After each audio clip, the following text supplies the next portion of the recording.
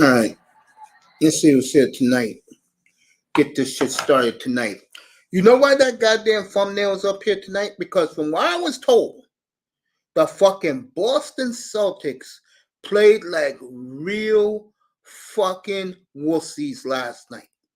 That's what I heard. I heard that they were so scared to go inside against the Miami Heat that they just said, bleep this, I'm out. Now I'm reading something across the wire. I will get to that. Something happened in the NFL just now. I'll get to it. So I am very disappointed with the Boston Celtics. The thumbnail tonight would have been the Lakers and Celtics being on their way to extension, which they both are. Let's just call it like it is. Folks.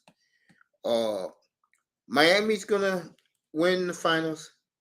Miami's gonna get to the finals. Denver's gonna get to the finals. And what you're gonna have here is either Nikola Jokic and Jamal Murray or Jimmy Butler and Bam Adebayo. One of them is gonna get their ring. And like I've been telling people, they better get it now. Because come September of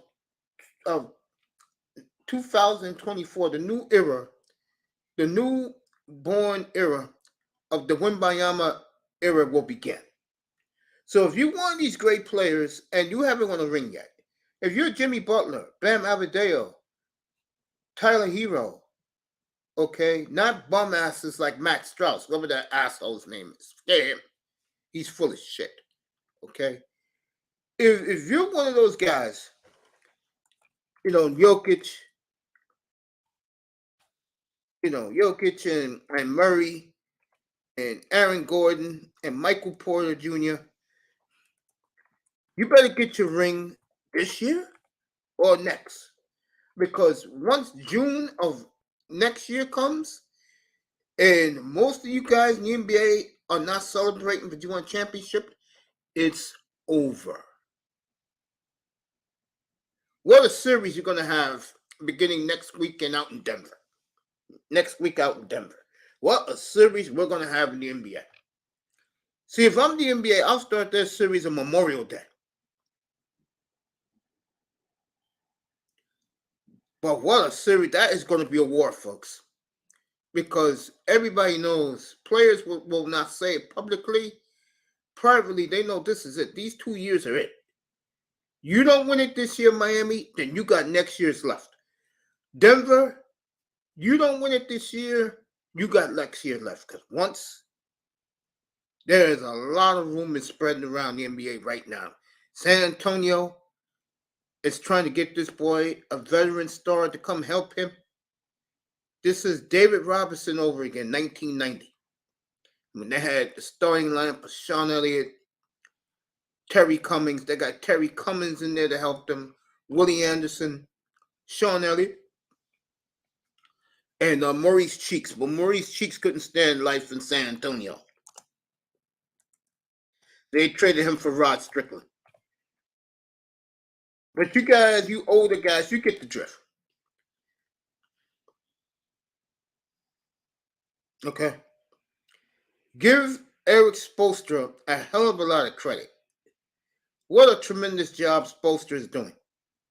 And basically, what you're seeing here is one of the great all-time coaches in any sport. It's Eric Spoelstra. He has garbage around Jimmy Butler. Garbage. Okay? Laurel just pointed something out in the chat. What's up, Laurel? That Miami, that's right, Tyler Hero and this guy's hurt. Tyler Hero and I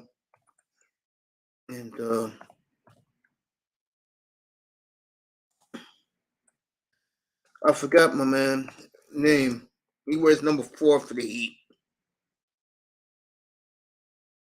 Okay? Lara, I'm going to bring you up in a second. Stay right there. I'm going to let you all up in a second. So we'll continue the NBA talks as the Lakers are not going to be behind me. Behind me is the Florida Panthers versus the Carolina Hurricanes. And what a suck-ass crowd they got down in Sunrise, Florida. I told you people about those South Florida sports fans, the garbage. But let me get to the real story tonight. Okay? And that is the explosion that's about to happen in Las Vegas.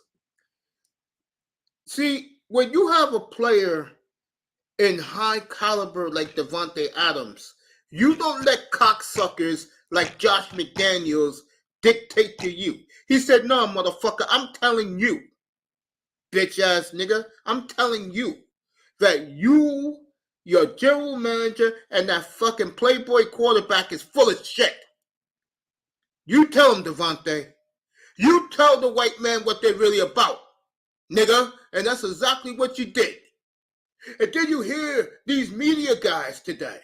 Oh, he shouldn't have put it like that. Motherfucker, he's different because he's the Mac, baby.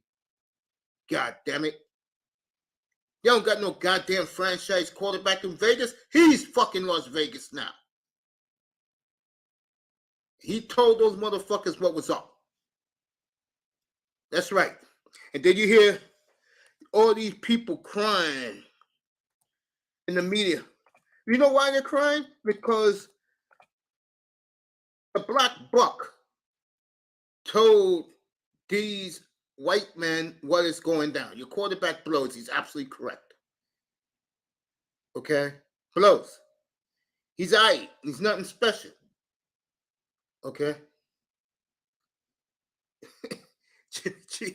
I don't blame Devontae Adams for doing what he did. Okay? Unbelievable. I don't know what they're going to do with Adams, but I'll tell you this. Adams, I will say a year from now, if things fuck up in Vegas, which they're going to do, I can see Adams on a new team next year again. And you're a team like the football Giants, bro, go get them. I will give up a 1-3 and tell them to get the hell out of there. What's up, Jameson? I see you, family. I am predicting this now. Sam Howell as a top 5 QB. I don't know about that, family.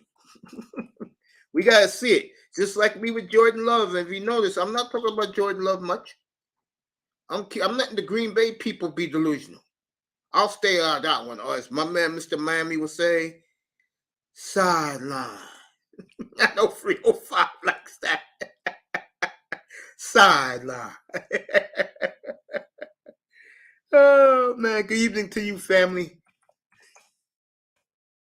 Oh, man. Oh, man. But this shit has exploded. And, when you know you're getting an right quarterback, he's all right. In the back of your mind, you're saying, oh, shit. Do I have to put up with this shit? See, when you have an right quarterback like Jimmy G, Tua Tagovailoa, what's my boy? Kirk Cousins. A lot of the time, those guys, you have to build around them. Let's be real here. It wasn't his choice, but quarterbacks like, needs to be with Deshaun Watson lucked in. Got the best offensive line, got one of the best running backs behind them. It's a team that can play power football. They can throw the football. You know what I'm saying? In the Cleveland Browns, Justin Herbert was lucked in going to the Chargers with all that talent around them. You know what I'm saying? And then you got, which was sideways me to Trevor Lawrence, who right now is on the warpath. He's going after Kyle Brandt like somebody did something to your girlfriend.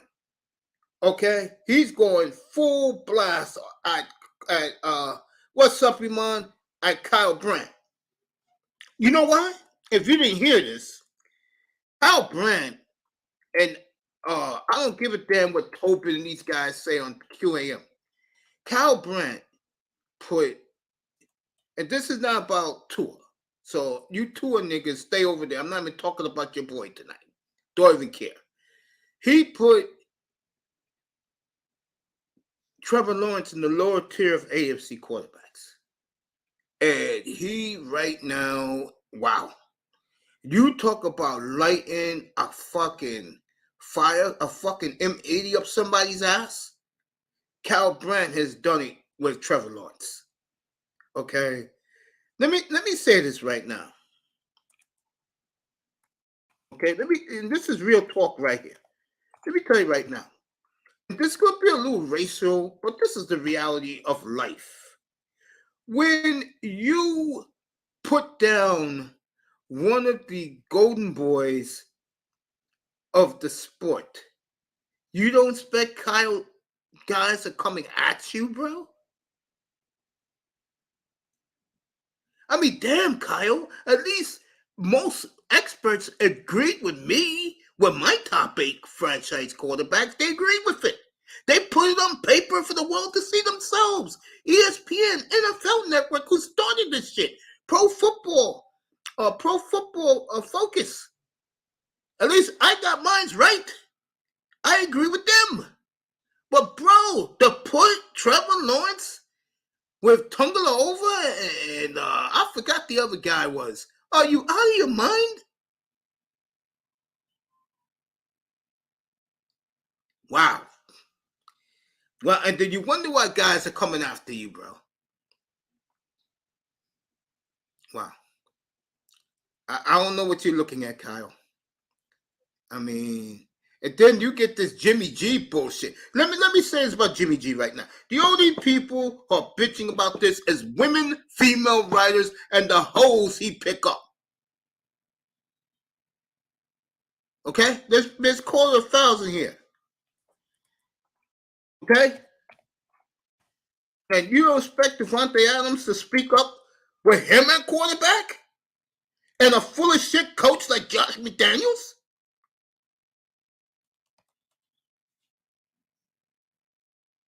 Let me get some people up here. I mean, what the hell do you expect? Oh, he shouldn't have said that. Shut the fuck up. That motherfucker's a crud. If he was so great, he'd be in Frisco still. And goddamn, they got quarterback problems. Jimmy G. Fuck Jimmy G. Like Itest says, Jimmy being Jimmy. God damn it, he cost me $3,000 back in whatever week they played Kansas City. Goddamn guy, first and goal at the 4, he throws a pick in the end zone. Can't make this shit up. Was it, did he run it back for, I think that Chief player ran it back for a touchdown. Yeah, I'm watching the game right behind me, Canes. I mean, come on, bro. Man, he shouldn't have said it. Well, guess what? He said it and he put it in print for the whole world to see. I'm getting tired of these media folks getting mad because a great football player like Devontae Adams spoke his mind. The guy sucks, and we all know Josh McDaniels is a goddamn fool.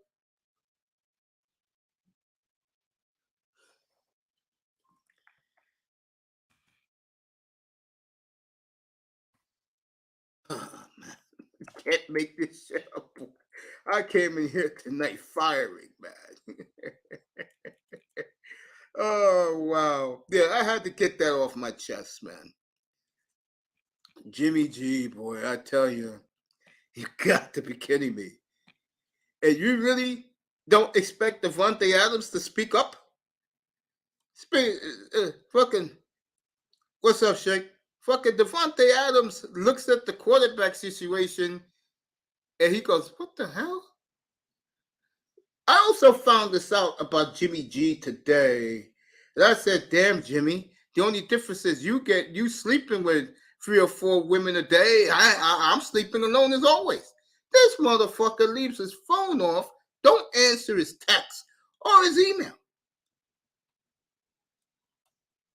In other words, once Jimmy's not on the field, Jimmy's out. And let me give Jimmy. I'm not killing Jimmy Garoppolo, the man. I'm just saying. I'm just saying that don't blame Davante Adams for speaking his mind.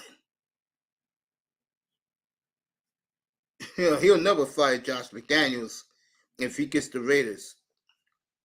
Raiders never should have hired McDaniels off of what he did to Colts after he did the Colts. Yeah. Mm-hmm. And then you hear these people, you find Laurel, tell them let's go. And then you get these people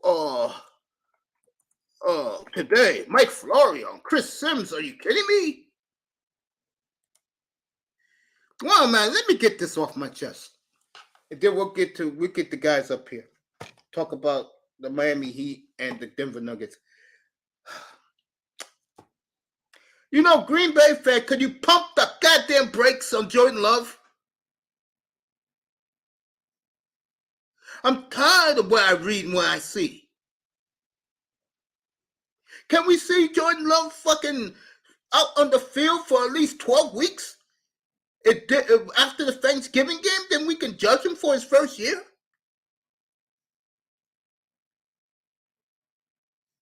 I remember when I first started this show 3 years ago. Green Bay Packer fan came up because they drafted Jordan Love. And the guy said to me, quote, "It's time to get get Aaron Rodgers out of here. And we don't have a quarterback." I'm like, dude, you do realize that you've already had, at that time, 29 years of great quarterback play. And he kept running his mouth.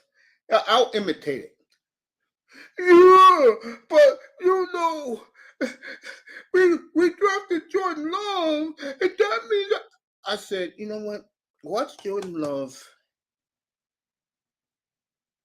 go on to be the third quarterback of that mix. You know what? I regret that now.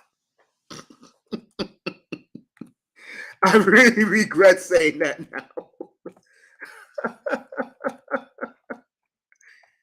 Oh my God, I regret saying it.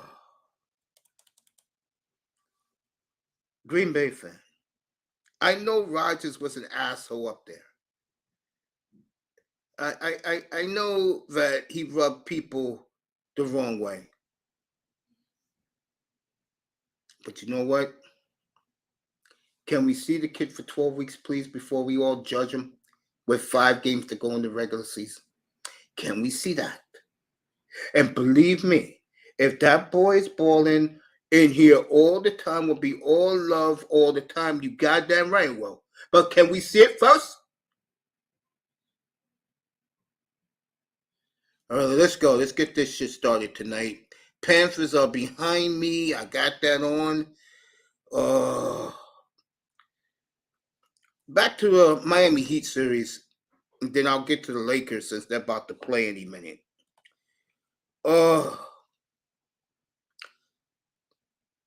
Miami's winning because Jimmy Butler is balling again in the playoffs.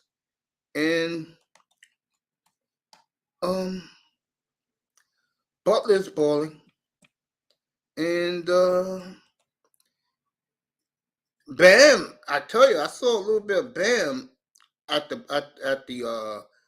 club last night.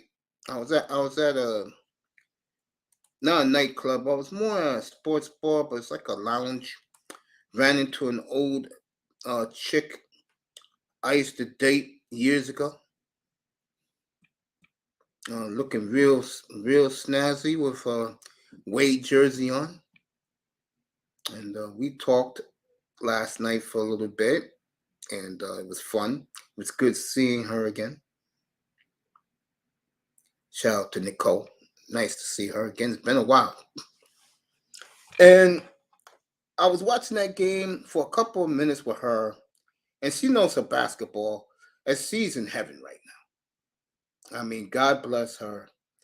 She's been a Wade fan since 2005, I believe. She told me the year they lost to Detroit broke her heart. That was the first year with Shaq was there. Go Huberto. Huberto sucks. It's on my team now, Laurel. Laurel, come on up, bro. The links are in there. Come on up, bro. So seeing her last night changing, well, she was more kissing me on the cheek than me. I was just there to buy me some chicken wings last night. But the point is, Miami is rolling right now. And that boy's in the building. What's up, family? Did you smash Mace? Hells no, I didn't smash, bro. I got my wings and she gave me a big hug and I left, bro. Let her enjoy her Miami Heat. I'll see her next week for the finals. So I promise I drop by there and chill, probably watch game 3 next weekend in South Beach. But the point is, Boston is a bunch of fucking gutless swines. They have no respect for this Missoula guy. I know that got Malika Andrews' panties wet. Because you know her, she don't like brothers to begin with. And I know she's laughing inside out seeing Eric Spoelstra take him to school. Clap them cheeks, uncle.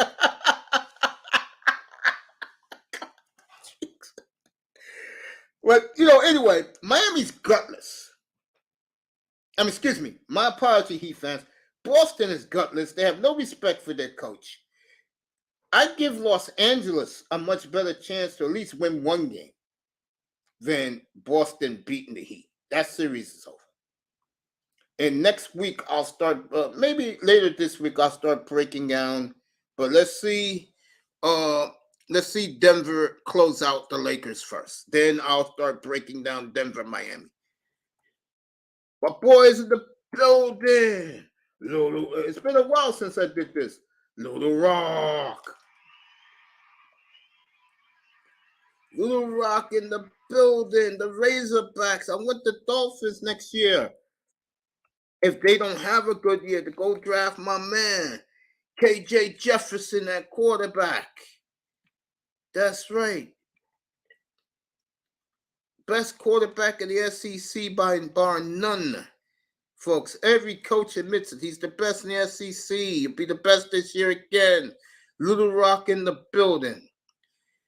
That was funny. Jimmy Butler gave Horford and Celtics the big T. Jimmy's in his moment now, and it's good for Jimmy Butler. It's good for Jimmy Butler. Let's go, Laurel. It's good for Jimmy Butler. I know Mr. Miami's watching Raw right now. It's good for Jimmy Butler that he's getting the limelight. Last year, the Butler did it. It's funny. Jimmy, yeah. Jimmy's in this moment, folks. And when you perform in the playoffs like Jimmy Butler has the last 2 years, you deserve your shine. And he deserves his shine. So shout out to Jimmy Butler. Let me get to the gutless Lakers. Oh, yeah, I'm going to call you out right now, Ian. I had Ian up here late Friday night talking about all the Lakers had to do was give the ball to the fucking Mr. Ruffles, man. One of the most overrated. Let me say this right now to you motherfuckers out there who support AD, okay? AD ain't shit. Best player in that draft is fucking Damian Lillard by none. And I don't want to hear you fucking ring coaching motherfuckers either. You ring motherfuckers got something to say, you come up right now. The fucking link is in the chat. Fuck all you ring coaching motherfuckers, okay? He don't got a ring. Fuck you! That's what I think of all of you. And if I hear one more about AD, there's an AD ain't shit. Okay? And Ian was up here late Friday night talking about, well, you got to get the ball. AD ain't shit. I told you people earlier in the week. You neutralize that guy Reeves, Lakers go nowhere.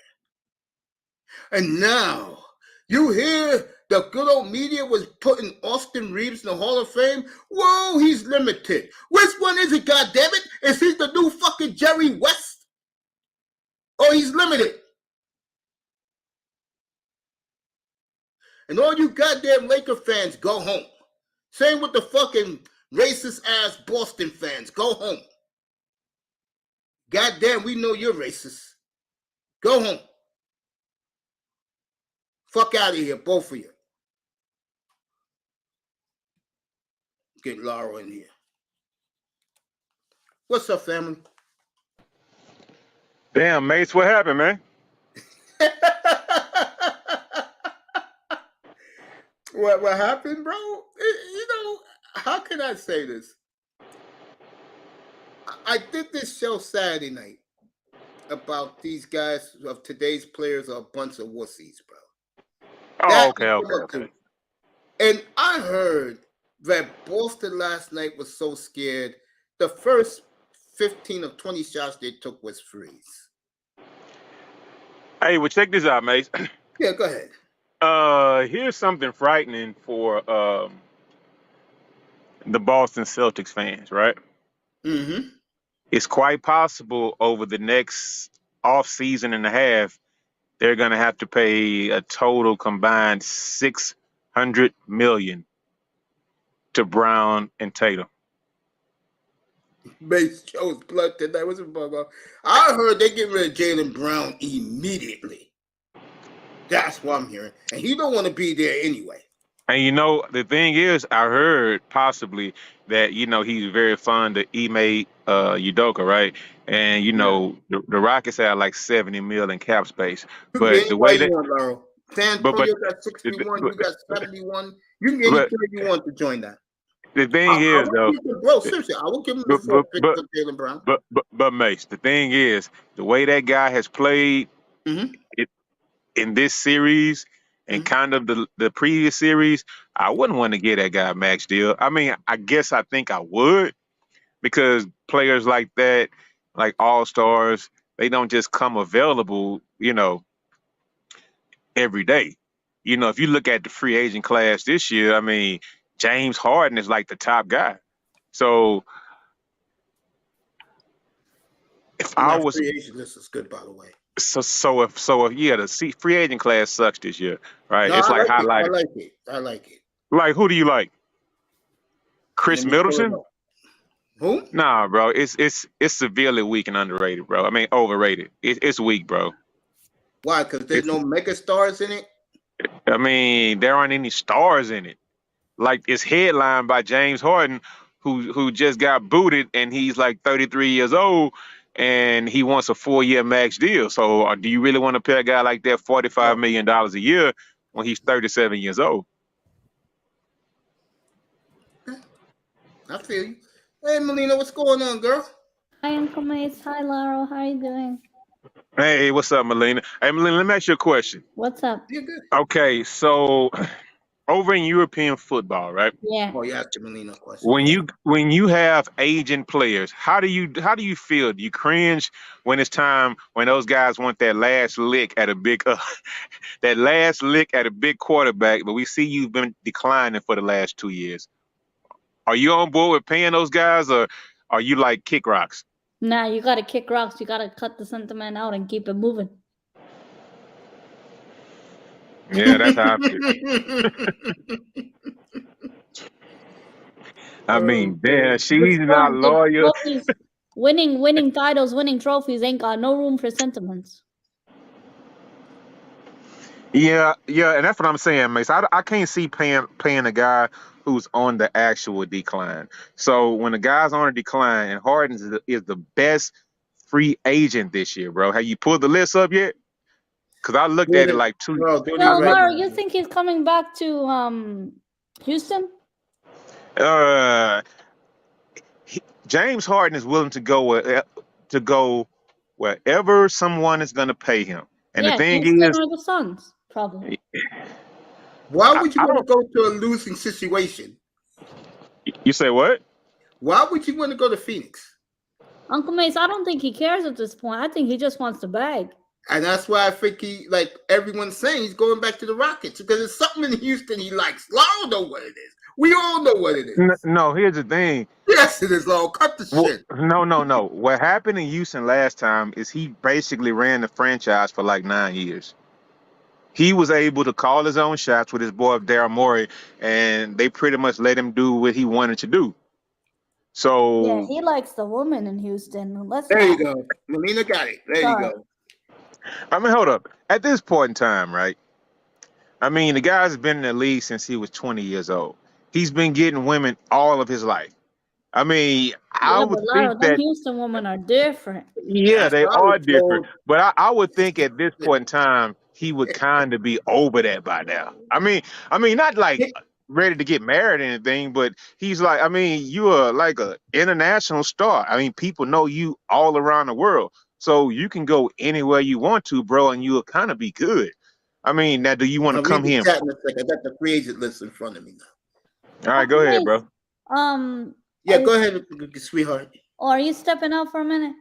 No, I'm giving the free agents. Oh, no, I wanted to say this. Sorry, Laro. I just wanted to say, listen, Carmelo announced his retirement today, and a lot of people don't give him the respect he deserves because he ain't win nothing. But people younger than me, like maybe like Relentless generation, but Relentless knows ball, so I ain't gonna say him. But kids around that age, they don't really know how much he offered his career-wise, and like he had a Hall of Fame career overall. But anyway, what I wanted to say was I'm really happy for him, and I hope he has a good retirement. One of the best shooters in a long time that we've seen. 3-time Olympic gold medals, All-Star, 9 most points all time, and also the fact that I guess you could say maybe generation, the greatest scorer of his generation. Miss Melina, you missed one thing. And the other thing is, I really liked his jump shot. Great offensive. No, you missed, Miss Melina. You missed one thing that Carmelo Anthony accomplished. Go on. No, I'm just saying. I want you to remember he won an actual NCAA tournament with Syracuse. Yeah. That's it. Yeah. But listen, people don't give him the respect he deserves because he ain't leave with LeBron, and he basically didn't build anything for himself. Like people said, oh, he could have went with LeBron and actually won something. He did last year. Nah, but they're saying like he could have gone earlier on and actually won something. People just want to shit on his name because it's Hey, you know what? I have an actual interesting take on this, right? Lord, Carmelo. Hold that point. Carmelo. Lord, okay. Hold that for a second. Longo Savage, what's up, family? Good to see you. Thanks for pulling up. Good. Go ahead, Laura. All right, so Carmelo kind of got screwed from the jump, right? Yeah. Carmelo should have went to the Detroit Pistons when he first came into the league. Mm-hmm. But for some reason, Detroit fucked up, and they drafted a guy named Darko Milicic, who stayed in the league like maybe 3 years max or whatever, right? And around him, the people that were drafted were guys like LeBron James, Carmelo Anthony, Dwayne Wade. And I mean, that was probably like the deepest draft ever in history since 1984, 85, when Hakeem and Michael Jordan and all them came in the league, right? You mean 80, 83, 84. 83, 84. Okay. So to pick a guy like that before Carmelo Anthony was an absolute travesty or whatnot, and I still don't know why they did that. Those boys did not want to upset the apple cart. That dumbass. They should have took Melo. You had your franchise player and probably won 2 more chips. And Detroit was a really good team that actually lucked into getting a pick that high because they already had a franchise ready to go. So if they had picked up Carmelo probably would have got 2 chips in his first 3-4 years in the league. You ain't learned about that. And Tayshaun Prince would have happily came off the bench. So that was a big thing about Carmelo Anthony when he first came in the league. So the thing is, it's like he'll probably be looked at kind of like Charles Barkley, a Karl Malone. Oh yeah, And he's in some, that category for yeah, sure. yeah, he'll be looked like that at that. But I think everybody knew because Carmelo was out there on those Olympic teams. Carmelo, people remember that he won that title at Syracuse by himself, Yeah. and it's just like it, it's like it's just like cast up because. Mace, I don't even want to go into it on that subject on this right now, but Miss No, Melina, go you're for it. Yeah. absolutely right. Carmelo absolutely deserves his flowers because he was a Nah. great player for a long time. I brought Now, it you up talk only over into because kickboxing afterwards, really? Uncle Mace, the only reason I brought it up is because I was on Twitter today, and I said, "Yo," I asked the question. I said, "Yo, should his number be retired?" And the way I got cooked for asking that question, everybody said, "Oh, he ain't win nothing. Oh, he doesn't deserve to have his number retired." He won't get his number retired nowhere, by the way. Denver's And then some people saying he ain't even deserve Hall of Fame. That's Oh yeah, just on a man's parade. yeah, they can't retire his number in Denver because that's Joker's number right now. Yeah, It's yeah, gonna So always, if Joker gets 5 more wins, it's gonna always be Joker's number. yeah, yeah. so that won't happen. Now, but I think he'll definitely be in Hall of Famer. Come on. Yeah, Oh, he'll yeah. go in the Oh, Hall yeah. of Fame, but I hate to say it, but My favorite Melo Be was very Syracuse. quiet. Syracuse Melo. I hate to say it about Carmelo, but and I'm being honest here. If your best highlight of your professional life is the Olympics, you see why everybody's dogging them like they are. Yeah. Mace. Sad, right? Uncle Mace, who you got tonight? Lakers getting swept? No, I'm gonna give the Lakers a win tonight. You guys know if both series are 3-0, we ain't having ball for another month. Yeah, The final's not gonna be till late It June. won't happen to June 1st, folks. That Yeah, means we're gonna be without nothing. tonight, and What Miami the hell are we wins, gonna talk about then? and Miami wins on tomorrow night. Wait a minute. 10 days off. Wait a minute. Hey, Miss Melina, pump the brakes, okay? Because Mace is going to come up here talking about training camp. He's going to be talking about how he's going to be talking about putting in the new receiver packages for Tua. He's going to be talking about Mike White. Bro, I'm not going there. I'll be talking about Jordan Love getting implemented with his. I'm tired of hearing about Tua because every time Uncle Mace talks about Tua, Manzano gets hella vexed up here. Yeah, he does. And then, by the way, Mace, there's an entire sport that goes on during the summertime that you can't actually talk about, which my franchise here in Houston happens to be the best franchise, in the league right now. And we're coming on. We won 7 straight. And by the way, I think if we win one this year, we can start talking the D word, which that D word is dynasty right now. So, No, you'll be in here if I talk baseball every day in the summer. No. Oh, no, Sean won't be up here. No. Sean hates when we talk baseball up here. Well, I got plenty to do, bro, because after the finals, I want to crown Wembayama. If you heard my opening tonight, we got free agency in July, and by the time the free agency ends, exhibition games are starting. Yeah. And Mace, one thing I can say is that from my view, as far as like you being in a space that I used to be a part of, and maybe you're still a part of, but you have some of the most diverse viewership of anybody, bro. I mean, everybody from all around comes to say hi. So, Mace, what's up, man? Why you don't like baseball, bro? No, I do. I love baseball. Oh, you love baseball, but yes, I do.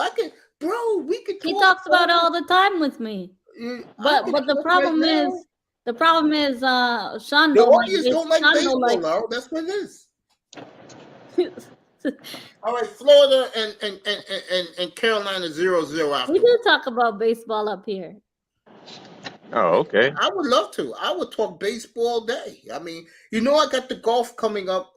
By the way, the bully is back. The great Brooks Koepka came back yesterday. I watched the entire weekend. Koepka dominated this weekend, and he's back on top again. Oh wow, you're talking about golf now. Of course, you know me. I like golf. And beginning next week, I will do exclusive. I'll be up at 8 o'clock in the morning. Uncle Mike, I won't be here Thursday till a week. Yeah, you enjoy going to England again. Be careful this time. Yes, I'll be back safe. Hopefully, definitely dressing well. I'm looking forward to it. I know my team ain't win nothing, but I'm looking forward to heading down there again. Yeah, and you be safe on your trip. And again, beginning next week, we'll have the run to the GOAT. It'll be Djokovic against Nadal and Roland Garros. The winner will be the GOAT of all professional sports ever. If Djokovic wins, it's incredible what this man has done. And give Jokic all the credit in the world. They asked him if he's the best player in Serbia, the best athlete. And he told the guy 2 years ago, asked him that stupid question. He said he is nowhere near Novak Djokovic. And if you know me in here, I am a big Djokovic groupie. And I hate Rafa Nadal. So you know I'm looking forward to Paris, folks. Wait a minute. Hold on. Wait. Are we talking about tennis now? Yeah. So Mason, wait a minute. I get it. In the last minute and a half, Mace has gone from baseball to tennis. I mean, to golf to tennis. To golf to tennis. I mean, Miss Molina, you bring something out of this guy. What's going on? He brings that. But Laro, he's always like that, though. Yeah. This I know my audience don't want to hear that. I mean, well, Mace, you know what? I like all sports too because I actually knew who the hell you were talking about. One thing though, Nadal was never better than Pete Sampras, in my opinion. Okay. You're not going to get an argument with me. Go ahead. In my opinion. And I'm telling you, bro, I mean, he was like the clay master. So if he didn't win most of his wins on clay, would he really have that dominance? Goddamn, Laurel's on point. See, yeah, man. Yeah, you didn't know I knew about that. And every time this gutless swine, pretty boy, Rafa Nadal gets hurt, compete with the best of them, he comes up with an injury excuse. Okay? I'm going to tell you right now, Rafa, in 2 weeks from now, you better be on the other end. I promise you, Djokovic will. And he'll be waiting for you. Uncle Mace, I'm a big Federer fan. Well, me with Federer is like this. I look at Federer, and you can argue, and I'm going to do a show a couple of weeks from now that Tony's been begging me to do. I've been wanting to do it for 2 years. We're going to do who is the greatest athlete of all time. Man, you better not mention a tennis player, bro. You better stop it. Don't do it. No. You got to put Serena. Wait, Uncle Mace, you got to put the Williams sisters. No. You got to put them in a female category. No, you got to put them in a female category. You got to put Serena Williams in this category. When I thought about this category 2 years ago, and I don't like Serena Williams. Hey, that's a good show, Uncle Mace. That's a good show card. I don't like Queen Swirler. Thank you, honey. I don't like Queen Swirler, okay? And let these people be who they want to be with, Mace. Stop it, bro. No, let me finish saying what I'm saying. But you have to put this woman as... See, let me put it this way. She's probably the greatest female athlete of all time. Leave it at that, bro. Greatest athletes ever, bro. You got to put her up there with Hondo. You got to put her up there with Bill Russell. You got to put her up there with Oh my God, man. Mace, listen, okay. I would agree with you right now. Serena does deserve to be in a category with Hondo and Bill Russell. Okay. Okay. Put the lesser athletes in the category, the 1B category, right? No. Because you cannot put Serena Williams in a category with guys like Ronaldo, with Kobe Bryant, Michael Jordan. Those guys can't do that. No, Laura, I got news for you. Those guys are not even in the conversation, bro. Well, that means you're biased, and that means you have some kind of. Stop. No, it's not. What's up, Raven? No, she's a colorist too. Okay, no, You know why I do this, by? Hey man, can y'all just let people date who they want to date? I Please. think a lot of people still got that hang up. Trust me. Anyway, let me get back to seriousness. Let me talk about you know what? career. I want to talk about her career. Okay. I don't care about the bullshit. I'm talking about her career. You cannot tell me that she is immortal. She's an immortal, bro. Accept it. Yes. Hey, listen. Yeah. Serena Williams had the best career of any women's tennis player ever in life. No. I think She's Steffi good. Graf had a better She career. was great. But I'm telling you, if she had a prime Martina Navratilova, boy, she might get smoked, dog. I'm telling you. I totally agree with that. She, I totally agree with that. oh, so that means that, fuck, Mace. I mean, Mace, just chill, man. You can't compare women to men's sports, man. Bro. Come on, man. I don't gender bend when it comes to sports, bro. Let me also throw this out. To me, Celis was on her way to be the best. What about Martina, the Switzerland girl? Yeah, I just brought her up. Yeah. Yeah. Steffi Graf. Yeah, I talked about Steffi. Yeah, Steffi Graf. Yeah. No, Steffi was German. The Switzerland girl, you talk about Martina Hingis? Martina Hingis. Yeah, this one.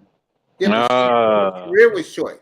With Hingis was on her way too, but she had chronic bone spurs in her ankles. Oh wow, Mace. So we've gone to talking about all these topics. Now we on women's tennis. Mace, you are like a sports savant up in here, man. You're surprising me. I have to channel, Laura, but I have to cater to an audience, though. I mean, come on, Mace. I have to cater to an audience. If I do Roland Garros next weekend, right? I'm doing the weekend after next. I'm doing tennis. How many people are gonna follow me? 8 o'clock. I know Tony Manzano will be up here. He loves tennis too. Ain't no way you seeing Sean up here. That's for sure.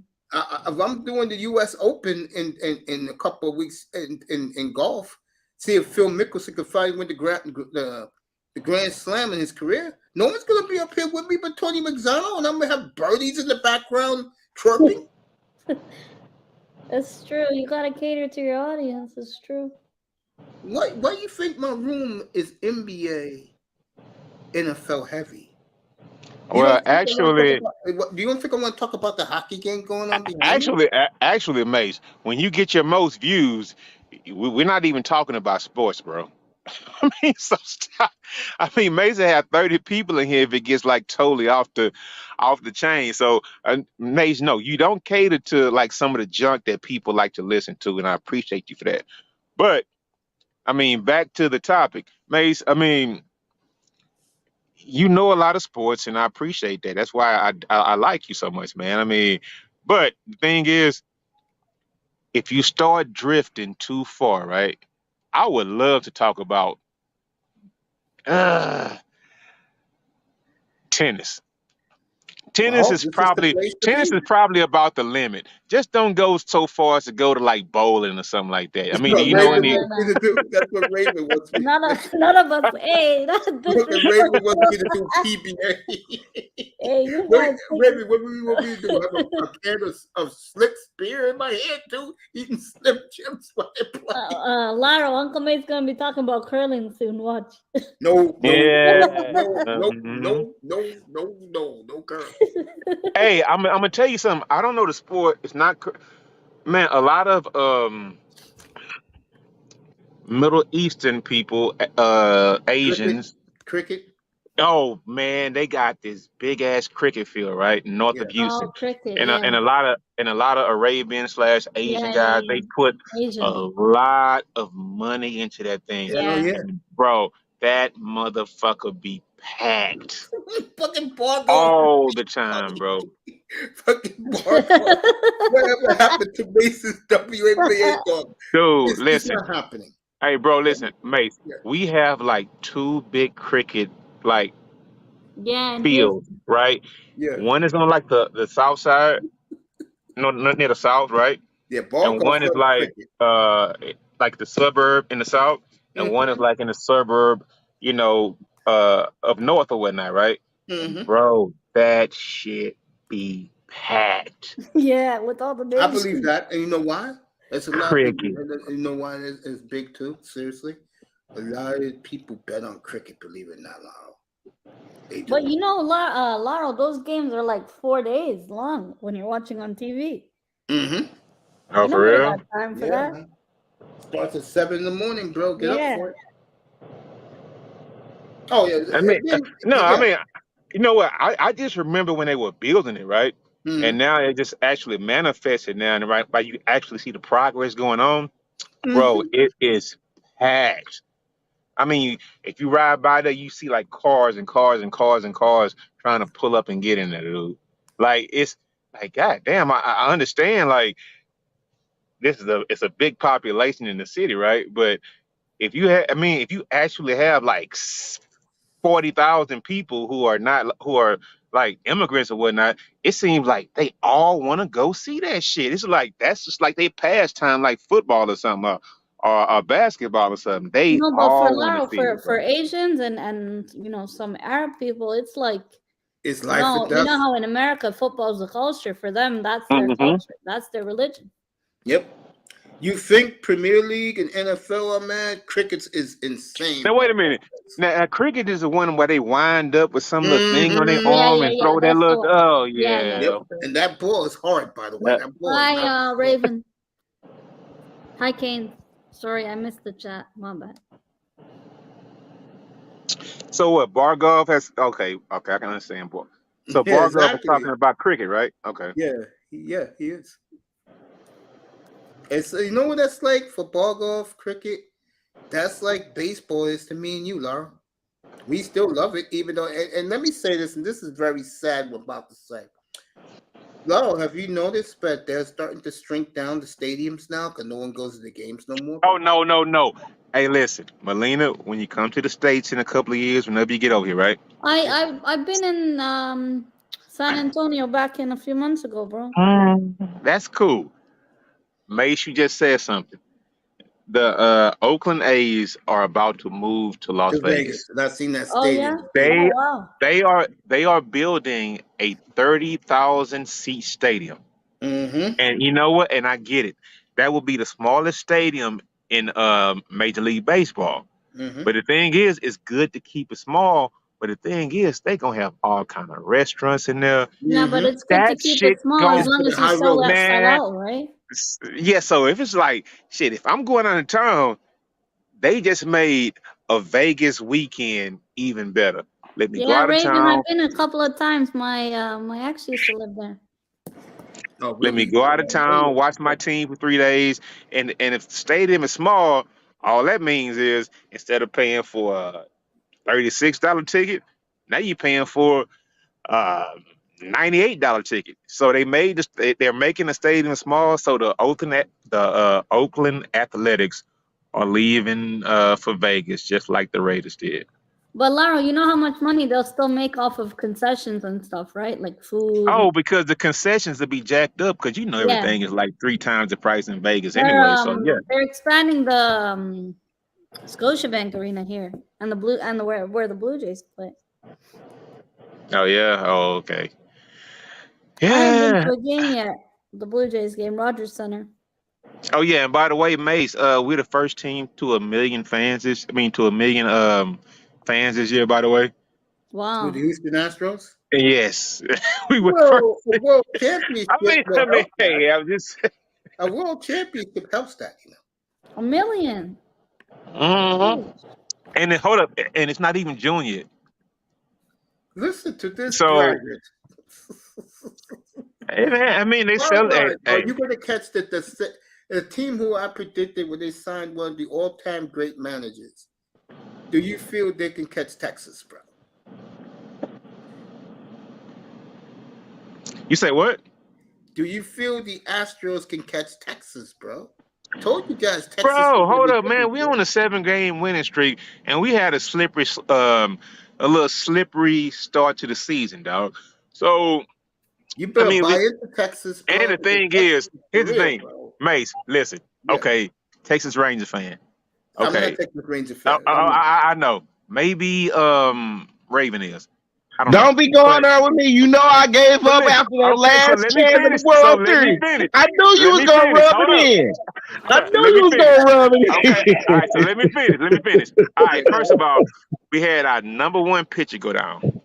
We had our number one, our number two pitcher go down, right? That's true. Yes, sir. We had our leadoff MVP Jose Altuve not play for the first 2 months of the season, right? Yeah, We had hold up. That's not even it. We had Lance McCullers out. Yes. MVP candidate. Bro, we had all that happen, and we still just 2 games behind the Rangers. Come on, dog. Man, we finna walk y'all down real soon, bro. Okay. All right. I keep forgetting that Dusty did win one finally. I gave up all on those facts. I just named all facts right there. I'm not arguing with you, Laura. All that happened with our team, and they only got a 2-game lead. Laura, right now, you're bro. Top dog right now. Who's gonna say something? Yeah, we can't talk against you.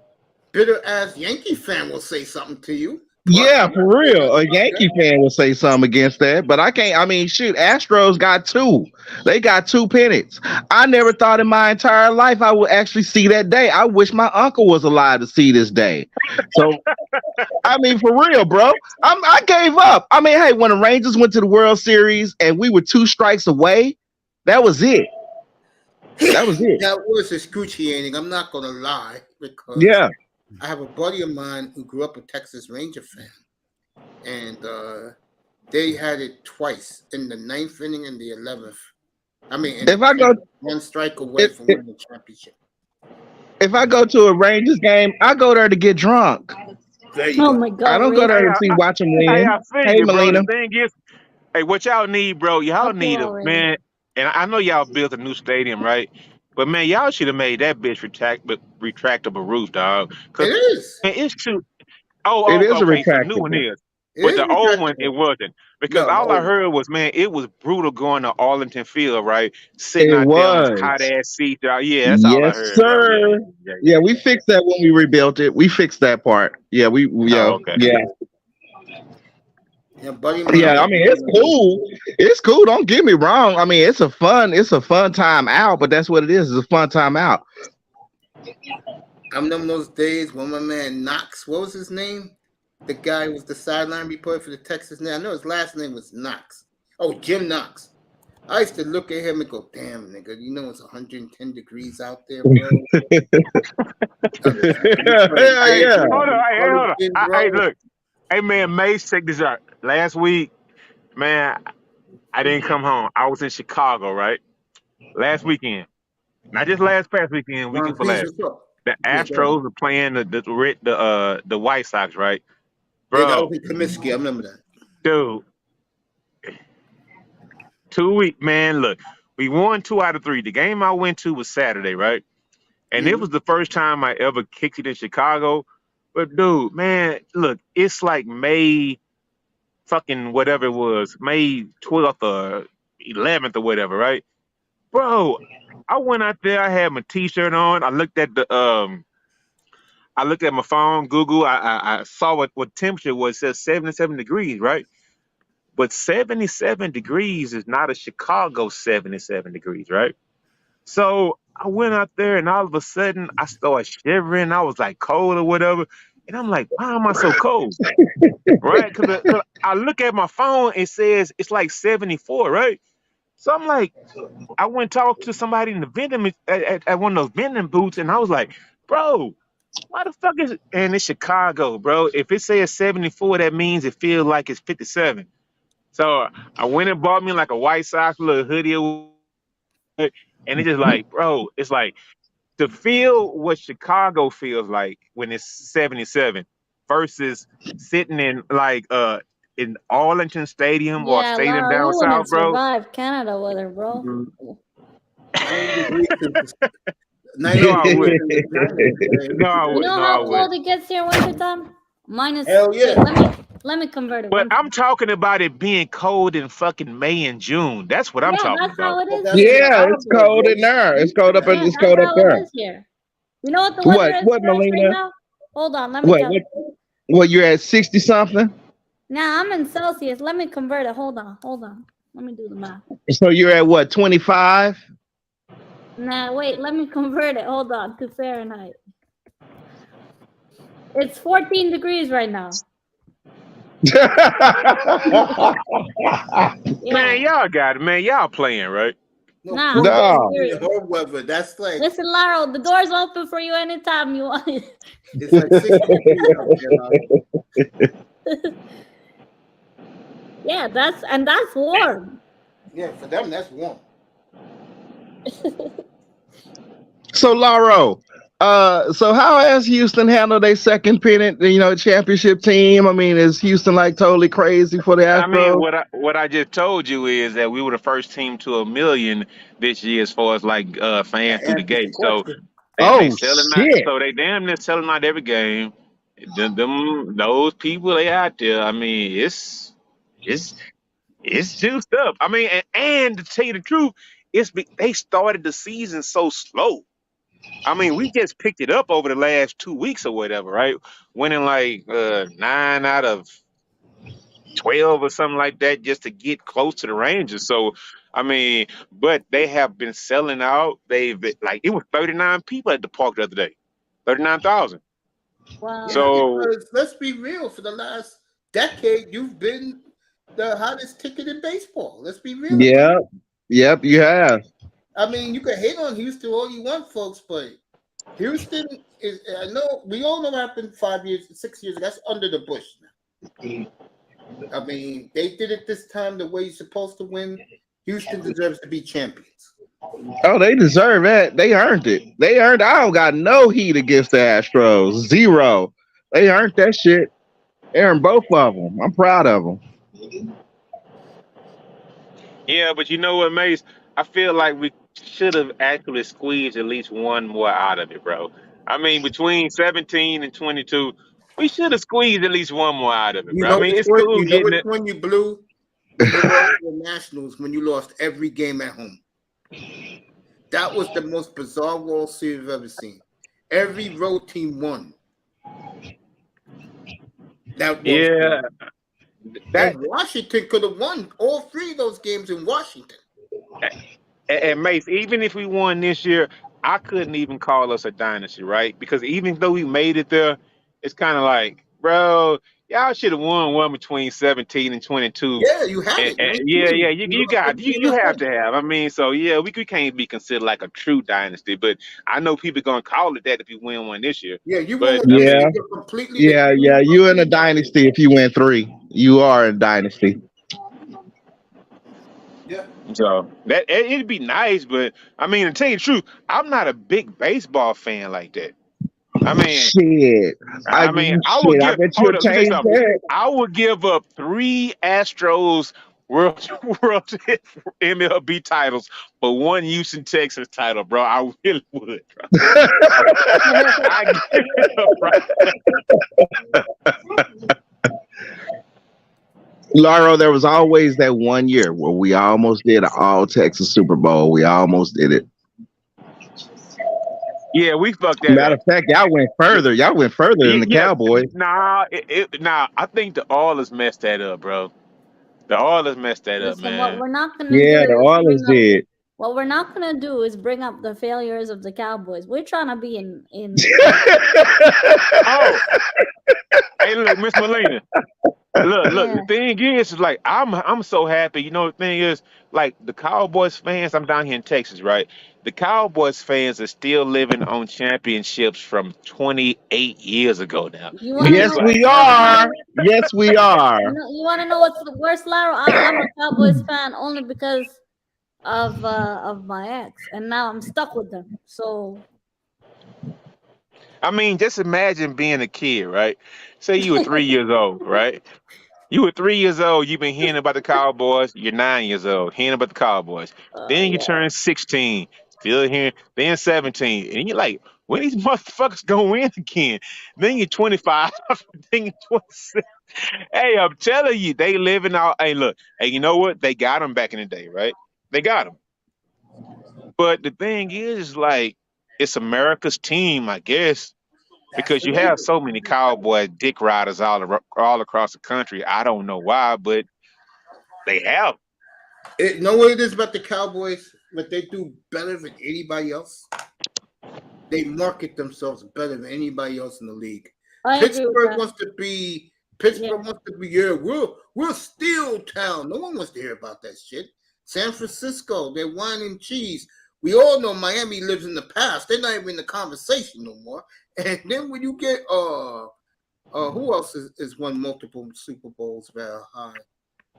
Somebody's won 4, I believe. I'm trying to think who it is. In other words, those teams don't got the national media behind them like the Cowboys. The thing is, Mace, here's my opinion about that. Yeah. There are 2 types of Cowboys fans, right? Yes. One like me. I hate the motherfuckers, and I hate the Cowboys, and I hate the Cowboy fans. And there are other people that love the Cowboys for some reason. And the hype. dude, it's something in the media, and it was there already when Jerry Jones got there.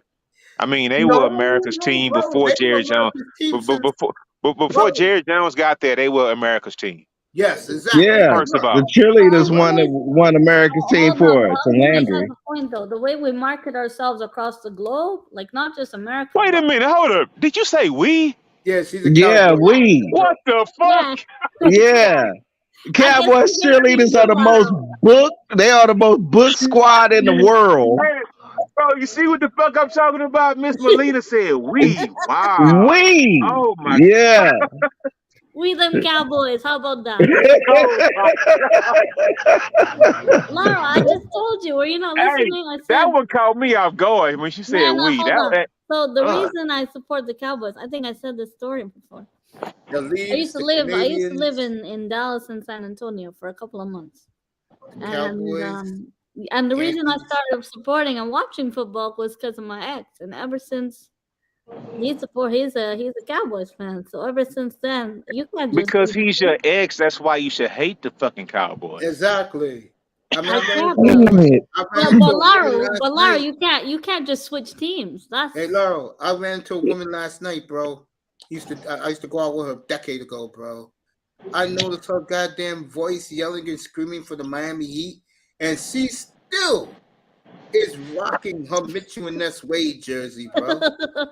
Yeah, mate, you told us that already today. We heard. I remember. No. What I brought that up is a lot of women are more loyal to certain teams than you think. Yeah, you can't. No, but I don't switch none of my teams. I'm a Leafs fan. I'm a Raptor fan. I'm an Arsenal fan. Like all my teams are crap. But I'll be taking a little sidestep this year. I'll be doing a lot of watching the Green Bay Packers. I don't believe in that switching teams. None of that crap. No way. You ride or die. You'll be getting full Wimbayama coverage in here with me, and you know you get Jordan Love with me. If there's any light skins on here, if you're looking for a loyal, I'm gonna leave that alone. Hey, Mace, I'm not gonna lie. That's going to be sickening this year to see all the new Wimbayana fans. That's gonna be sickening, dog. Remember, Laro, everybody hates San Antonio. Remember, they're boring. Yeah, but bro, he's going to disappear, Laro. He's going to disappear. I was enjoying while they were boring. I don't want to go up against the Spurs again. No. You understand what I'm saying? They're going to be boring. EM told me Popovich is already in France trying to brainwash the kid to play their way.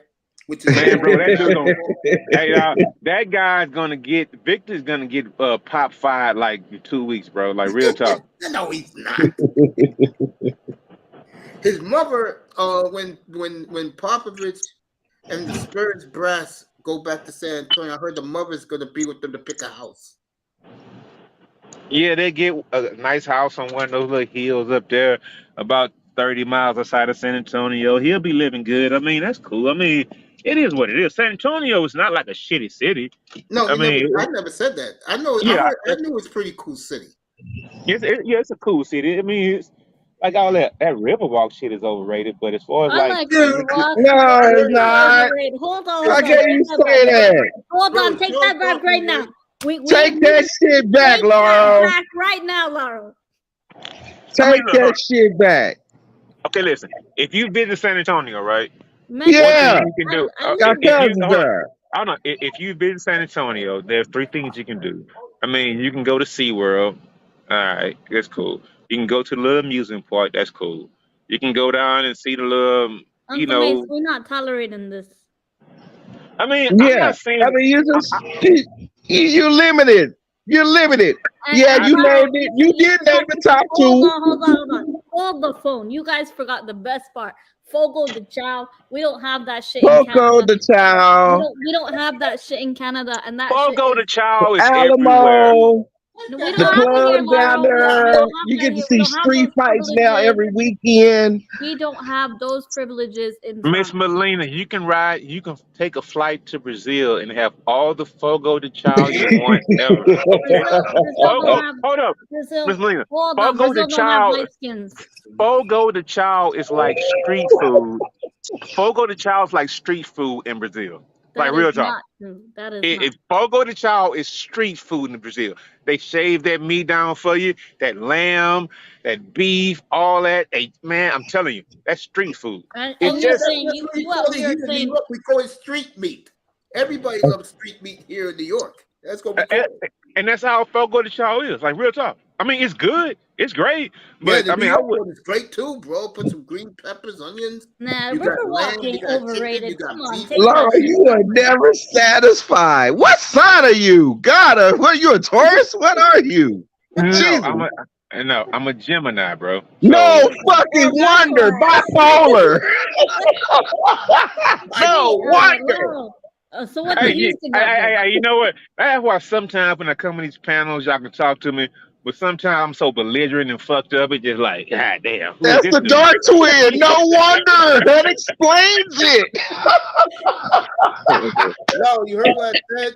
No, did you hear what I said earlier about Devontae Adams? About who? Devontae Adams. He might get a trade to my city? Or what? I don't know where he's going, but he called out Josh McDaniels and Jimmy Garoppolo. You didn't hear my tirade? That was a big part of it. I mean, Mace, you are totally changing the subject right now. We're talking about Brazilian beef and lamb and chicken. Brazilian beef. I don't care about Brazilian women. I don't care about Brazilian beaches. No, Mace, those are three lovely things, right? Brazilian poultry, Brazilian nice wagyu, Brazilian I saw beautiful last Brazilian night. lamb, bro. The lamb. Hey, bro. That Fogo de Chao lamb. I mean, you got to get it like a medium well, but that shit go hard as fuck, bro. Yeah, real talk. Yeah.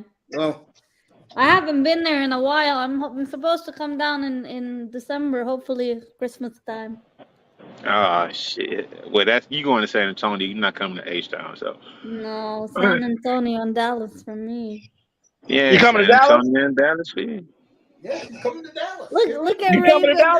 Look at Raven. Oh, I heard the bass in your tone change, Raven. You coming to Dallas? All right. In September? Cool. Cool. See, you know what? Probably Christmas time. It'll be cold, but you can handle it. I know you're not planning a trip around this, but when you come down to like if you and Raven ever saw each other, right? It should be like the third or fourth time when Victor plays Luka. That would be a trip, especially if it was on the weekend, right? On a Saturday or Friday night, Luka against Victor and Kyrie. That shit will be on it. Hey, that's an ESPN thing that you should probably try to get in on. Like, real talk. I want to see Victor, Luka, Kyrie play. Well, Kyrie's gonna be somewhere else. I predict Kyrie will be in Miami. Stop it, Mace. Yeah, they got money. He's an unrestricted free agent. He needs that free agent trade that you asked for. Sorry. But we already letting him go? Uncle Mace, I got a trade. I'll take Jamal Murray and I'll give Celtics Fred VanVleet. Why would Denver let Jamal? These are no 2K trades, okay? No 2K trades on Mason, okay? By the way, official NBA Finals start next Thursday. So even if these two teams sweep, they'll have 10 days off. Even I'll take Jaylen Brown. Give me a 4. I'll give them Freddie and I'll give them Siakam. I'll give them anyone except for Scotty Barnes. Who wants your trash? Wow. Real talk. But you know what? Boston are down bad right now. Oh, man. Toronto got some pieces, bro. The problem with Toronto, I think you just found out. They tuned out the coach. The thing with Toronto is nobody wants to play there. That's not true. Kawhi won a title and left. I mean, come on. Toronto, what player? What you're missing about but Toronto the reason he left was because of family reasons or you know what's sad about a lot of Americans, not just Laurel. Do people understand Toronto the 6th? Man, let me tell you something. Look. Rolling with my niggas in my 6 outlet bullshit, right? Nobody cares. Okay, if Toronto is so hot, why can't Drake get one of his NBA homeboys like James Harden to come up there and play? Nobody want to play up there. Look, real talk. Nobody wants to play up there. Now nobody wants to handle the cold up here. That's problem. What it is. Okay, listen. Playing in Toronto is probably like playing in Sacramento. Nobody wants to play that. Nobody wants to play. I understand. I understand. The thing is, layer up, bro. You can find a sponsor, James Harden. Go to Toronto. You can probably find a company that will pay you $5 million just wear their mink coats all fucking winter, bro. Like real talk. So in the chat room, bro. Laura, I mean, that's the wrong of all men to go to Toronto. That's the wrong dude because he will literally get locked up in the underground of Toronto. Don't forget that's also where porn stars also came from, a capital. Hell yeah. And he is Mr. Trick Daddy himself. I mean, if he already dropped, I think he dropped what, 10,000 to 50,000 for Kelly Divine. That's when she was looking good. I mean, nah, he don't need to go to Toronto. Great player, but nah, Nah, he you may find him in a corner drunk somewhere. He's going back to Houston. I really think he's going back to Houston. This Panther crowd in South Florida sucks. They just suck. It just proves my point that the sports fans down in South Florida are low. I mean, why do you say that, Mace? What's going on? I mean, I'm actually watching it. Because first of all, the true South Florida citizen have so many things to do. When the team is good, they're good. Hey, Mace, Mace, excuse me. Who was that young lady interviewing that TH? Who was that? Who was that? That is you talking about Jody Jody Thomas. What about her? Hey, Jody Thomas. Hey, Miss Molina is coming for your job real soon, like real talk. Hey, Miss Molina, you on track. I mean, I see you out here doing your work. I mean, you got to get in there. I haven't done this YouTube thing in a long time, Laro. I lost a very good friend of mine. I think I mentioned it the other day, and yeah, it really hit me hard. Condolences to you. I'm sorry to hear of your loss. Yeah, bro. Steve, rest in peace. Steve, I was like, speaking of Steve? Okay. Yeah, that shit hit me hard, bro. Rest in peace. I've never had that happen to me before. When you have a very close friend and you know they live every day knowing they're gonna die. Oh shit. That's sad. Yeah. I can relate to that, Melina. In Florida. He was just a friend to me, but like a brother, you know. So that shit hit different. So everybody's like, "Yo, Mel, you still got it in you. You gotta come back. You gotta come back on this YouTube thing." And I say, "Yo, I just want to come on Uncle Mace, just talk ball and done for the day." Yeah, I'm fortunate that I never lost a close friend. You know, I'm very fortunate, but then again, I'm by myself now, so I don't know what's going on in the world. Hey man, you not Nah, by Uncle Mace, yourself. don't say You that. not by yourself, Uncle Mace, dog. You take that got your back right now. Uncle Mace, yeah, you bro. take You that not No, back by no, no, right no, yourself, now. no, dog. no, no, no, no, no, no. I'm not talking about you guys. I'm talking about in my personal life. When it No, comes the to thing no, We no, is all though, go when to mate. your it comes to personal hold life. up, take it back, hold on. When it comes to you guys are my family. I say it every night. Amen. That's one of the reasons why I'm here.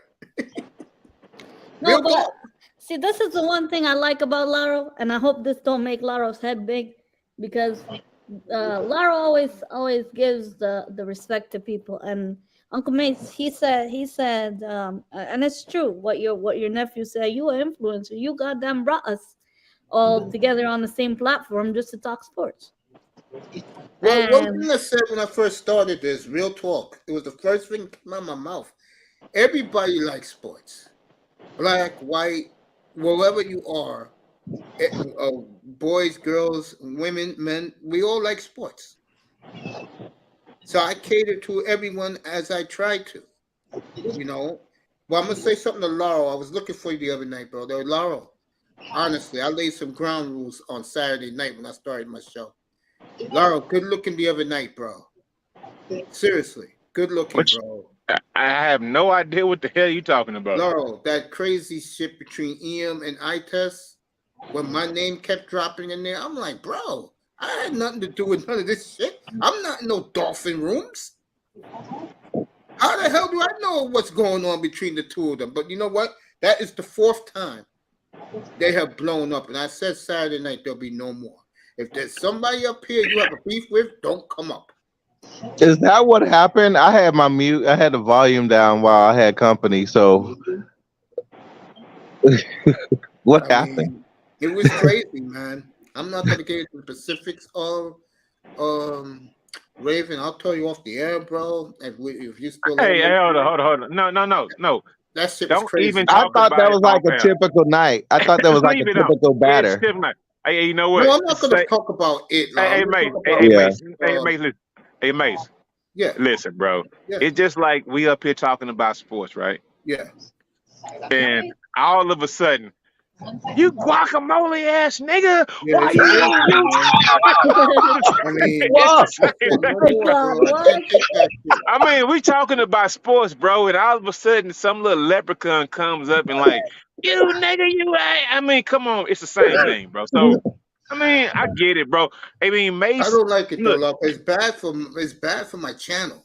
You know how many people have complained to me about that shit going yeah, on? I get You it, and bro. this guy 2 weeks And ago. Mace is This, clown shit. It's clown shit. But you know what though?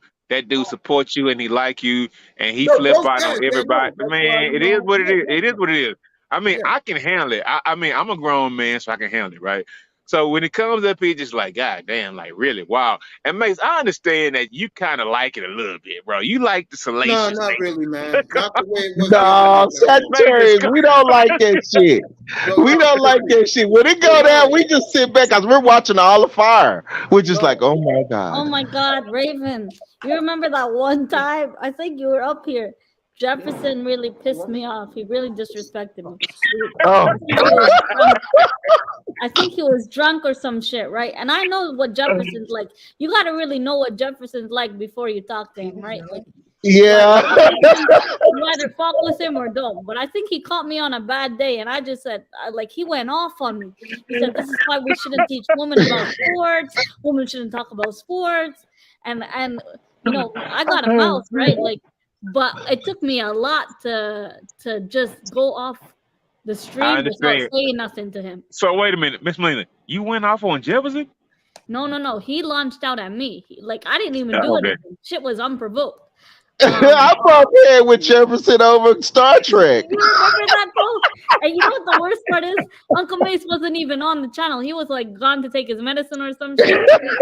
He comes back and he's like, "What the hell happened in here?" Oh, it was bad. Hey, you know what? I'm not gonna lie. Y'all got me fucked up. Mace like this shit. No, Mace I be don't. liking.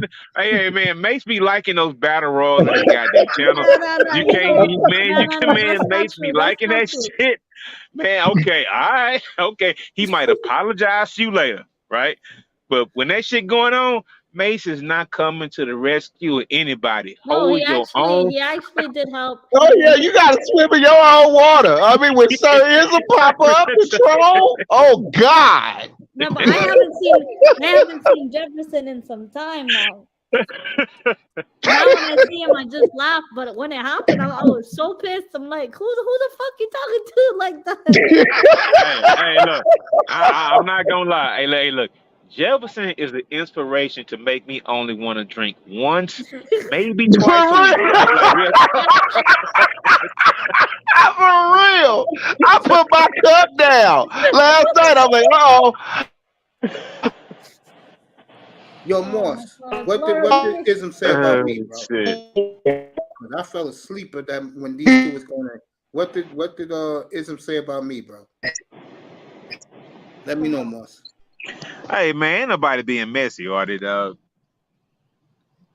don't know. Moss said that he was trying to clown me that when he had that argument with you. Oh, not me, you, Laurel. He was making fun of you. Okay. He said he was clowning you. Hey, you bargain, bro. Am I bargain? Oh no, you bargain. Ravens bargain. Yo, Yeah, right. You bargain, bro. We ain't hear you. Yeah, Okay, I was saying that. Is that better? much better. Yeah, you bet. Yeah, you got it. I was gonna say, bro. Yeah, bro. When I said it Saturday night, I said no more cursing up here. No more disrespecting people. I don't like that shit. Yeah. Mace, hold up. If you don't like it, why don't you ever say anything when it's happening, bro? I do say something. Hey, you know what? Yeah, I'm not gonna lie. You should have said that, bro. Because now when I start banning niggas and taking wrenches, then what are you gonna say then? That's something I am gonna do, by the way, when I finish doing what I'm doing in here right now. That's something I plan to do. I get it though, Mace. But the thing is, like, once you go to like the dark side of YouTube, it's like, I mean, just let everybody say what they want to say. Because you know what? The thing is, the other day, I thought it was kind of fucked up, right? And I wasn't even involved. I shut the surprisingly. Bro, that shit got personal, bro. I shut the fuck up. Yeah, I shut the fuck up, and I'm like, too, bro. That's the fourth time they went at it on my platform, bro. Oh, I know they don't like each other. I understand from both sides. Damn, you like, nigga, y'all like that. Hello, you said some good things doing all that craziness, bro, that were true. I mean, I'm gonna say this, and I know that a lot of these fanboys got channels and everything, but when someone's working for a major corporation and can sit in any press box he wants any Sunday of the NFL season, that takes precedent for some fanboy that has the team that he's making money off of. What you call that? Hey man, bro, let him do his thing. The thing is that the homie, he really couldn't respond because of certain obligations he have, right? That's why he dropped off. But the thing is, that should never happen. But the thing is, once you have fans and you're talking about sports, anything goes sometimes, bro. Because you know what? I think Miss Melina, have you ever seen like one of those brawls over there in England? Like those hooligans and what they call those people? But that's different, Laurel. That ain't the same. But they still fighting over their team, right? Yeah, but it's mostly racial attacks though with English. Oh, hell yeah, bro. You know, Laurel, you know how it's bad very it is racist. They throw urine balloons at the black soccer players. No yeah. Really? Yeah, Yes, they they throw do. bottles of piss. Yes, they do. Yes, they do. Like when you see. Can I say something? Yeah, go ahead. Yesterday, I think you guys might know Real Madrid. Cristiano Ronaldo used to play for that team. There's a kid on that team named Vinicius Jr. Look it up on YouTube if you have a second or two. The guy literally got choked, put in a chokehold by a white player. He went to defend his ass, right? He got called the N-word by all these fans in La Liga. And he went to defend himself and he got sent off. How is he the one getting sent off when he went to defend his ass? That's fucked up. Yeah. And that shit is just, and the president of the club just said, didn't even apologize, nothing. No one stood up for the guy in his own team. Yep. And he's been carrying that team week in and week out. Wow. Bro. Yeah, I've been through that. Italy is racist and so is La Liga. Okay. But you know what it is though, Laro and the panel. When you're winning, you're one of them. When you're losing, it's go back to Africa. Go back. Hey, hold up. Hey, Miss Melina, let me give you something. I'm waiting for the first you gave up nigga joke to fucking Jason Tatum and Jaylen Brown from the Celtics fan. I mean, if you go into them little pages, I'm sure it's some shit. Like, they might accept Tatum more than Brown, but I know they getting plenty of heat for getting their ass beat by the Heat. Like, real talk. Yeah. Like for real. Bets, bro. When Adam Jones of the Orioles back in 2017, that he said, bro, all these Boston fans are saying racial shit to me. And then Mookie Betts said, yeah, they say it to me. I'm playing for the home team. From that day on, the Red Sox said, we got to get rid of Mookie Betts, bro. You know, the thing is, a lot of these soccer players, they go to represent England thinking because they're going to get more money, right? At the end of the day, if they represented a country in Africa where they're actually from, they'd be treated like royalty. Sure would. Yep. Sad, isn't it? But you don't want to represent really your own sad. people, your own tribe. Yep, it's fact. Hey, man, you gotta let everybody make their own decisions, dog. I mean, at the end of the day, they might regret it, but that's your own personal choice. I mean, at the end of the day, it really is. It's your own personal choice. Yeah, it is your own personal choice. I agree. I've heard about relationships where, like white guys, right? And most people may stay thinking be the black guys against the the black women, but dude, you let one of my little nieces bring a white guy around, we gonna roast the fuck out his ass. I mean, cause that's what we gonna do. And it happens. I'm glad you said that because O'Shea keeps pushing that, and you know how it goes in one or the other. I see it here all the time, bro. When because the black guys, let's be real, they don't say much, but bro, when you bring in a fucking not even a white girl, I seen the reverse. When you bring in a black chick with a Spanish dude here, bro, those Spanish bitches are ready to cut, bro. Real talk.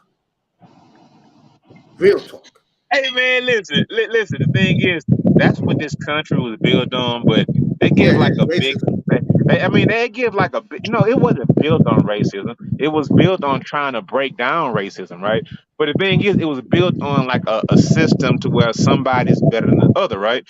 So the thing is, what the media tries to do is try to make it like, it's all good, this, that, and all that kind of stuff. But the thing is, people still have those generational biases that they always have. Of course. I mean, they still have them. It's just like, I mean, okay, you're cool, we can talk and this and that and blah, blah, blah, blah, blah, blah, blah. But, I mean, on the cool, if you bring home a black dude, I mean, it's like, okay, it's fucked up. Or if you bring home a white girl, it's like, man, who want that string you had, bitch, in our family? You know what happened to me? I mean, last week I was on Twitter and I was talking about Arsenal, and I said, "Yo, this player's turned up for us. He's really new." And for religious reasons, I wear a headscarf when I pray, and my Twitter picture is me wearing a headscarf just for religious reasons, right? Someone called me a terrorist because I'm wearing a headscarf, and that shit. Like I saw it and I'm like, "This is all you got?" Like I doubt this person would actually have the balls to say it to my fucking face. And it's probably someone still living in their mama's basement at the end of the day. But for some people, they take that shit personally and they end up killing themselves over racial abuse and having to constantly fight the like, oh, we're not good enough because we're a different skin color. Or, oh, we're a terrorist because we're wearing a headscarf. It's sad that shit still happens. Well, Melina, I got a question for you. And Twitter ain't do nothing about his damn account, but you see all this porn and stuff on Twitter and a bunch of young kids watching that shit. Melina, I got a question for you, honestly. Yeah. How do the French fans Or what team Mbappe play for? France for PSG. How do their fans treat him? No, that's even bad. French and the Italian league's the worst, and the France one, those fans are just as bad. The Yeah, 'cause they racism don't like is black out people in the in open France. there. Like it's not even hidden, but no one does anything about it. Now, hold on, wait a minute. Hold up, sorry. I thought the French love Victor. They do, but they don't like. Even though you win with them, you know when that France team that won the World Cup, most of their players were black, right? But they never got the respect they deserve. I know that. I noticed that in this World Cup. That They when never they get were the giving them the respect they medals, deserve. their fans There's didn't black cheer them. players, African, North African Yeah, players. exactly. I know. Oh, I know. I'm just pushing the button because you know why? Because just like Giannis, right? Giannis, you're Greece, but bro, you kind of you nigga Greece. I mean, Yeah. it's just like it's a certain line, and you know what? The thing is, I honestly like everybody. I mean, I don't like everybody We regardless of noticed their that, personality or Laura. You whatnot. have a nice But I mean, estate I can in like Western. accept anybody because if we have a commonality or whatnot, right? Because right now we can all sit up here and talk about sports, right? But if we all change to talking about politics, this fucking platform might go off the fucking rip, Mace. Like it might I know. not be all cool if we start talking about Yeah. politics, but there's a commonality that's called sports that everybody can like actually come to. You know, so it's cool because the universal space around your channel, Mace, is sports. We don't get into other stuff. But if we started, some things might start slipping out that people might feel, myself included. So it's I mean, people have a lot of hangups or whatnot. So, I mean, it is what it is. So I'm not gonna blame some guy that's in France who feels some type of way that Victor has been banging a lot of French women since he was 15 years old. I mean, he might feel some kind of way about that, and he might go on a social media site and start talking and spewing all this shit. I mean, that's what it's for. I mean, I don't agree with it, but it happens, bro. It really does happen. So, I mean, so Macy, you keep it to sports, so I kind of like that most of the time. So, I mean, that's cool, bro. Yeah, Of we course. rarely That's drift what I'm here off the for. topic. Most of the time, it's sports. It's sports and the sisterhood. Sports and food. No sisterhood. Hey, I hey, had wait a minute. to. Hey, she threw a Okay, jab. Hey, hold Uncle on. Mace, hold on. She threw a jab.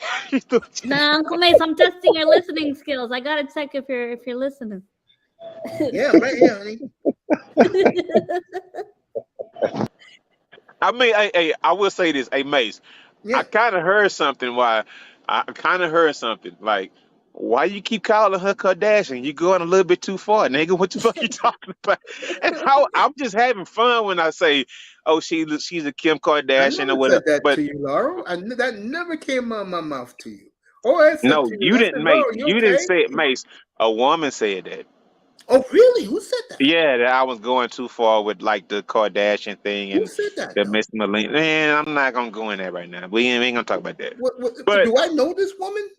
yeah, nigga, it was on your channel when I was saying it. So yes, you do. So that was on your channel.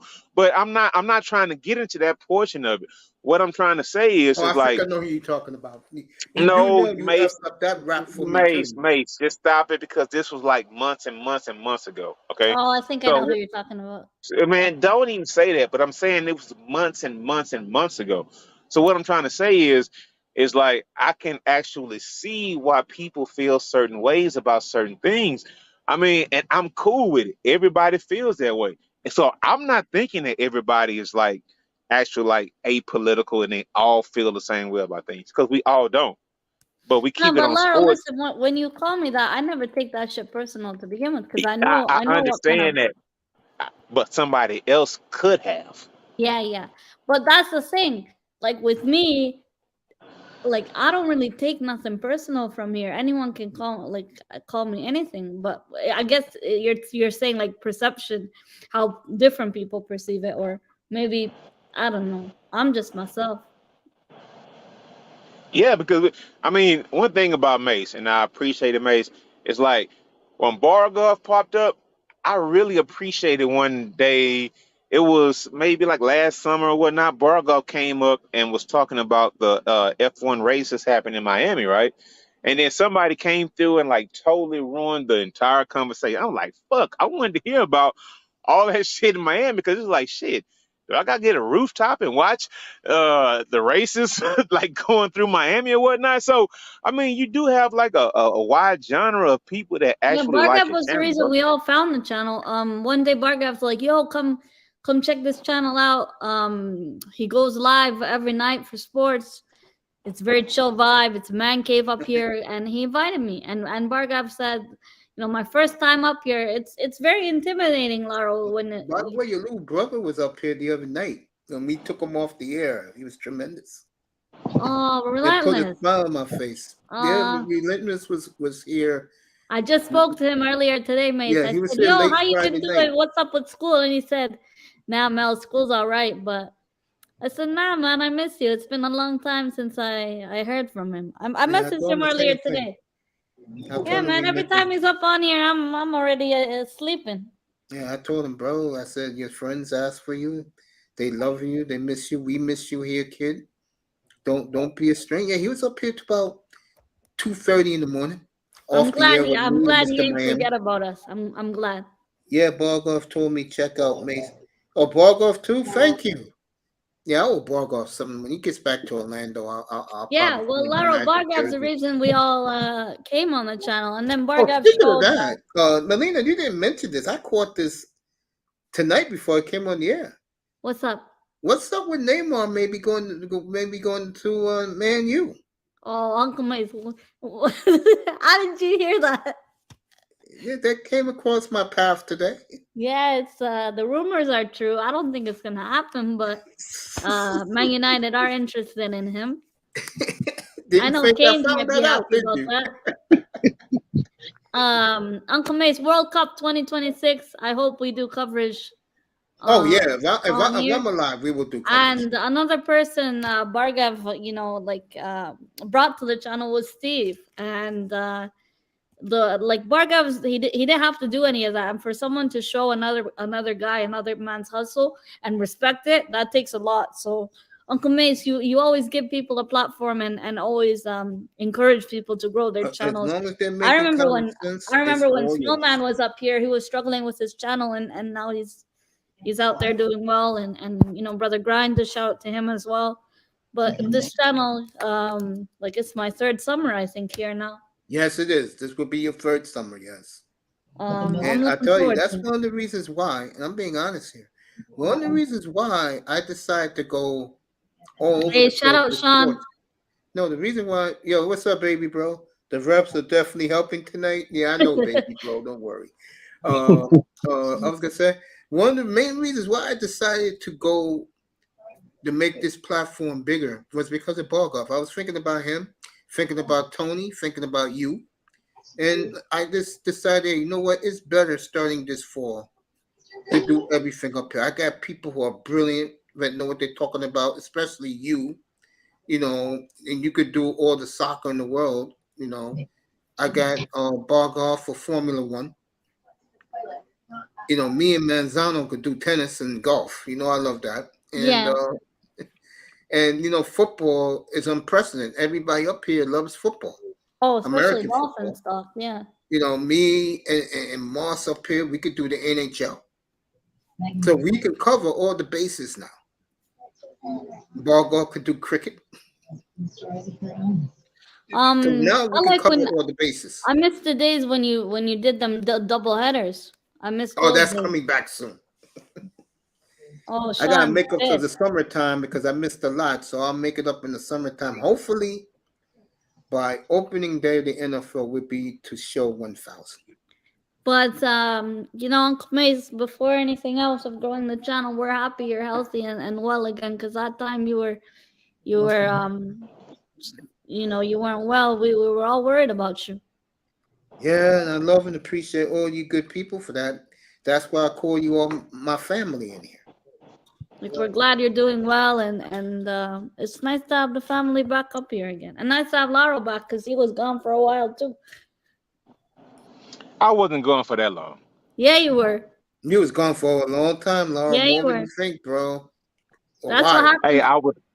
That's what Laura, happens I'm when gonna you're too make you busy. your money, bro. That's what happens when you're too busy moving from one yacht to the other, bro. It's There like ain't no yacht, man. I know. No, what I was doing, I was purging myself from all the rhetoric that goes on in the space that we belong in.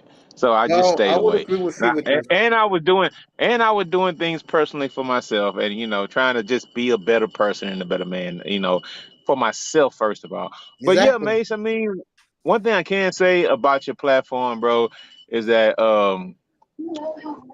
you for the most part, you like gave everybody a voice to be heard in your platform, dude. And it wasn't about to like spit like dumb, stupid stuff, but everybody was able to bring their sports, and you actually had something interesting to say about anybody's sport. And sometimes when you guys go off on things like, because I've actually checked in your channel, and I was like, nah, let me just fall back. I don't want to like interrupt. Like maybe like last week or a couple weeks ago when you guys were talking about Star Trek on this motherfucker, I'm sitting up here like, what the fuck are they talking about, Star Trek? But when I saw the actual engagement, and they were actually like between like Ites and Raven, I was like, okay, what are they talking about? Because I've watched all the Star Trek movies and whatnot, so I'm like, yeah, you allow like different people to come in and like get their stuff off and you know get a different opinions and whatnot. So yeah, that's cool of you, mate. So yeah, I'm more versified than I show. Let me put it to you that way.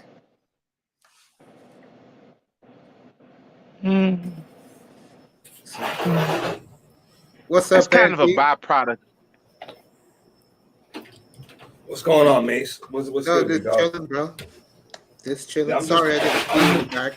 I just got up there. I just got up there. Okay. Hi, Aunt. Learn how to do what? What's going on, Miss Melina? How you been? How you doing? Doing What all right? up, dope? Well, Auntie, you What missed up, that Lauro? Saturday What night, up? man. Your show? Yeah, you missed it, bro. I did it Saturday night. It was absolutely awesome, bro. Here you go. Where is it at? There we go. Oh yeah.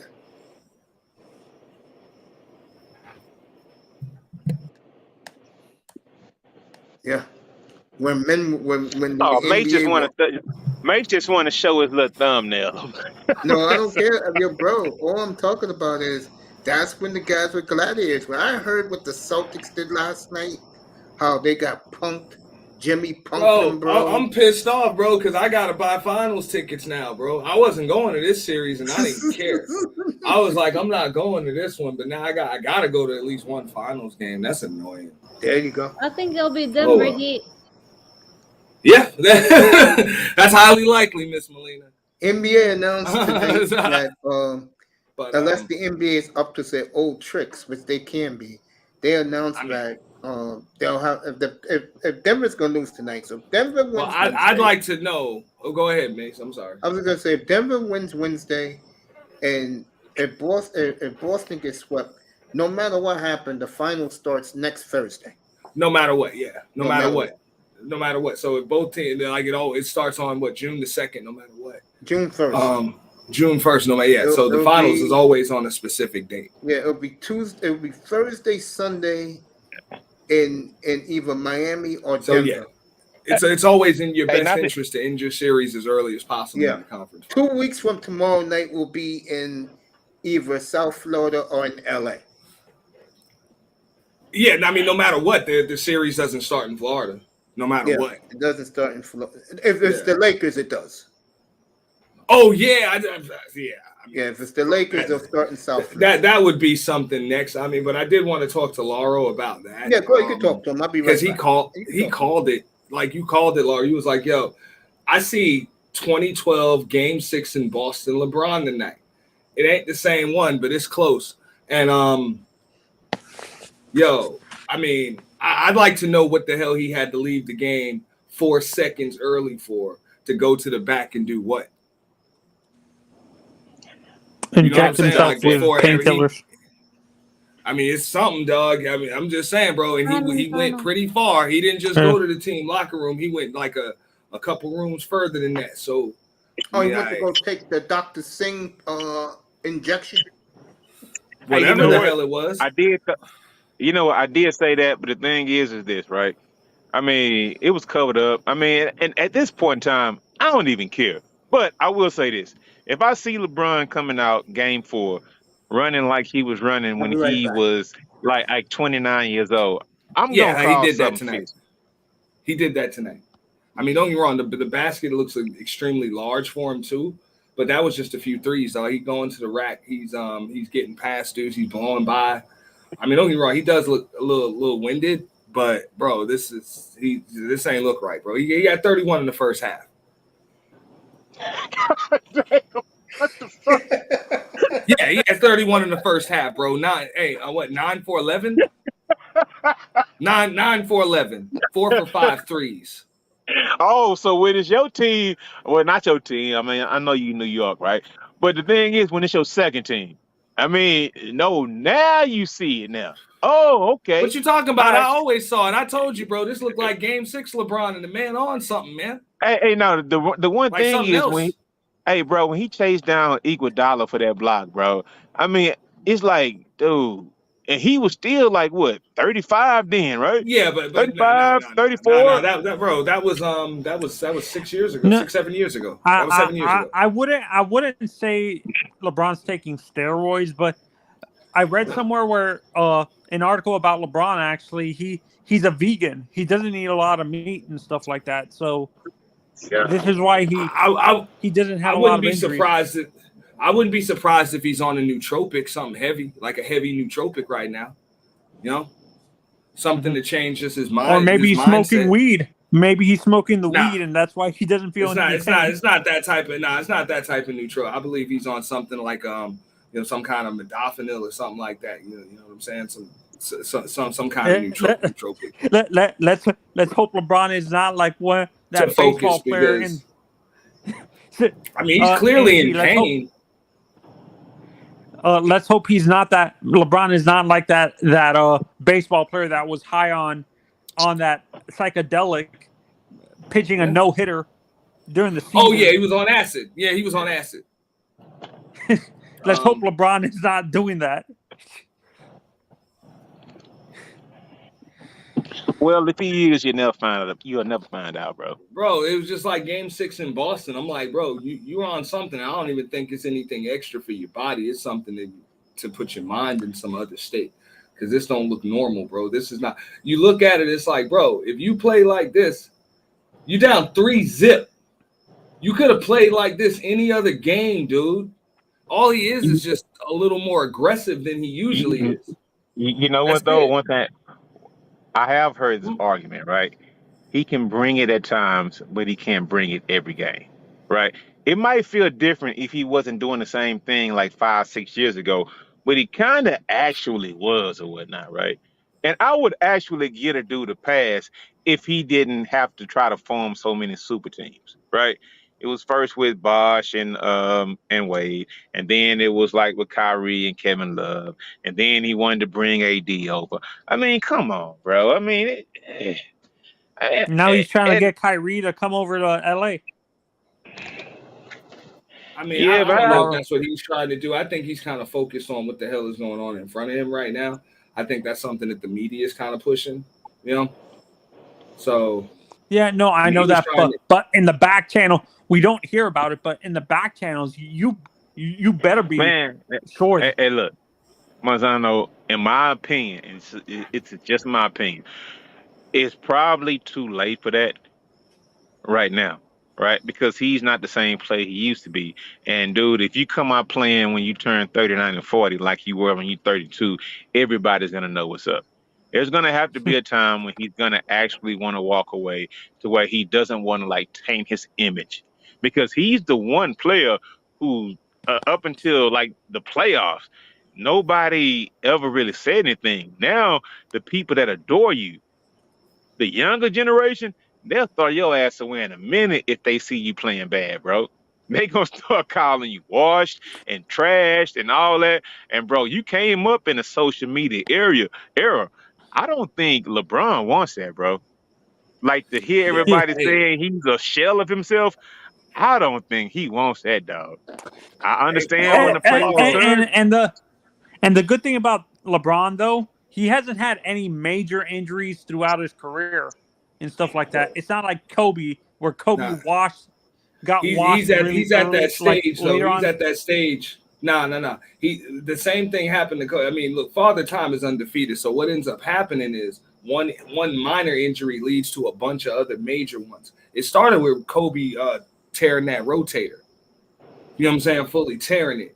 And that's when things started to just fall apart. And then when the Achilles tore, that was it. You know, that was it. He just wasn't the same anymore. I agree with you. But Father Time is undefeated. It's like if you're able to be Father Time in sports, I'll be shocked, to be honest. What player?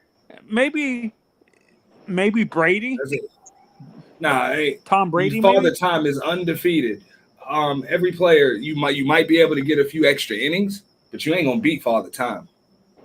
Hey, wait a minute. Hold on 1 second.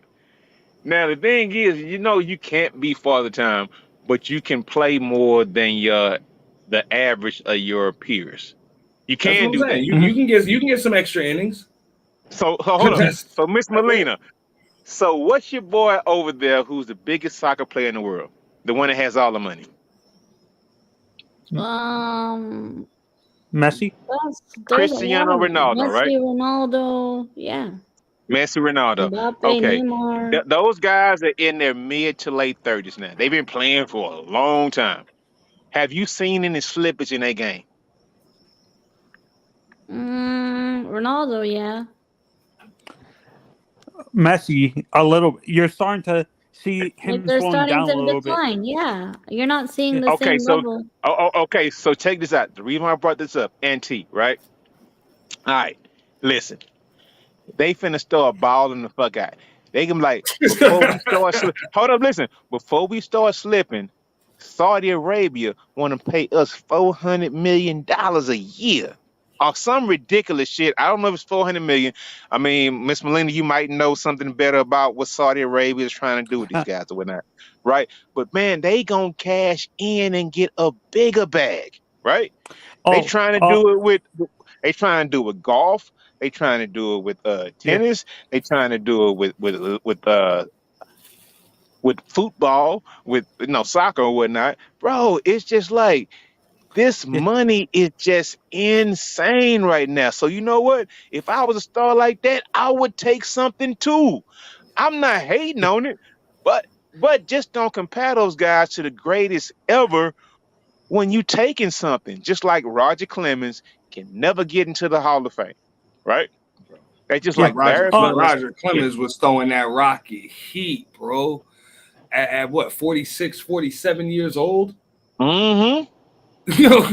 He was throwing that sauce stuff.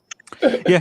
No, and Laura, you asked how much Ronaldo's getting paid in Saudi Arabia. He's getting paid $550 million a year, right? Years. No, for 2 years. God damn. Bruh. Damn. Hey, listen. Damn. The thing is, hey, look. They tried to offer Tiger Woods like more than that. Like, fuck the PGA, Tiger. But Tiger said he had too much integrity. Like, Tiger, you stupid. Man, they tried to pay Tiger Woods like double that. Come over here and play in our tournament, Tiger. Help us boost our shit up, Tiger. Tiger said, no, I'm logging to the PGA. No, Tiger has integrity when it comes to his character. He knew that he's against. He was friends with the Jamal Khashoggi guy. If I'm gonna play at all, I'm playing for $250 million or more. They offered him that. Tiger said no. Tiger said no. $250 million, dog. No, and Tiger said no. The reason why Tiger didn't accept that contract, he was friends with reporter that got killed in Saudi Arabia. Yeah, the guy who took the pictures for Sports Illustrated. Yeah, Tiger was real close to that guy. Yeah, true story. Yeah, Jamal Hey, you know what? Khashoggi. And what did I say about this platform an hour ago, Mace? Mace has, hey, y'all be knowing the shit. Hey, bro, a lot of people don't know this. I mean, I happen to know it. But the thing is, bro, it's a lot of things around sports that a lot of people that come around, they don't know. Exactly. And it's just like, bro, it's just like, man, I could speak about Rich Paul going to get the Royce for fucking goddamn LeBron, but when that happened, dog, man, look, if I tell you, you're gonna think I'm lying. Why don't you go and look it up and don't use Google? Just do a engine search for Balco Lab scandal and see how many names come up. That's what I tell people. No, Laurel. He was part of Dr. Singh. That was down in South Florida. That was back about a decade ago. A-Rod got busted. Ryan Braun got busted. A lot of big names got busted. And word was Tiger was going between there and Toronto to get the shots, bro. Yeah, the pitcher, the big closer that used to pitch for the Rangers, Neftali Feliz too. Remember him, Mace? All right, hold up. Let me ask y'all something. And Eric Gagne. If you could prolong getting $50 million a year and cheat the sport, what do you care more about? Making the Hall of Fame or making that $50 million, bro? How great of a player am I? I would rather have a great legacy than. I'll give you my answer. I mean, no, I would. Yeah, the money I could use the money I got to make more money, but you're not going to tarnish my memory, my legacy. Good night, Miss Melina. We love you, baby. Peace, Miss Melina. I wanted to ask Miss Melina if she was optimistic about the coaching situation in Toronto for the Raptors. I don't know if she. No, Laurel. I would rather have a legacy than having what's happening with Barry Bonds or Roger Clemens, where they're not going to be in the Hall of Fame till 2035 or 2036 or something crazy. Nah, Manzano, they're not getting in. No, they'll get in 15 years from now. No, we cannot speak. That's the baseball Hall of Fame. That is the baseball Hall of Fame, bro. Pete Rose ain't in there, bro. I don't see what makes you believe that bro. Just they cheated. Yeah, A-Rod not getting in, bro. A-Rod bro. They would have to make too many damn exceptions, bro. Pete Rose gambled, and you don't gamble. I think once the newer voters drugs are worse than gambling. Not to baseball, it's not. But bro, that's an unfair advantage. That's literally cheating. You can't even prove that Pete Rose cheated. And Auntie, you know what is why Mace is saying that? Once the older generation of Hall of Fame voters die out, the younger generation is not going to care about what that. year is that going to be? You talking about 2047? 2037. I mean, no.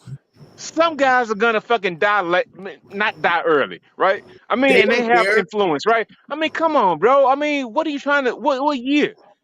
The thing is, Barry Bonds doesn't want to be 70 years old. Barry Bonds doesn't want to be 70 when he gets voted in the fucking Hall of Fame. He wants to keep. I mean, dog, I've heard what I'm saying. You know why Barry never complains? He made over. He knows he did it. $1 million in baseball. No, because he know. Yeah, because he know he did it. He know he was never that talkative neither. Do you think a guy like McGuire gets in because he refurbished his? No, because he know he did it. That's what I'm saying. No, man. That's what I mean. If they let McGuire in, they gotta let them all in. So Mace, that's what you're saying. You're saying that the dudes that didn't admit it, they're the ones that are likely to get in? No, because Bonds never admitted it, and he's never getting in. That's what I'm saying. It's just too many exceptions that would have to be made to let bro. It's the guy I can see. I'm just saying it's known as the steroid era. They had to erase so many big names. You know what I'm saying? Auntie. You know the guy I can see getting in because he blew the whistle out. Mason knows what I'm talking about. Canseco will never get in, Laura. I mean, Canseco will never get in. He don't even have the numbers these other dudes had. Yeah, he'll never get in. But let me say this. There's going to be a new generation of writers, and there are going to be a lot of them that love the steroid era. Remember, baseball had its greatest attendance ever between 1995 and 2005. Once they took away the roids and put in better drug testing, I was trying to say to Laura about an hour and a half ago, they're shrinking the stadiums now. The Cleveland Indians plan this off season to take off the entire upper deck. Wait a minute, hold up. Here's the thing, right? I remember like 15 years ago, right? Mm-hmm. When they start calling stadiums bandboxes, right? Mm-hmm. And that bandbox stadium was like they shrink the left field to where the hitters can hit it out the park, right? Yes. And those like free home runs that forced the pitchers to pitch totally different to a lot of hitters or whatnot, right? So the thing is, if you want to, I thought when you were saying shrink the stadium, Mace, I thought you were actually talking about shrink the attendance of people who were coming into the stadiums. That's what I'm saying. They're taking away the upper decks. And I wasn't talking about lengthening of the. I mean, you don't want to have a fucking left porch that's like 260 feet, bro. No, they're not doing that, Law. They're shrinking the attendance. Hey, Mace, I'll be back when this game is over, bro. LA's about to get swept, bro. I'm sorry, bro. They done let Denver back in this damn game. I'll be back, bro. Yeah, dog. Denver's down by 3. Just had it at 1. Yeah, I'll be back. I'll be up here, bro. Yeah.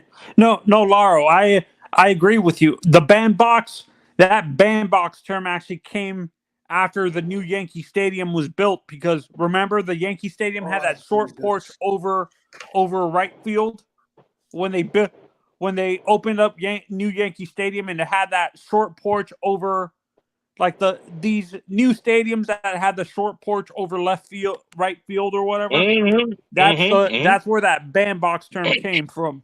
Yeah, but Laurel, guess what they did in Camden Yards this year? They put the seats back, and they put it in left field now. That used to just be a pop-up fly. Now they put a green monster in there now. Their version of the green monster. Made that hard to help. And the Orioles, by the way, best record in baseball, by the way. So shout out to them.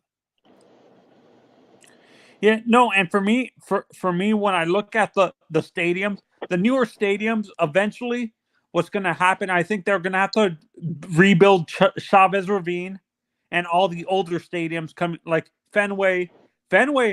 I've heard people say that Fenway has started to have a lot of issues with the like Oakland Coliseum did, where the bathrooms would get flooded and stuff like that. Mm-hmm. Yeah, that's what happens. You let a stadium be up for over 100 years. And give the Cubs credit. The Cubs redid their entire Wrigley Field. I want to. Have you experienced a live game at Wrigley, Mace? I never did. Or Old Yankee Stadium?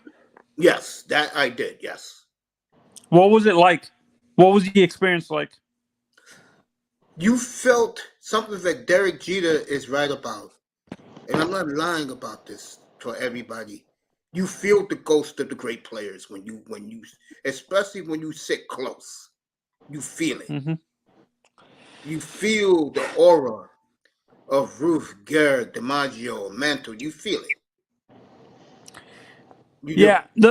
The stadium I wanted to experience before they moved out of there is the Astrodome, before the Astros moved out of that stadium into their new ballpark, into Minute Maid and stuff like that.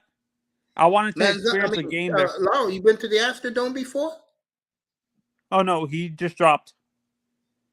Okay. He just dropped out. How the fuck do you quit with a 15-point lead down 3? Damn. Lakers blew it like that?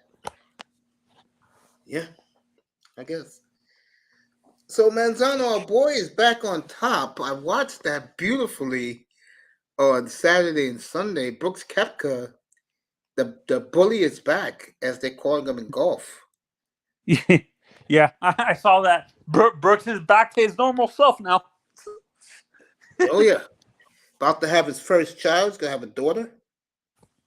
When I look at Brooks, Mace, like his attitude, the way he plays reminds me of like that little arrogance he has kind of reminds me of Jack Nicholas. Yeah, Jack you can say Nicholson, that. or Jack Nicholson. because you can say Jack that. had a very, very big ego. Let's not forget Yeah. that. People forget that Jack And had you a know what? huge ego. If you don't think the PGA Tour was happy, he got booed yesterday because he went to the Live Tour. He got a lot of boos yesterday. But that was big for golf that Koepka is back. They need him. Do you think they're going to try to convince more of the... I think of any player, if I went to the other side, I'm going to drop the link. The one golfer golf needs right now is Brooks Koepka.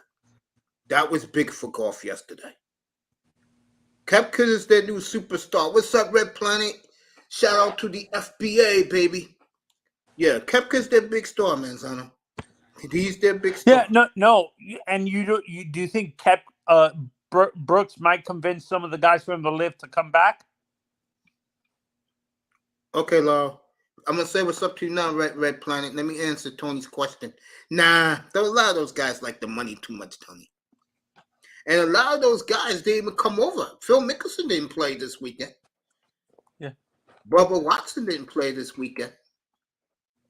You know what's going to happen? I think what you're going to see with the PGA is you're going to start seeing more of the college kids, them start filtering the young college kids into what is it called? The PGA to start. You know what's going to happen, Tony?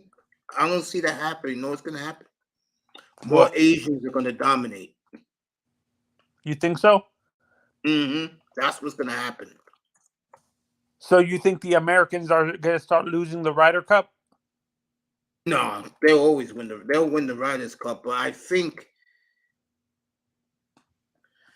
what I'm trying to say. No, is the golf what I hope I'm correct. Is the Ryder Cup the golf or tennis? That's golf. Okay. But tennis is the Federation Cup. I was gonna say, they needed Koepka to win yesterday. Nuggets up to. So you think more the young Asian American players like nobody knows who they are. Nobody knows who they are. Everybody knows Koepka. Colin Morikawa, guys like that. Yeah, it's Koepka. They needed Koepka to win that, and he did. That was big for the No, I'm saying you're saying the Asian. You're going to see a lot more Asians in the sport. That's why I'm saying dominating the sport because there's not a lot of Americans and Europeans on the tour. Yeah, that's what I'm saying. Like guys, young players, you're talking about Matsuyama and stuff. Yeah, a lot of young Americans gonna go take the money in the Live Tour. Money's too good. I mean, if they're offering you to play as a college graduate, $50 million a year to play and Live, they're going to Live. So you think all the European and American players are going to go to the Live? Yes. So there's only going to be 2 or 3 Americans or 2 or 3 Europeans in the. More Americans, but they're not as good as a Brooks Koepka. That's going to be the problem in the future. Wait, is his rival on the Live Tour? Yeah, DeChambeau. Yeah, but he was he played in the PGA. He finished 5th this weekend. Oh, well, I've always wondered why they hate each other so much. Because Koepka plays quick and DeChambeau plays slow, and Koepka doesn't have the patience for that. So Brooks, that's what I'm saying. Brooks is like, in essence, he's a carbon copy of Jack. Jack played fast, exactly, stuff like that. Exactly, and I think Bryson is more like a Arnold Palmer or Gary Player that took. Yeah, you could say that. Took their time. Yes, and stuff like that. Yeah, and like that. Bryson it was can't great. stick in that. I really enjoyed myself watching that this weekend, especially with Koepka This Did he dominated. keep the lead the whole weekend? Yeah. Because I remember he was on Thursday. By the end of Thursday, he was. Connie, what happened was, this is what changed the whole thing. On Saturday, Connors was leading all day. And then when Koepka hit a 42-foot shot, a 42-foot putt, the crowd roared, and him and Victor, what's his name? Hoagland? They both collapsed, bro. The second Koepka hit that, because they were both winning. When Koepka hit that and took the lead and started the surge at the end of Saturday, bro, those guys fell back. My favorite story of the weekend, Mace, was that club pro that hit the hole in one. Yeah. That was cool for him. Yeah. I watched that. Me and my mom. Yeah. Has that ever happened? Bill played Mason. Oh, he did. He played. Was a +10. Okay. That's what I'm wondering, Mace. Being that you watch golf longer than I have you ever seen that, like a club pro do something like that, or was that the first time you've seen that? That was the first time I seen that. Mm-hmm. It's time for LeBron to either come off the bench or retire. Okay. Oh, Jesus. All right, the Panthers are 7 minutes away to going up 3-0 in their series. That's a gutless Hurricane team. I mean, goddamn, Carolina. At least fucking Paul Maurice went to a Stanley Cup final. Yeah. Honestly, I think the teams that Florida faced were kind of overrated. I don't know about that, man. That Boston Bruin team was great, bro. No, but like I said, to me that award is a curse. Yeah, the President's Trophy, yeah. But like I said, usually teams who have the best record and lose, the next year they come back and win. And like I've been saying, that's right, the Live Tour. It's like I'm saying, yeah, 3 rounds, that's right. He's ready to die out there. It's only the third quarter, LeBron. Yeah, I like the Live Tour. I like the chicks that cover the Live Tour, if you ask me. Bunch of cuties. And I tell you one thing about the Arabs, they don't discriminate. You got a little everything. You got a Brazilian chick there that's gorgeous, a black chick there that's gorgeous. Are they making them cover themselves though? Oh yeah. They got them. They were. And you know what's unique about the Live League, the Live Tour? Everybody, all the players, the media, they wear a golf shirt. They wear like a polo golf shirt and shorts. They wear khaki shorts. All the players, Phil is a hypocrite bastard. A lot of people hate Phil. Koepka got booed yesterday by the fans, but when he won and thanked the New York crowd, they gave him a rousing standing ovation. You know, Jordan Love reminds me of Koepka. All business, bro. Koepka is all business. Joker, most triple-double in NBA playoffs ever, now past Will Chamberlain, so he has a triple-double tonight. Okay. All right. Joker's nuts, man. Tell you, Miami and Denver is going to be a very interesting NBA final. I'm going with Denver because they have the better players. If Miami had more than Jimmy Butler and Bam, but who has a deeper bench in your opinion? Denver. Denver's loaded. I mean, now everybody's trying to see what I've been seeing. Auntie said, "Yep, Denver's loaded." I mean, well, I'm gonna say it again. But I started my show off tonight. If you don't have a ring, next year is it, because September of 24. That is now the era of Wimbayama. So you better get a ring next year for guys who don't have one. I can tell you the players now. To me, Mace, this is what's going to have to happen is you're going to you're going to agree with me. I think Miami is going to have to trade for another superstar, or at least a star that fits their culture to go with Jimmy, because Jimmy can't be doing everything because Bam doesn't show up for some reason. He's showing up against the Celtics. I give him that. But that dunk last night, wow. Connors, Kenner, yeah, he didn't get it done yesterday. I can't believe against Miami. You can't bet against Miami anymore. Auntie, so you can go that Miami train. I'm gonna go. I picked Denver for the last year and a half. I'm gonna stick with it. So honestly, I'm a Heat fan. I'll choose Denver. Denver, right. Denver, if they win this game tonight, you know how much love they're going to get across the country from NBA fans to beat a healthy LA like this? ESPN, I'm going to tell you who's going to get called out, and I'm going to call his black ass out, because if Denver wins, I know Miami's winning tomorrow night. You're not going to have basketball for 10 days. I will destroy Kendrick Perkins up here. You think I'm not? Now you hear everyone on YouTube. Joker was robbed from the third straight MVP. You know what's Joker? Kendrick Perkins going to be at every game of the finals. When you get that trophy and the MVP trophy, stick it into that bastard's face, because he started the down spiral of a fun NBA season. Yep.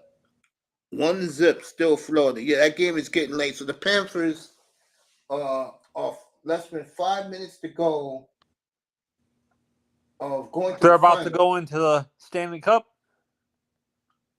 If they win tonight, it's over, bro. They're going to be up for it. I keep telling you, Carolina has no, they don't have no. They don't have superstars. And give Florida credit.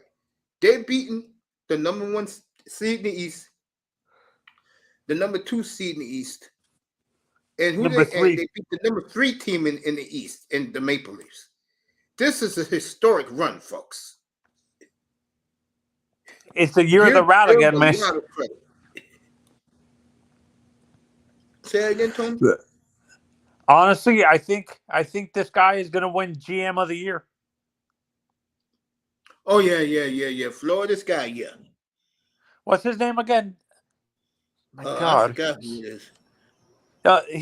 He worked. Couldn't believe Florida didn't play him the first 2 games, and then they did, and they beat my Bruins. Yeah, bro, hey, Mace. All right, so if the Lakers played Denver 10 more times, they wouldn't win not once. Hey, I said to you guys, that Denver, I've been on this team for a while now. Denver just spotted them 15 points, bro. Like 15 points. And just erased it in the second half, dog.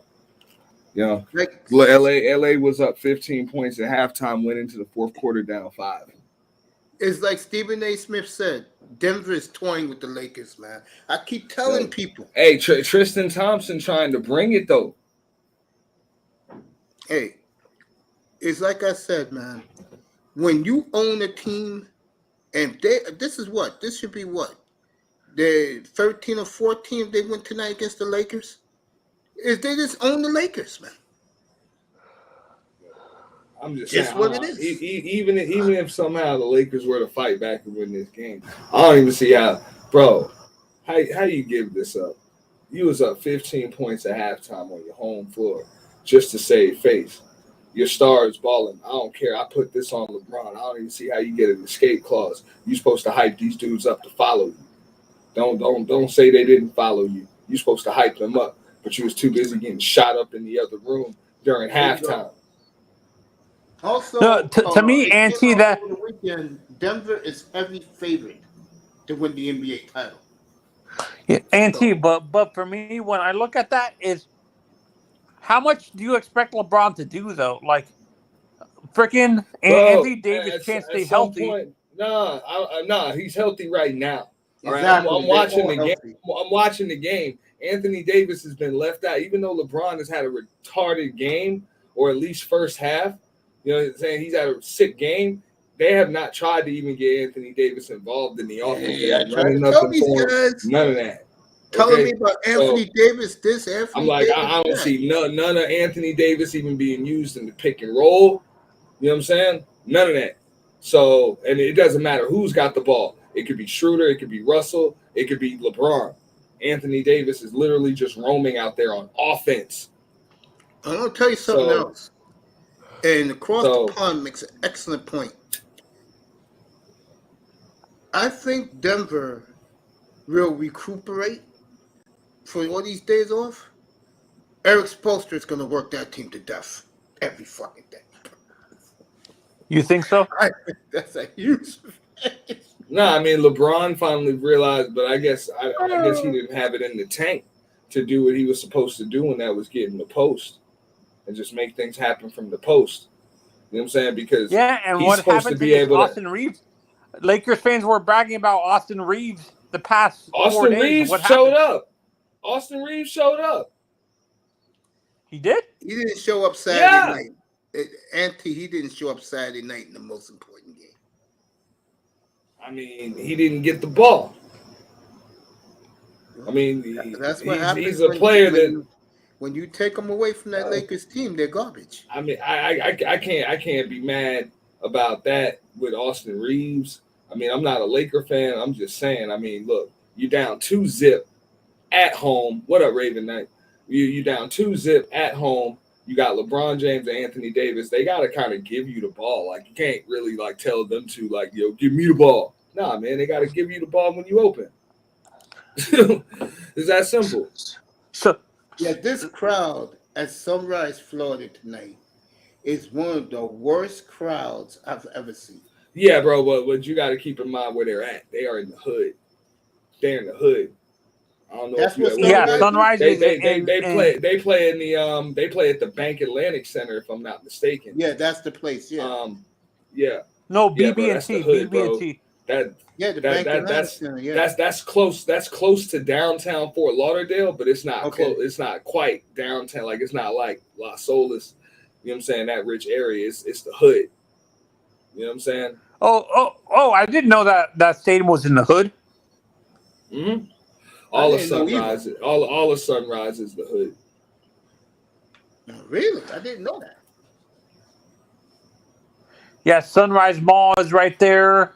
Like, no, to be Sunrise honest. Swap Shop. The swap meet. Yeah, I know. The swap meet. We used to go there when we were little. Swap shop, like a damn amusement park. Canadian.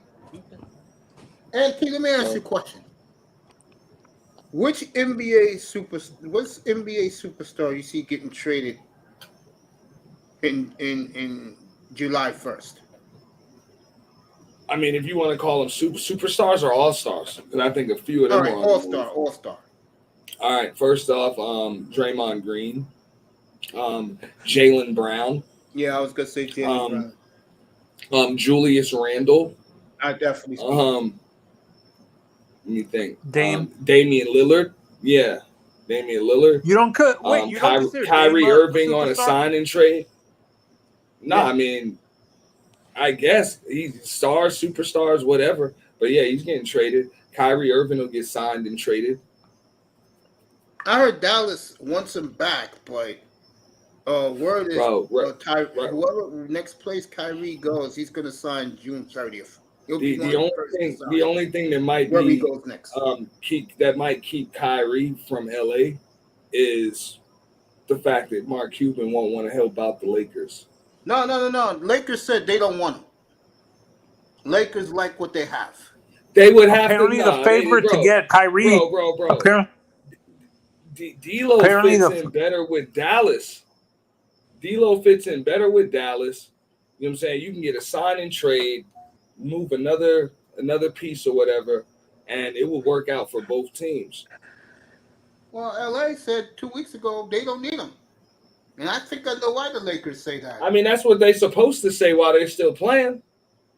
I think the Lakers next year, if you want my honest opinion, it's going to be his last year in LA because they're not going to suck. I think the Lakers, I'll say it now for the record, they'll be in this position a year from tonight. So, hey, it will be a different outcome. They'll be playing in the championship for the West a year from tonight. You think LeBron might finish his career in Miami? Whoever takes his son, and I don't think Miami's gonna be a bad team next year. Oh, now you agree with me on that. I told you. His son is top 10 player now. His son is the number one pick in the draft. No, he's not number one, man. He's number one if he comes with his dad. I think these two foreigners over Wembanyama. These players. He's not coming out when Wembanyama comes out. No, he comes out next year. I don't see Bronny James as the number one pick. Look, Auntie, the man is old, bro. You seeing it now, bro. His days are past. Bro. You know how many teams LeBron James is going to compete for championships as long as he's in the league. They will build whatever team, move whatever pieces, get whatever they got to get going around him. So whatever team he ends up on is an instant championship contender, with the exception of the Detroit Pistons. Detroit Pistons. No, for me, Auntie, I think the player that Miami's going to go after to add to Jimmy maybe is Damian Lillard. To be honest, I don't think Dame. I think the Lakers are more likely to go after Dame. No, they'll never trade him to LA, bro. They will never. It's either New York or Miami for Dame. Why would New York need Dame? They got Jalen Brunson. Yeah, we don't need or want. They don't need Dame no more. I'll tell you who I would take, and I know we're not going to get much out of him, maybe 2 years worth, but I would take Draymond Green and give up Julius Randle straight up. That would be a good trade for the Knicks. I would do it. If Kyrie goes into free agency, Auntie, apparently the favorite to get Kyrie is the Suns. I don't see Durant wanting him nowhere near Phoenix, bro. And that's what I'm saying. It would fit, but that means Mark Cuban would have to want DeAndre Ayton. I heard Ayton may be going to they was talking about it yesterday. What did they say? Ayton that they're talking right now. Dallas. That's what I'm saying. If Mark Cuban wants him, then yeah, you might see Kyrie get signed and traded. I just don't see him and Luka just really don't fit, dude. That for you, what star or all-star do you think Miami would go after then? Draymond would fit in Miami. I will say it again, and you could bank on this. I see Kyrie going to Miami. I don't think he gets a. I don't think. Hold up. Isn't the new bargaining agreement? You can't do sign and trades no more. I don't think in the new agreement. No, you can do sign and trades. You still can do that. Yeah. No, but Mace, you really think? Or else teams will start getting left high and dry. Stars will start leaving teams high and dry, man. For me, I'm staying away from Kyrie because I don't think he fits the culture in Miami. I was going to tell you who I think the Lakers may end up picking up. I think they may pick up Ja Morant. Ja? Maybe I can see that, but I think Memphis is going to move on. I was talking to Sir Ism about this. He's like, well, can they replace a superstar? I was like, they get 3 players to replace what Ja does. You really want to change the culture? Get rid of him. That team can win. They don't need him. You think a guy like Ja fits the Miami culture? The team, no, no, he can't handle Miami. He can't even handle Memphis. You can't handle Miami. Your family, y'all can't be there. Now he'll get killed. Ja Morant will get killed out there. I'm just being honest. Ja Morant, it depends on how long is his suspension. Memphis, they got to change the culture. They can still win. They just got to move on from him. Well, most of the Memphis team is out the door this year anyway. Yeah, but hey, you can build around your core. You can keep what you need. Look, you got Steven Adams, you got Jared Jackson, you got this kid Baines. Too old, yeah, but he's still solid. They're a solid squad. They don't need Ja Morant to win. They're a 500 team without him. I think Ja Morant is going to have to be Robin. He's not ready to be Batman, not at this stage in his career. I think that's what the league is going to force him to do. They're going to force him to go through like 3 years of college like they did LeBron. Like, you want to learn how to lead, you got to send your ass somewhere where you learn how to lead. It'll be interesting. So you're gonna have to follow a leader that's not having that shit. It'll be interesting because they better do something. I'm gonna say it one more time. All these teams, you better win next year, because once September 24 starts, it's the Wimbayama era for the next decade. Well, I want to see what Popovich puts in place. They got a squad there already, bro. I'm just saying. I want to see the system that he runs. I want to see what this kid can do. You know what I'm saying? Because I know Popovich can get really creative and really disgusting when he has that rare skill set type player. So I want to see what he can do. LeBron James is still shooting threes. Oh my God, bro. All right, the Carolina players are breaking their sticks in the runway. So the Florida Panthers is one win away from the Stanley Cup Finals. And T, to be honest, me and Mace talked about this. I think these superstars or star players really don't want to be dealing with that, going to practice for 2 hours and stuff like that. And I don't think a lot of star players want to deal with that. Like, Pat Riley's gonna be at the practices telling you what to do. And you really want major? That's gonna be. I don't think Pat Riley does that anymore. Eric Spoelstra does. I'll tell you right now. Yeah, I know Eric Spoelstra does, but I don't think Pat Riley is down there anymore. Like, he just puts the pieces together. Like him and Spoelstra are just on the same page. These 10 days is gonna tell you a lot, because I know one guy is gonna be drilling into his players, and I think the other guy. Not take it easy on his players, but Denver, nothing less than 4 more wins. If they win tonight, 4 more wins, nothing else matters to them. I mean, what's nasty is Denver is the one team in the league, with the exception of the Sixers, that exploits Miami's weakness, and that's in the middle. Jokic can average a 50-point triple-double against this team. The Lakers are finding this out in this series, folks. When they beat Golden State, they were the bigger team. Yeah. Now against this honestly, team, they're the bigger team. If that ownership decides to go into rebuild in Philly, I'll go after Embiid. To be honest, Joel. No. Philly's not going into rebuild. You don't do that. Try and redo the trade of 2 years ago, which they froze about it, and now they should have did it. Now I think the Lillard for Maxey and future picks will be on the board again. And if I'm Portland, I would do it, because you're not going to win. I kind of hope, to be honest, Miami makes a big trade, but knowing Riley, he's gonna stand pat. Why would you hope? You're good.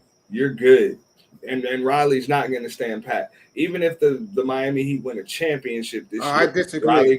Riley's going to see a hole or something that was lacking, and he's going to add something. I disagree. If they win this NT, they're going to run it back. No, he did the same thing when he picked up Ray Allen. He did the same thing when he picked up Ray Allen. When he saw that Mike Miller and Shane Battier were hitting threes off the glass and shit. So when he's like, hell no, we can't repeat like this. Yeah, but my point is, he rewards his champions. When you win him a championship, he rewards everybody. Bro, he's not going to get rid of any integral pieces. Do they have any? Yeah, they're injured. Do they have That's any? what I'm saying. Yeah, they're injured. Oladipo, Hero. No, honestly, Victor's gone. Victor's gone, to be honest. That's what I'm saying. But I agree with what Mason's saying. They're gonna run it back, but the motherfuckers that ain't playing right now, they're gone. Yep. He might not get rid of both of them, but one of their asses is gone. Yeah, I'll say Oladipo goes. I don't think he trades a young player like on. And we need to see what we got in this young kid we drafted too with Jovic. Nikola Jovic. He'll be in any trade Riley does. Honestly, if I can find a way to get a guy like this motherfucker LeBron got 7 points in the second half, bro. To me, I wanna see if Miami can. The guy I would want to go after because he might fit the culture, and maybe Golden State might want to start trading some of their players to get more draft picks or something. I would go after Golden State. Klay Don't Thompson. give a damn. Hey, nah, Golden State. The Splash Brothers ain't never split. Ever. You don't think so? Yeah, the Nah, Draymond's out. The Splash Brothers ain't going nowhere. Draymond's gone.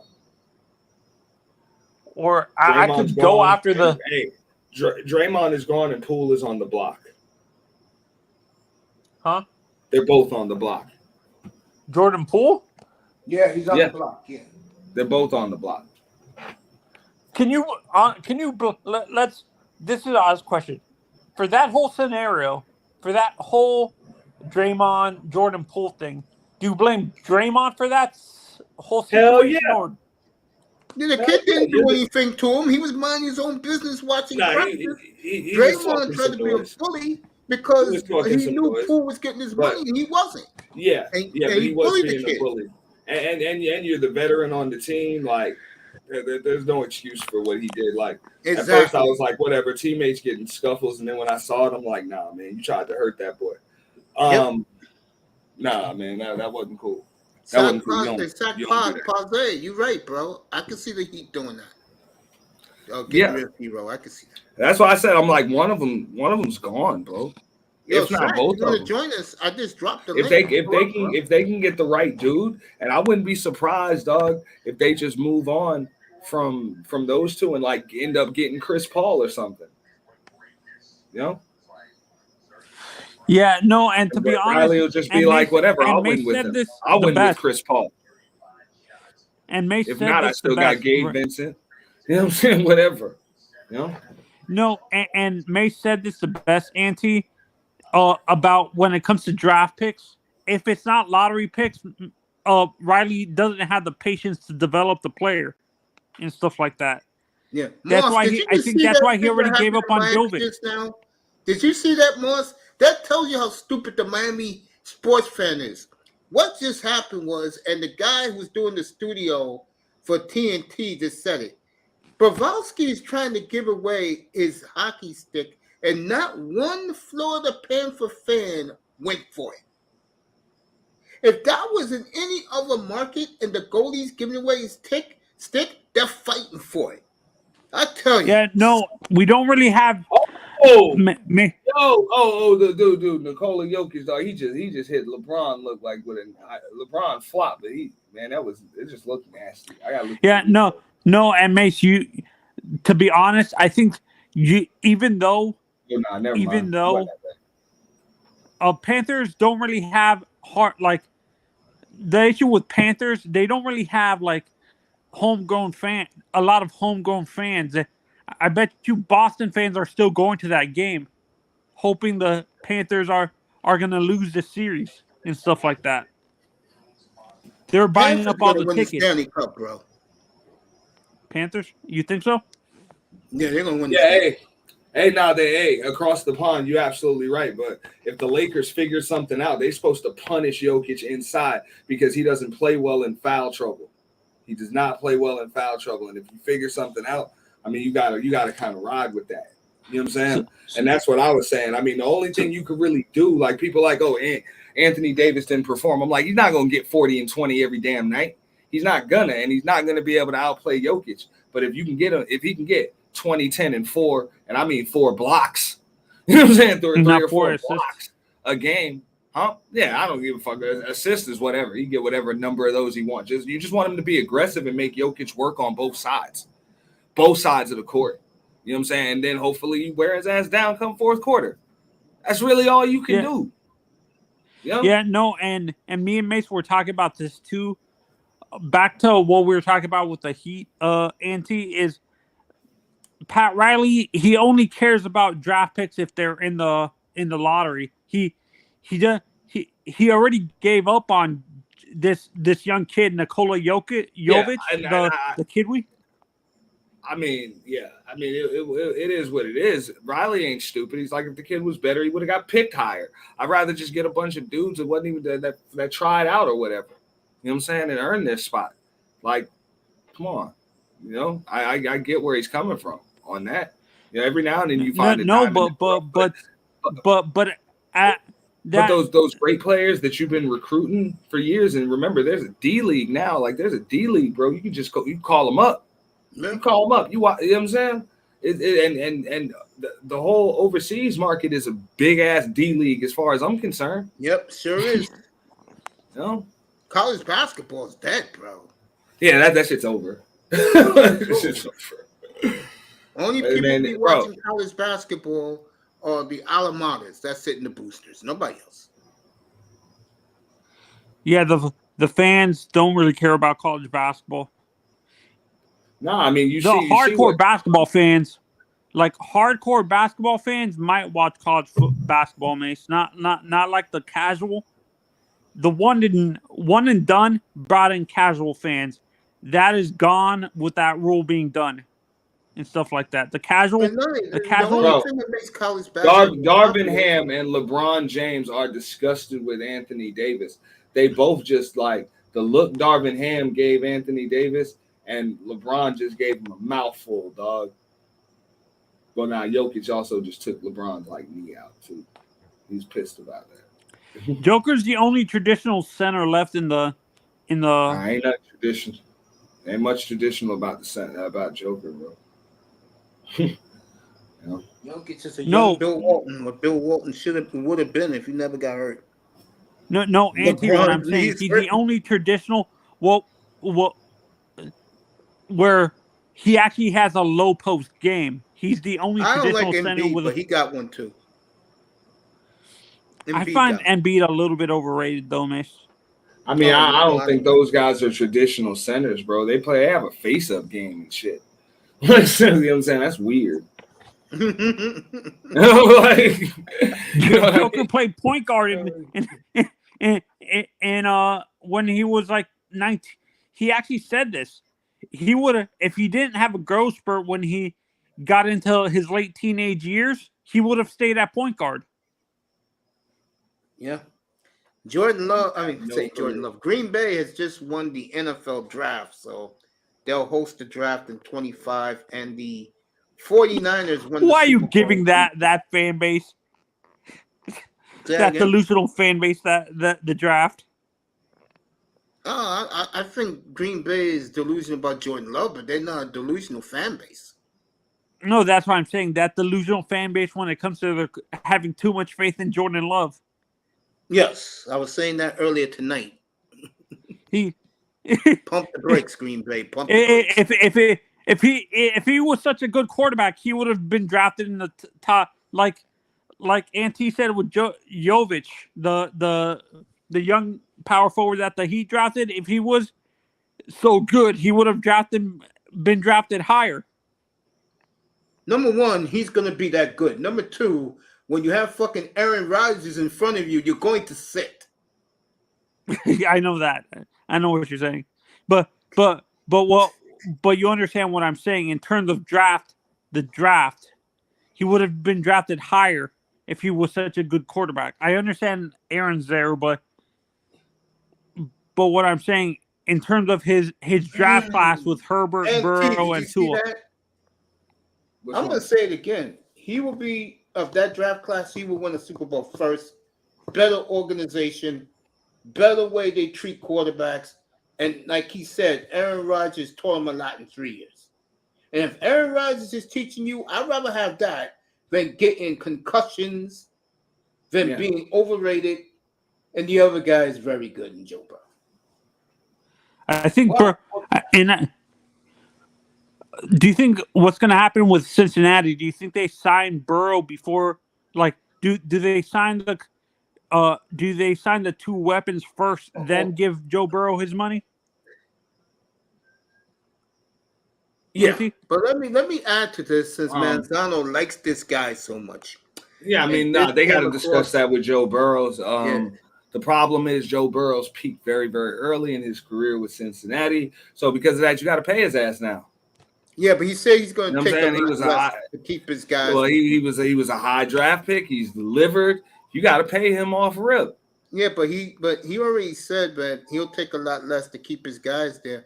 Let me get to Justin Herbert. Now the truth is coming out with him. And I said this a couple months ago, and people poo-pooed it. He's getting, according to reports, he's getting tired of the coach. He's getting tired of the organization. And let's call it what it is. He's getting tired of getting bashed by guys like me. Okay? He's tired of it.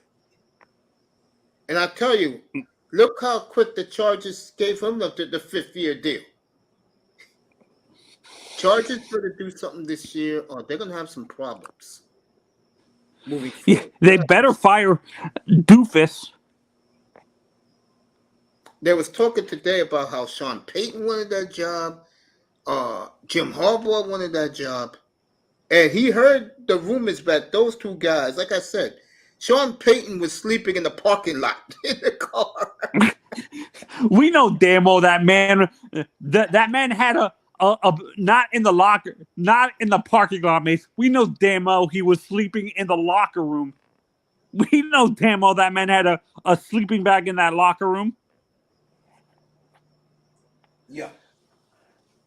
Yeah, no, and Reeves. Say what? Who hit the free? Reeves. So Harbaugh wanted to come back to the NFL? Yeah. No, I mean, I might be on a delay. Okay. What the fuck? Wait till you see that, Auntie. What just happened? Oh, Jokic. Yeah, okay. I know. If you don't know what did Joker do? He did that shit earlier too, bro. He throwing that shit up, bro. Leave that guy open, Denver. You can't leave that white boy open. Yeah, but you can't guard that either. Like what the hell are you supposed to do? He's 7 feet. Yeah, that's what I'm saying. Austin Reeves had. I mean, I can't say nothing bad about him, bro. He's a pretty scrappy defender too. What can you really say bad about him? He ain't run out of gas. All right, Aaron Gordon was fouled. 2 minutes to go in that game. 109-107, Denver. No, I was going to say that Florio was talking about this today. Herbert is losing his patience with the Chargers. And I knew this was going to happen. Mace, I warned people this too, and people thought I was crazy. I said this since the beginning. That franchise is idiotic when it comes to not building around their... Manzano, Joker just hit a damn fall away, 1 foot, 2-arm heave 3 with the damn shot clock winding down all net. What the hell? Joker that's what did that? Mason's talking about. Yeah, all net.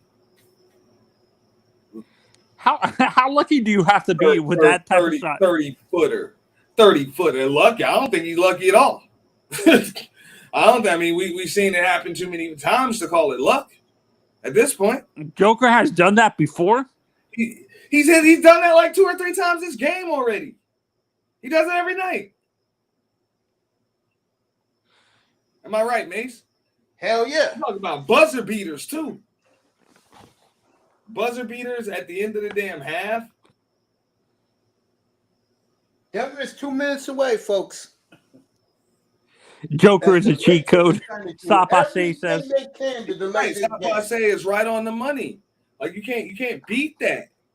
Like you damn sure can't defend that. Like, you know what I'm saying? You took the pass away, you trapped him, you did your job, and he's falling away off of 1 foot for 3 with, you know what I'm saying, with 23 and a half seconds off the shot clock.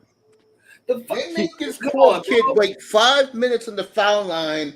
Boy, I tell you, the NBA is so and grasping for air right now. Now they got to see if it's a flagrant. Oh my God, this NBA boy, I tell you. Yeah. So Auntie, what me and Mace are talking about, like, do you agree with us that they better this season? Let's say Herbert makes the playoffs and they lose, but it's not.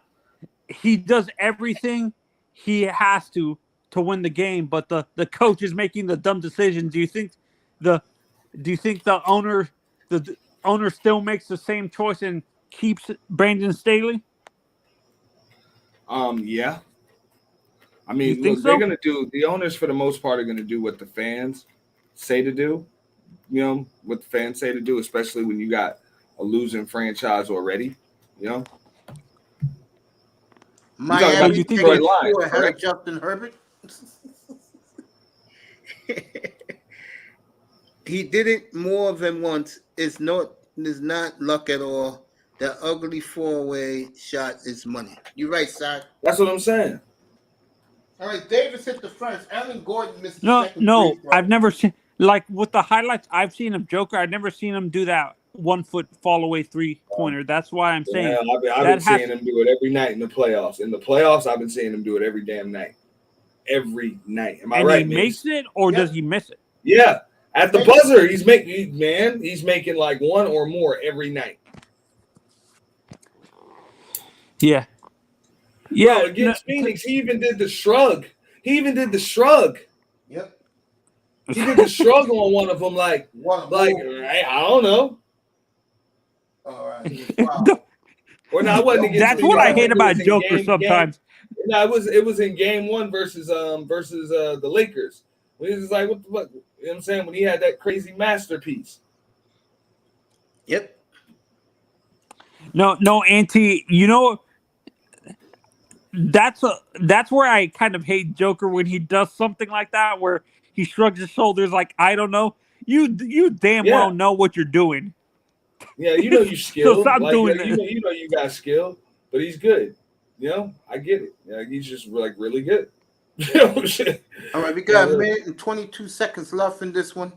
That was a terrible play by Jokic. Yeah, he didn't make that one. All right, here we go. You saw LeBron try to throw a lob earlier, and that bitch went in. Yeah, that was fun. He tried to. Oh, he was trying to do an alley-oop? Yeah, he was trying to throw a lob, and that bitch went right in the damn basket. Right in the damn basket. Oh, all right, the referees are back in this, calling mysterious fouls. For LeBron? No, for AD, looks like. Yeah. Oh, Ruffles, man. Yes. That's our nickname for him, Auntie, because the man. Nah, but besides this year, he couldn't. I'm looking at the replay. That's clearly a foul. Like once he gets 1-on-1 with Aaron Gordon just got to hold him off. You can't let him get to a spot, because then Joker steps up to LeBron on the 3-point line, and he's about to take off. So you know it's tough. So you know what I'm saying. Aaron Gordon has to kind of play the 50-yard line right there. You know what I'm saying? He has to stay in between to be able to step up on LeBron, but you can't let AD just roll to the rim. Can't do that. So he kind of has to foul. Bad defense. All right, we got a tie game here with a but 13. When you got LeBron and AD like that, that's what you're supposed to be doing if you're Darvin Ham. That's why I didn't understand why they weren't doing that like more often. Just a lot of LeBron and AD in the pick and roll. Because what I like about it is you can run that 4 or 5 screen and roll with LeBron and AD. You know? All right. Murray was fouled, but they didn't call it. And it's Denver's ball again. They made it up. They know that kid was fouled. But they didn't want to call it on the Lakers, of course. Bro, the referee that's right there. They trying to save LeBron's legacy, dog. Yes, they are trying to save him, yes. And they right just don't sweep him. They just don't sweep him. Now what they're gonna do, I think they're gonna let him fight, and he's done in 6. Oh, what a shot by Jokic! Wait till you see it, Auntie.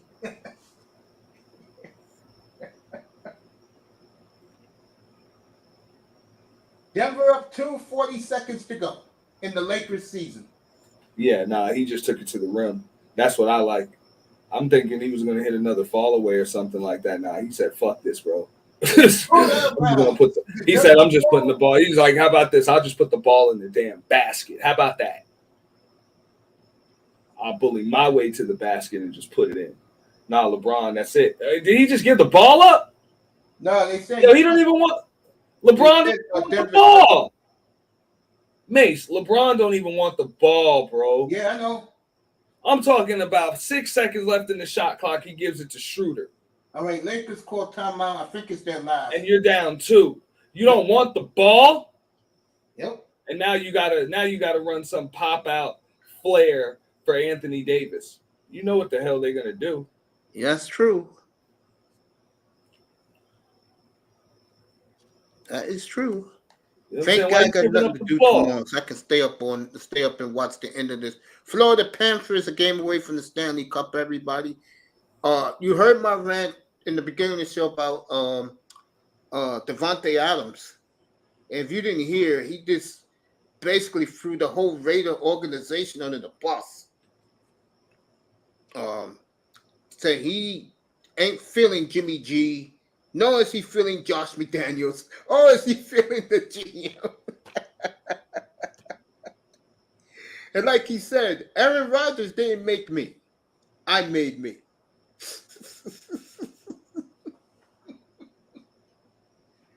Oh, man. So give a shout out to Devontae Adams. I stood up for him in my tirade. Unbelievable. All right, 3.6 seconds left. The Lakers have on the shot clock. Let's see what happens. Again, cover number 15, please, Denver. And not your 15, their 15. All right. I'll be right back up, Mace. Yeah, all right, man. I'm right here. Drink. Mace, it ain't hard to know that McDaniels is a clown show. Yes, he is. All right, here we go, folks. Let me sit back here, move my mic over here, let you know what's happening right now. They're about to inbound the ball. 31.3 seconds in the Lakers season.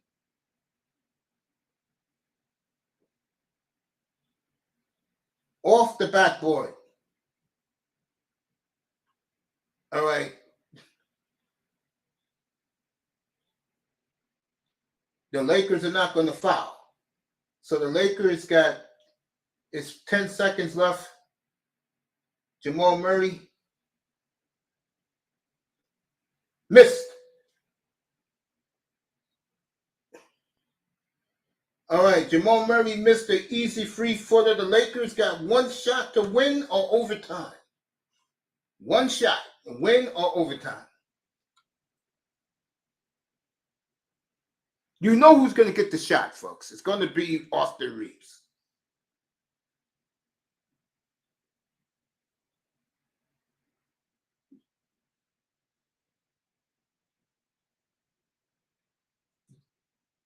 Jamal Murray had it too, went in and out.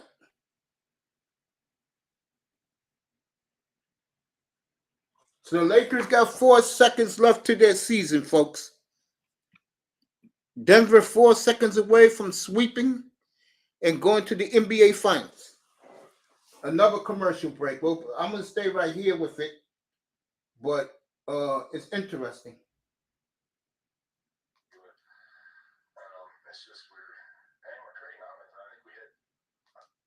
All right, Rod Brendamore pathetically trying to explain why his gutless Hurricanes is about to get swept. So.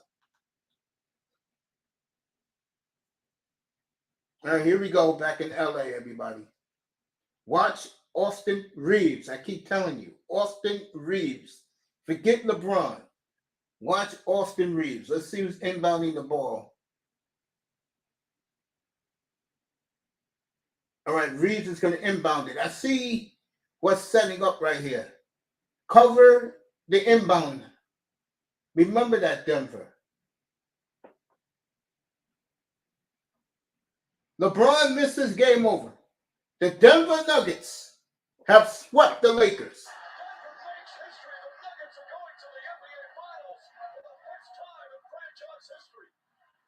A class move by LeBron. hugging the Denver Nuggets. LeBron don't hug bench warmers. And now LeBron is leaving the Staples Center. So Denver to the NBA Finals. LeBron took a terrible shot. So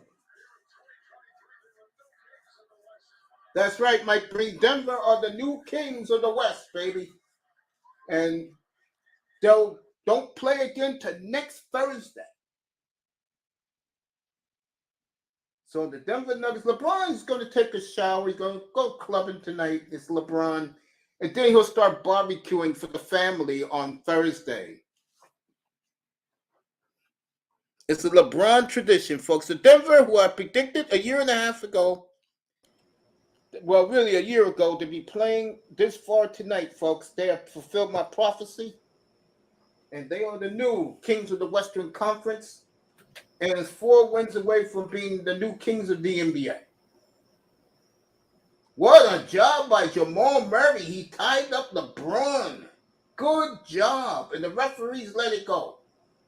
So Denver sweeps the Lakers, everybody. Yeah, because that's when you're supposed to get him on the way up. Yep. What a job by the Denver Nuggets. What a job. What a year for Denver. You know what was the best thing that happened to Denver? Kendrick Perkins. I'm serious. When Perkins came out with that false allegation about Jokic. I think AD might demand out. I can see that. Now, if you're going to offer me AD and somebody else for Lillard, I would do it. I think Portland would too. Bro, I think he's realizing, like, yo, there wasn't nothing he could do right in that. There wasn't nothing he can do right because as far as I'm concerned, he did everything right in that series right there. You know, Joker still had a good series, but, bro, you know what I'm saying? He didn't have too many 50-point. Like, every game that he even balled out, you were right there. You had a chance to win each one. You know? And damn that. I wouldn't want to play with that motherfucker no more. Straight up. So people in the crowd thank you. Tomorrow, AD's going to get all the blame for this. Oh, yeah, of course he is. They're going to run out of L.A. Everybody's joining us tonight in the sky. I appreciate that tonight. The Denver Nuggets are the new Western Conference kings. They swept the Lakers. Look at this run Denver's on. Think about this, folks. They beat Minnesota in 4 and 5. They beat Phoenix very comfortably in 6 and swept a healthy Laker team. This wasn't the Lakers, folks, with guys banged up. This was a Laker team that was steamrolling everybody, and Denver just dusted them off like they were nothing. No, I mean, they spotted them. They spotted them leads in every game.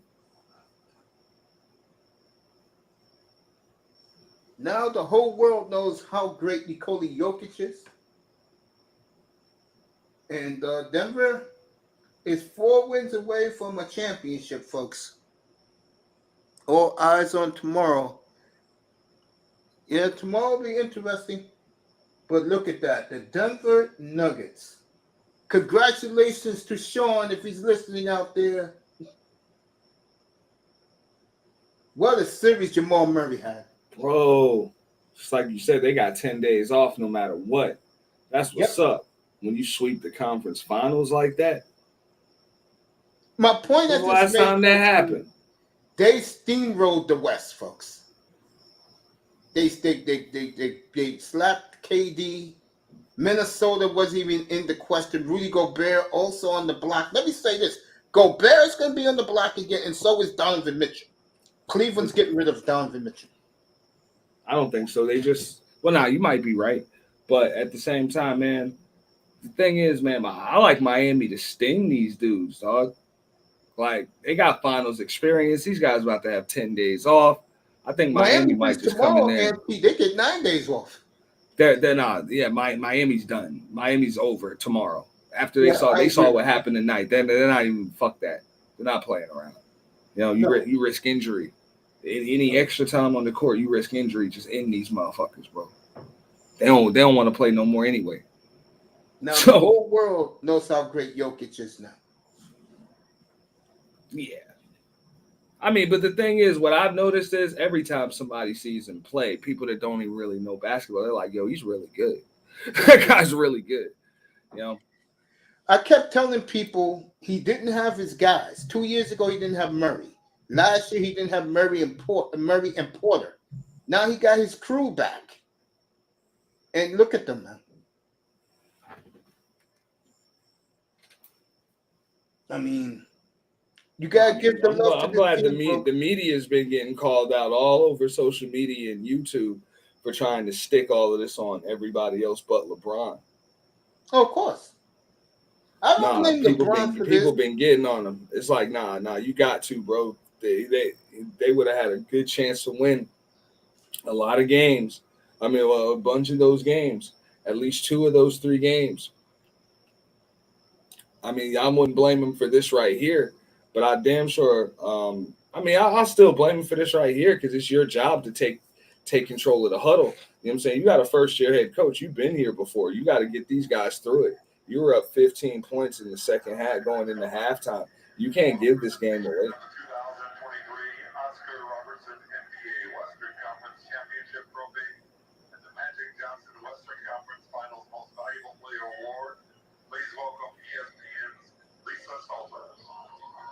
This is fucked up.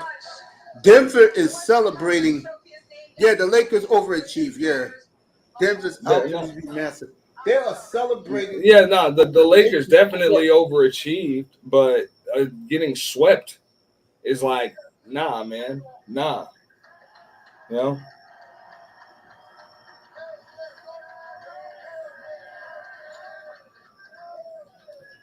They are doing this on the Lakers floor. They're not even but Mace, that's been a rule ever since Jordan has been out of there. Okay, ever since Jordan celebrated in damn Utah that time. That's it. Championship celebrations are held on the court from now on. They're not held, you know what I'm saying? The initial celebration is held on the court.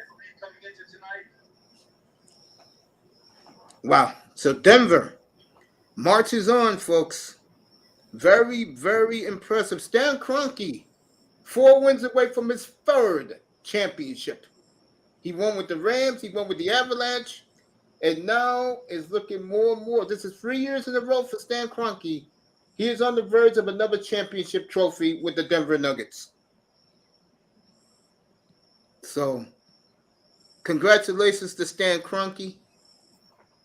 And, wow. I don't care about the Lakers because the Lakers were afterthought. And I told people that. And you saw why this is. What an impressive run for the Nuggets. Minnesota in 5, KD in 6, and a sweep of LeBron and AD. Wow. And I'm going to say this right now. And I know a lot of Miami Heat fans will give me flack. The only way they win this championship, Miami, forget the players. Spoelstra is going to have to out coach. Nah, straight up, bro. I agree with what Passe just said, bro. It's quiet in that arena. Laker fans do not like this. Of course not. They do not like this, bro. And what people don't realize, folks, under no damn circumstances, bro. Since 2013, the Lakers have had 8. When they get this far, when the Lakers get this far, they close the deal or whatever. Somebody else gonna have to do it on. Somebody gonna have to do it on their home court. But nah, those days are over. Do you ever remember somebody celebrating in that building while Kobe Bryant was alive? For the Lakers, do you ever remember that? It's going to be a long time before you see both of those teams good again. Which I thought they were going to do that, you know what I'm saying, for the Bill Russell year and everything else. Not only that, they said they're going to retire number 6 around the whole NBA after this season, right? So LeBron can't wear number 6 no more, right? Yeah, it's going to be, folks, He'll be ready September of 2024 to dominate this league. And with Popovich, who hates the NBA anyway, he's going to get back at everybody. Wow. I mean, we'll see, man. You know, man, the dude's a little light. You know, I want to see what kind of scheme Popovich has for him. I want to see how he uses him because, I mean, I'm looking at his skill set, and you can use him in a lot of places, dude, on the court. You know what I think with him, honestly? I'd like to see how he can set screens. That's something I haven't really been able to see. Bro. He don't set screens. Well, then I don't know how you can really play in a Popovich. Well, I mean, I guess everything's going to be worked around him. So we'll see.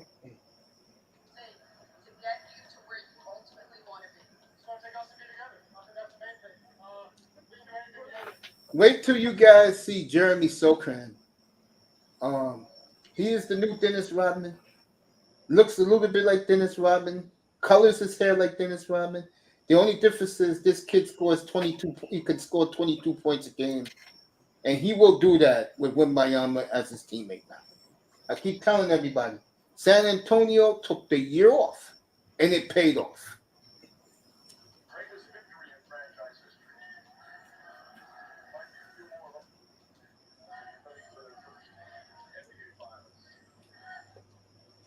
Well, who you guys like? I love Denver in this series against the Heat.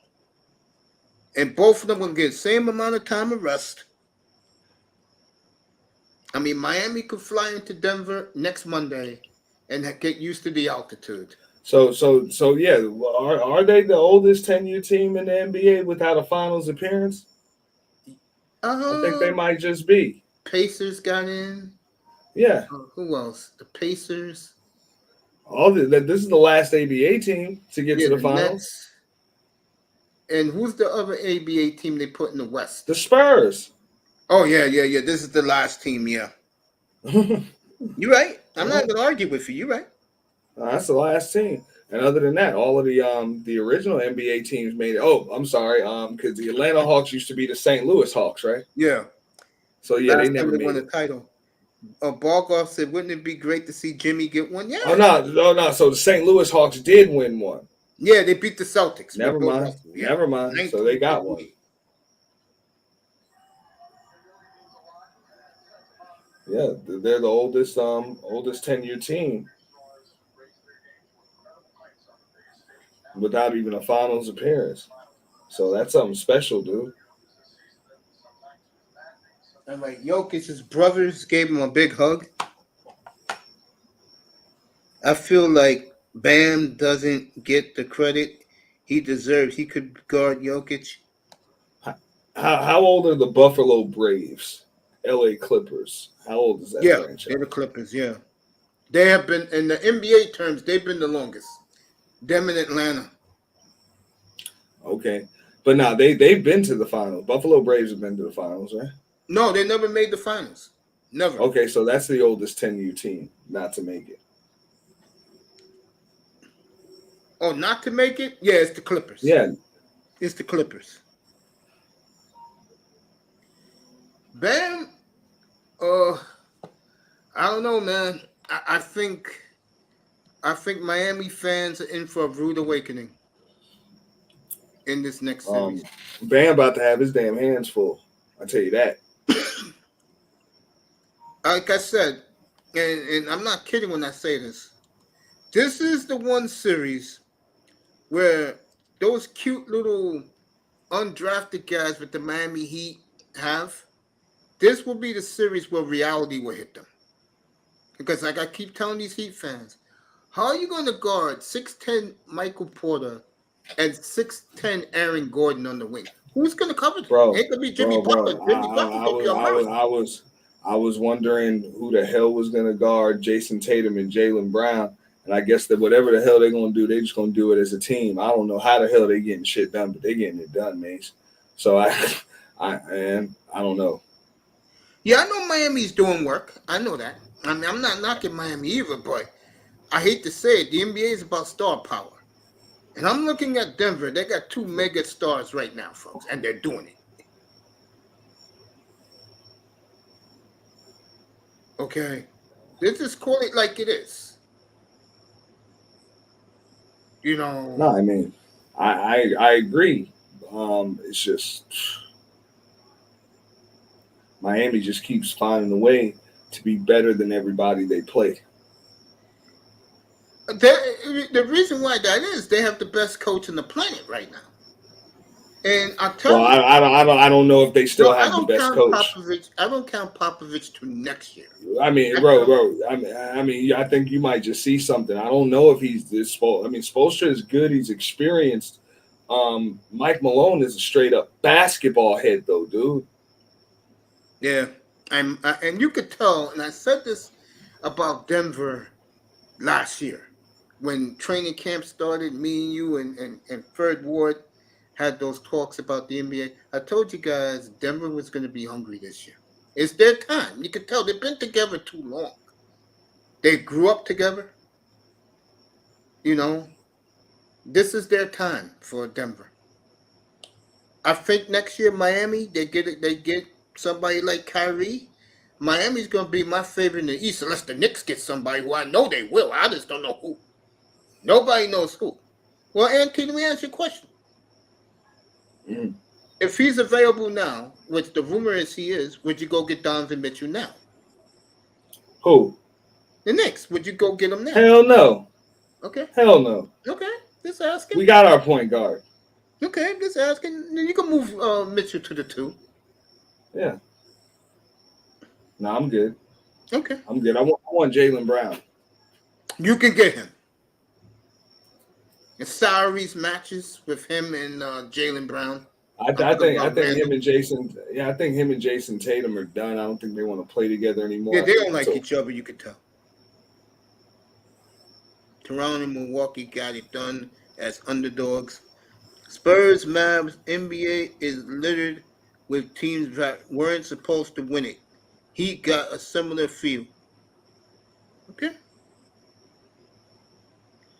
And when the Heat win it, I don't want to hear nothing from Nugget fans. Bro, I ain't saying a damn thing. Well, Good luck finding Nuggets. I mean, for the most part, and shout out to him because I've been talking hella noise. I mean, Jamal Murray just been fighting, even when he didn't have like a great shooting night tonight. Even though he didn't even shoot the ball that much compared to the other night, he still did a lot of things. I know I've been calling him a bum, but he's played extremely well, especially in this series. So, hats off to Jamal Murray. But I ain't betting against Miami.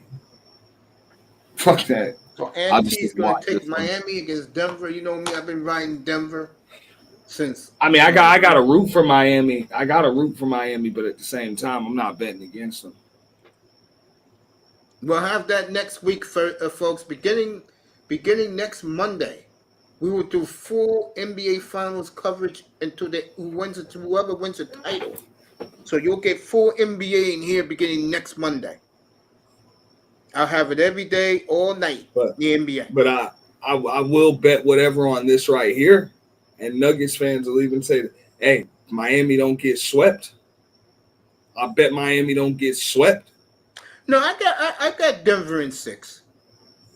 You know what I'm saying? This is embarrassing, dude. They are, hey folks. Let's see the Heat. Hey, the Heat's on the same trajectory. Heat beat Milwaukee in 5. That was a gentleman's sweep. Beat the Knicks in 6, and beat on a sweep Boston. So these two teams on historic playoff pace. Denver 8-3 in the NBA playoffs. Miami 6-3 on the road in the NBA playoffs, and both undefeated at home. Hey, Lakers swept in the conference finals for the first time since 1999. Stockton and Malone. Yep, No. San Antonio. It says 1998. Stockton and Malone. Oh no. No, they got it wrong. It was Tim Duncan did it in the second round. They closed out the Forum. They swept the Lakers. It says conference finals. No, conference finals that year in 99 was San Antonio and Portland.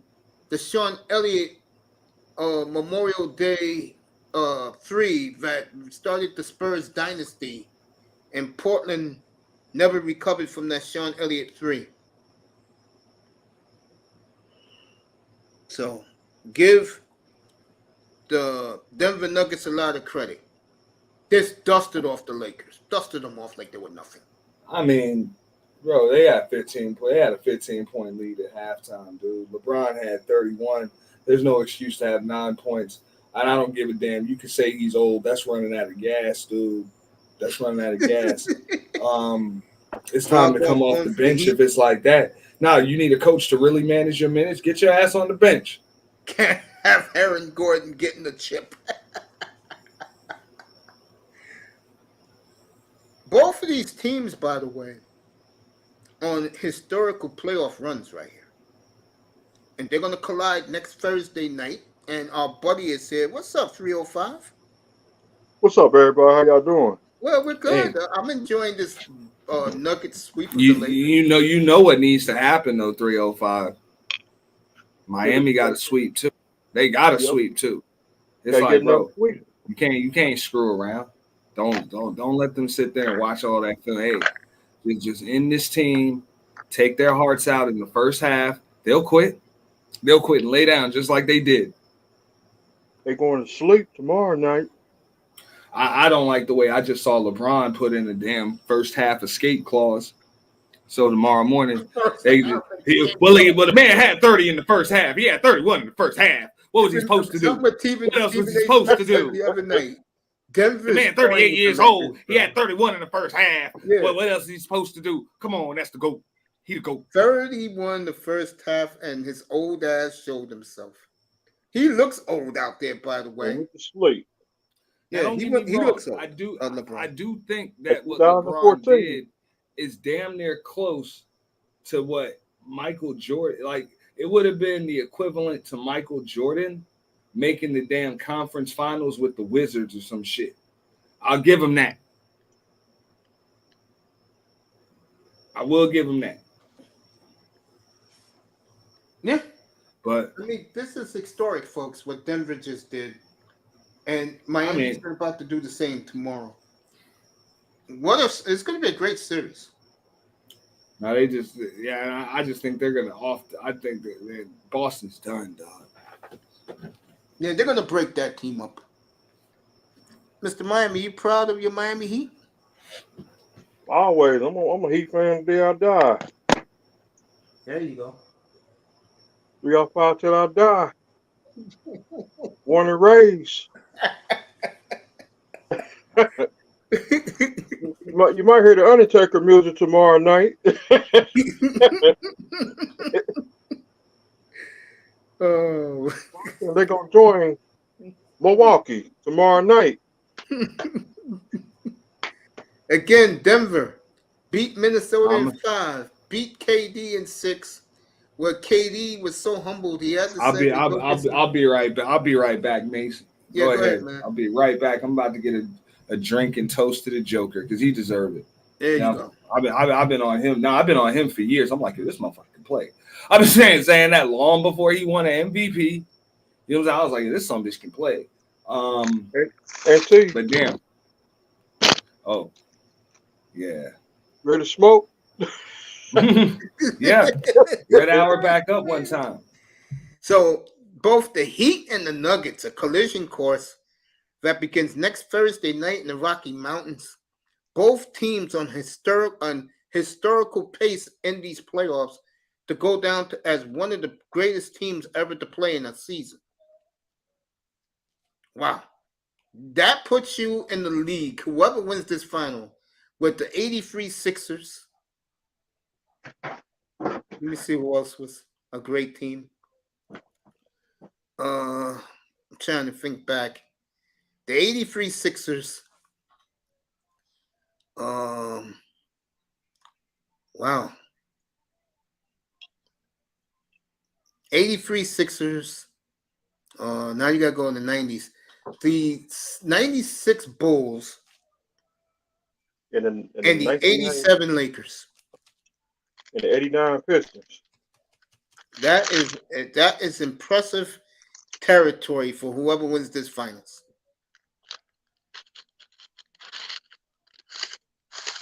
Yep. First NBA final is going to be a 1 seed against an 8 seed. Great job, Moss. And we'll have it here beginning next Monday night. We'll do nothing but NBA for the next 10 to 2 weeks beginning Monday. You get all the coverage here for your favorite team, the Heat and the Nuggets. No biatry here, folks. I just report good basketball. And we're going to get it in the finals. It's going to be a good final. They still got that ass clown coach for the Lakers up there. Nobody wants to listen to him. He's a clown. Why would you want to listen to him for?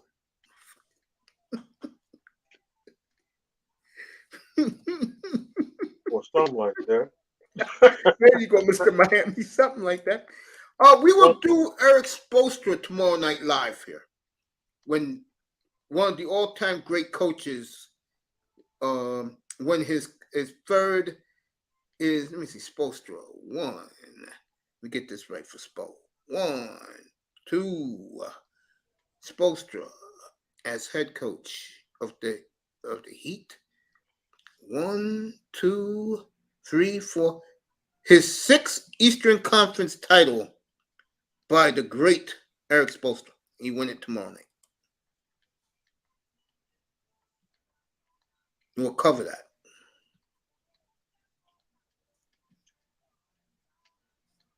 Yep, it's gonna be a good finals. Oh, I think it's gonna be a damn good finals, yes. I do. I agree with that. I don't think there's no slouches here, folks. I'm going with the Heat all the way. I know you are. It's a good thing I'm not biased. That's why we call ourselves the Legend Killer. And I'm not biased either. I just like good basketball. And we'll get that next week. Heat coverage next week. Heat Nuggets coverage next week. I'll be wearing my Heat hat tomorrow. Yeah, you gonna do that? Yeah.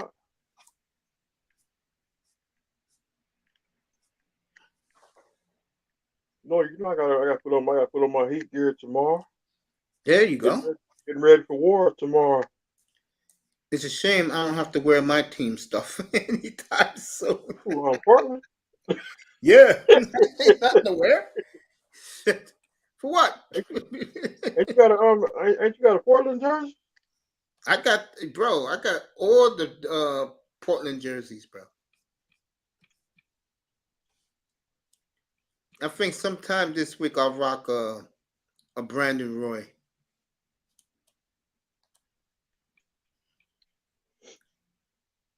Stanley Cup Finals and NBA Finals, both in Miami, yes.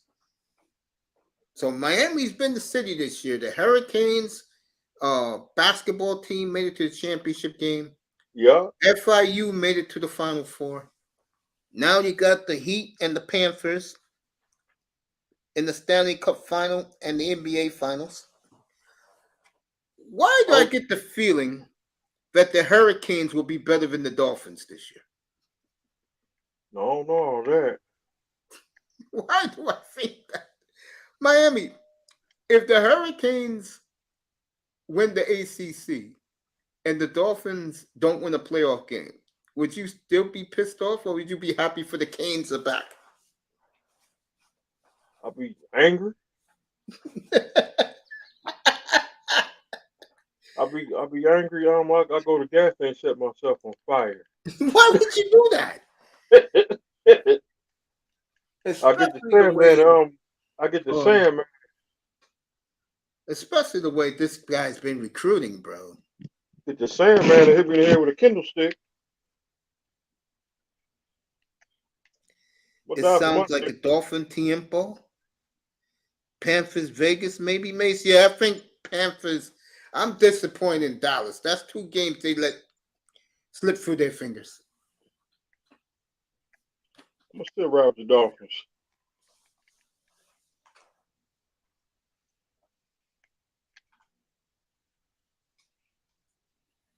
But I hope I'm old Tom Brady for my retirement.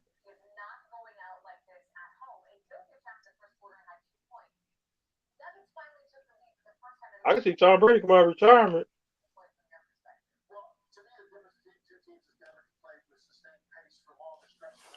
Yeah. Sound like it's the Dolphins' tiempo. Miami, I gotta ask you this. You live down there. Oh shoot! Gotta ask you this. Okay. Heat, Panthers, they win the championship, right? Hurricanes win the ACC. Dolphins don't win a playoff game. How upset will the Dolphin fan base be? Get up here, Sean. Let's go. Get up here. Come on up, Sean. It's your moment, bro. I tell you, Sean has the chance of doing something I did two times in my life. And it is a sensational feeling. Get up here, Sean. And that is your team beats your hometown team when the money's on the table. Sean's at home. So hopefully he could pop up for a few minutes. I tell you, Sean will rock all of his Nugget gear if they win. He's going to rock it anyway because they're playing in the final. If Denver wins this, do Sean have bragging rights for the rest of his life on everybody from South Florida?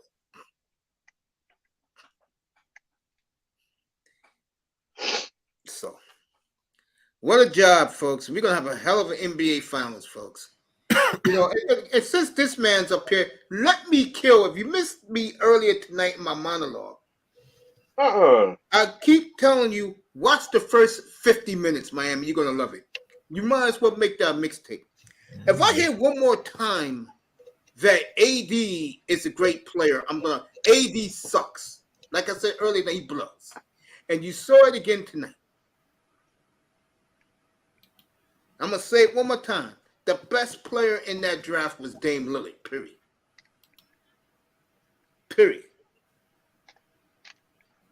AD this, AD that.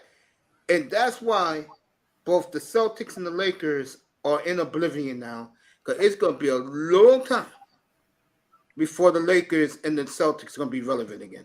Now that Wembanyama is here. Good evening, Chaos Rain. Hey, what's good, Mace Tiger? How you doing? What's good, man? What's up, bro? I'm great, man. I mean, so what's the series? It's over. Denver swept the Lakers, and Miami's and going to Denver swept these motherfuckers, man. Swept their ass, man. Boston, they got bring out your brooms, dog. And the Lakers tomorrow have night. Excuses. LeBron and AD were healthy. The whole team was healthy. Nah, LeBron was winded. LeBron had 24 good minutes of basketball in the night. What Auntie's talking about is that LeBron. If all you can give me is 24 minutes a night, you need to be bringing your ass off the bench. All right, Sean, you got me. You got me, Sean. I'll eat that one because I've been talking hella shit about Jamal Murray. And I'm going to still keep talking shit about Jamal Murray, but it ain't going to be until after this damn playoff is over because the motherfucker ball. All right. My friends. Chaos, let me ask you a question. Yeah. Are you going to watch this NBA final, Denver and Miami? I have not watched much basketball in a few years. The only time I tune in is to like highlights. I'm being dead serious. You know what? Highlights. You're doing the right thing because I'm going to be honest with you. I do the same thing. Yeah. I'm serious. I do. The only sport I watch is the NFL. That's it. Okay. I watch that religiously. That's why this platform. Hey, I'm gonna let Sean keep talking that shit, man, because he got me. All right, man, you win. You win. The hell. Hey, Coach. He's a kid. This question.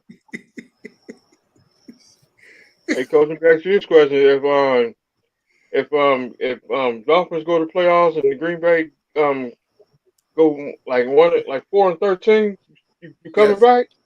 I never left Miami, Mr. Miami. Yeah, Chaos. Chaos. You right, bro. That's how you do it. You get your highlights in the middle of the night, or when you're going to work in the morning, and you know what happened. Yep. Nah. I got to eat my words. I said Jamal Murray is a bum, and I guess he's not a bum. All love, Auntie. It's all love. That's what he said. He's not a bum. I shouldn't really call him a bum no more. But we'll see what's up. Yeah, I got another series of basketball. So.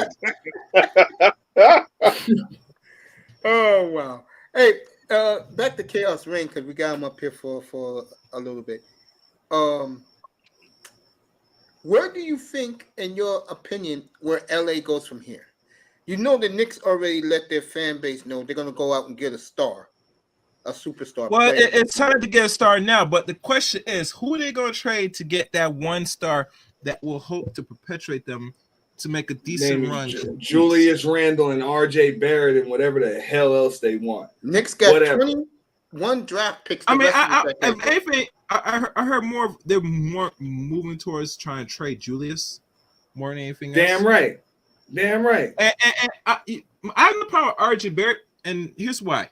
I do. I don't give a damn why. That man garbage. You're talking to a Knicks fan. I see him as not only he has potential and he's bettering every year, but it's only going to take one breakout year. One breakout year. You know, so it's just like the same situation when Allen Houston came over there. You know, besides anybody need a six man? We got one. His name's RJ. Yeah, and the reason why I say RJ has a great potential because let's think about this. He's the only person since he was drafted that got signed to an actual extension, New York Knicks. In 24 years. So that tells me if they're not getting extensions to the players they drafted. All the lottery picks get extended, bro. You talking crazy, bro. They see something into this dude that we don't see. I see it. The only thing I see move for during the draft is which star one top 5 draft pick ever since this new CBA and everything done happened that hasn't been extended by the team that drafted them. I had to really research that personally because DeAndre Ayton. DeAndre Ayton, and he was extended, wasn't he? Yeah, he was, but the word is so I'm just saying, bro. They all get extended, bro. That's the way it works. Not in New York. The only team that because we usually ain't drafting in the lottery. What you talking about, bro? Before that, it was Kristaps Porzingis.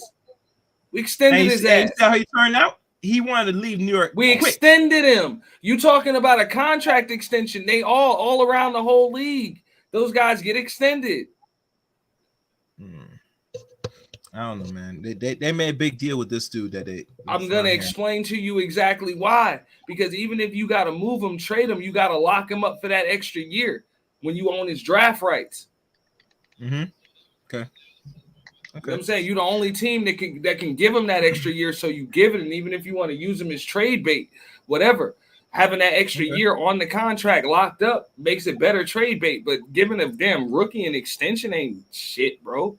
You know what I'm saying? As long as you don't end up in the G League, that's normal. That's business in the NBA. Okay. My thing with RJ, you know, because he did good in the last series with the what it called? Who's the team they played? Cleveland. That, you know, this team, how it's constructed, you know, all this going to show, are they going to progress or did they decline? Is my more focus. Now, a star would help, but I'm very cautious with New York, any moves they make, because you bring in somebody and you try to let it all chips, it could flop pretty fast, personally.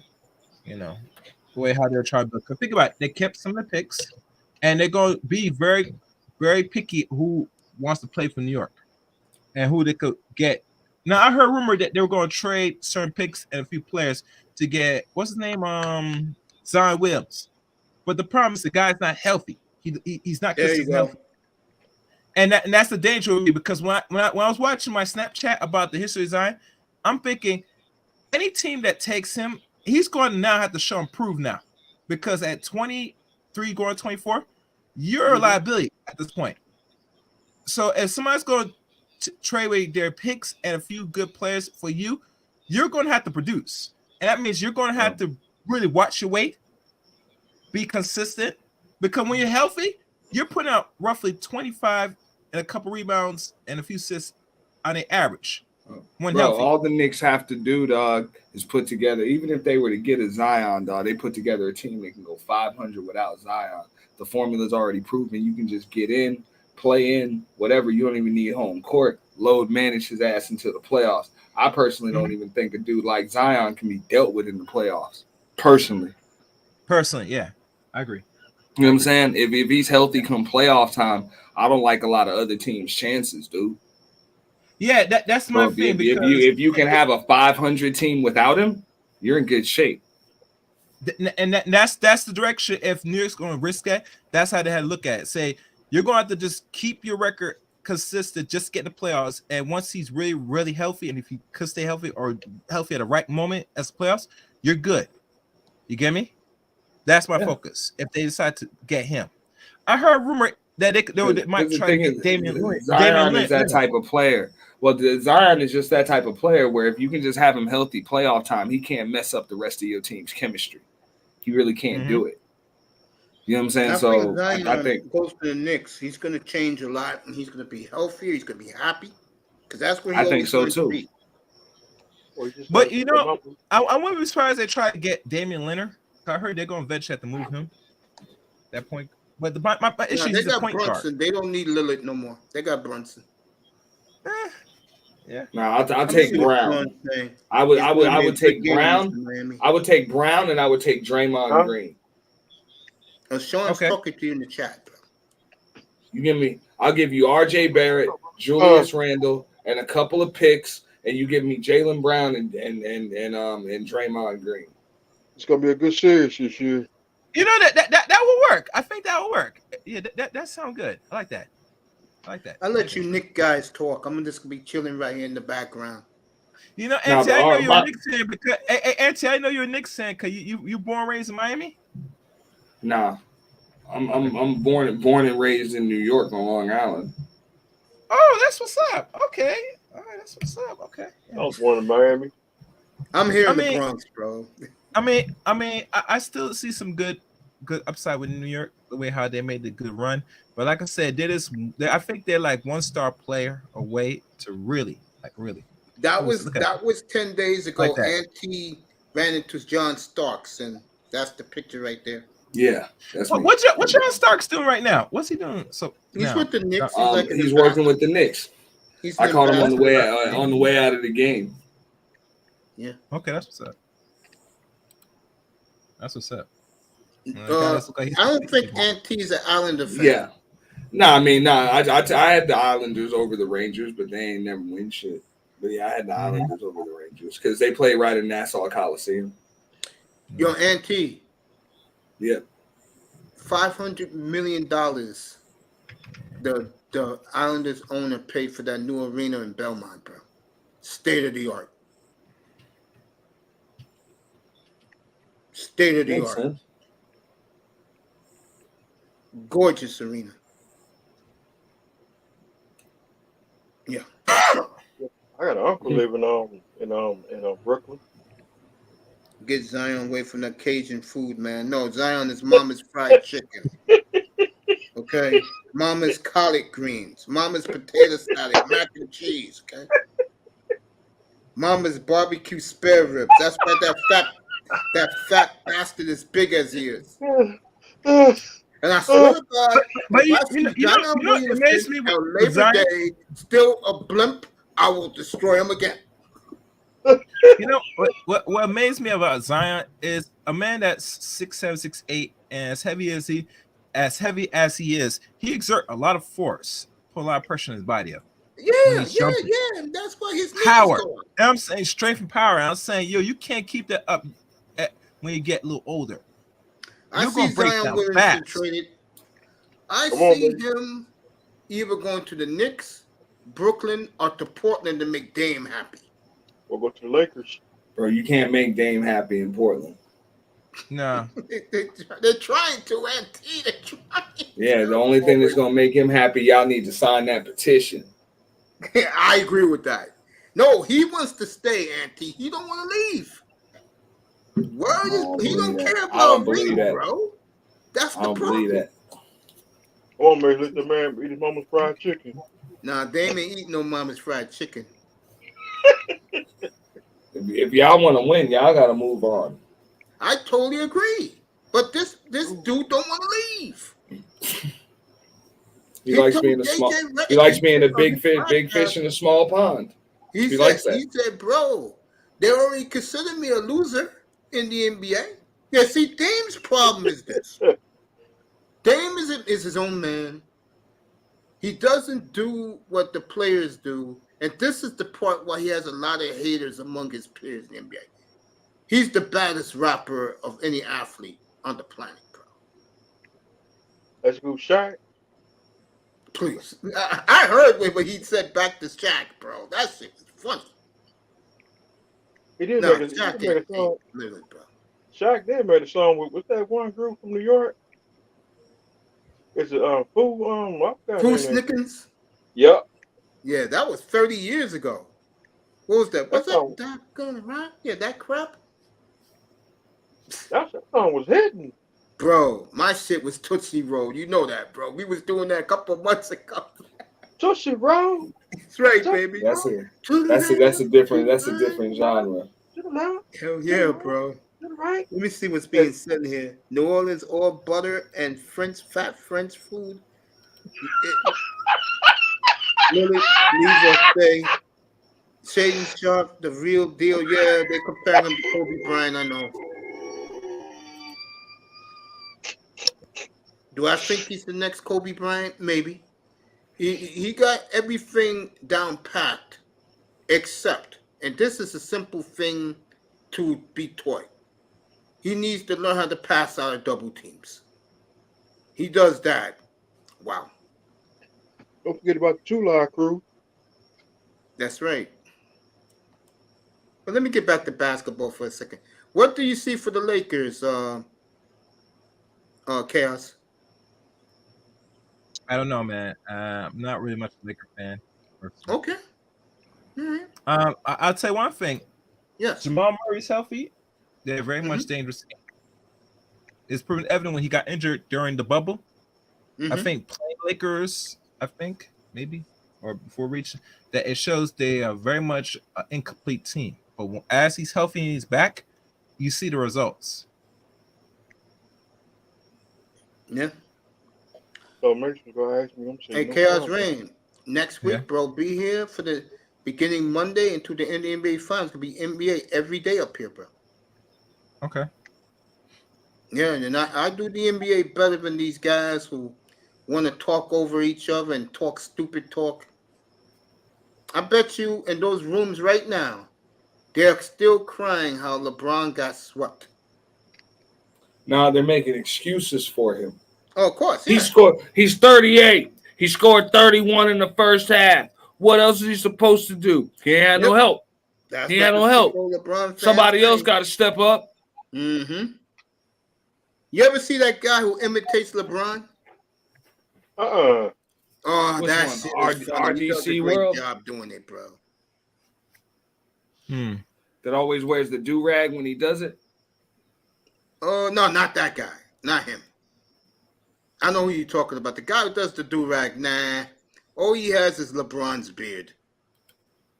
NHL, NBA double time, Mace? Yes, definitely. Because they're going to be playing on different nights.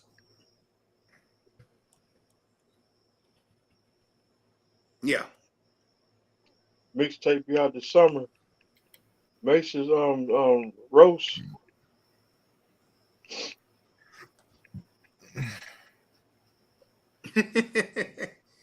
You know, I'm glad that we're going to have a competitive NBA final.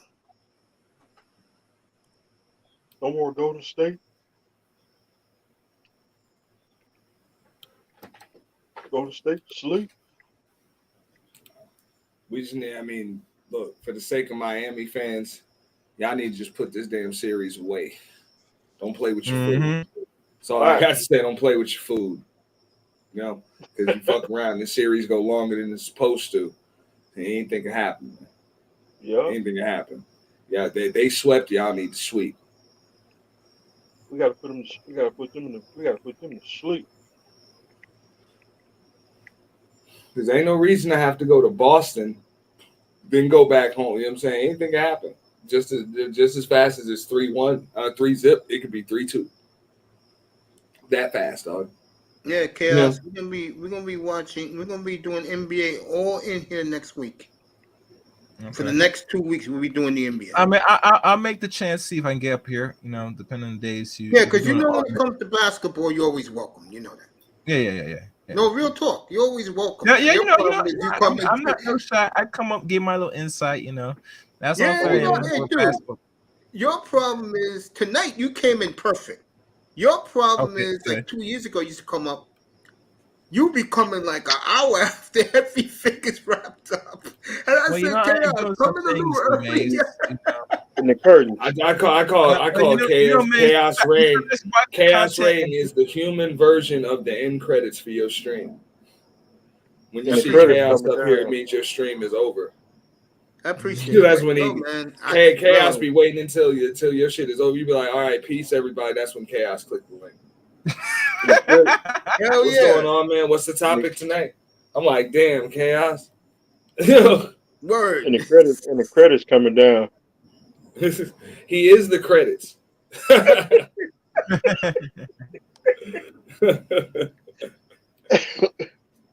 Word. Chaos is the homie though, man.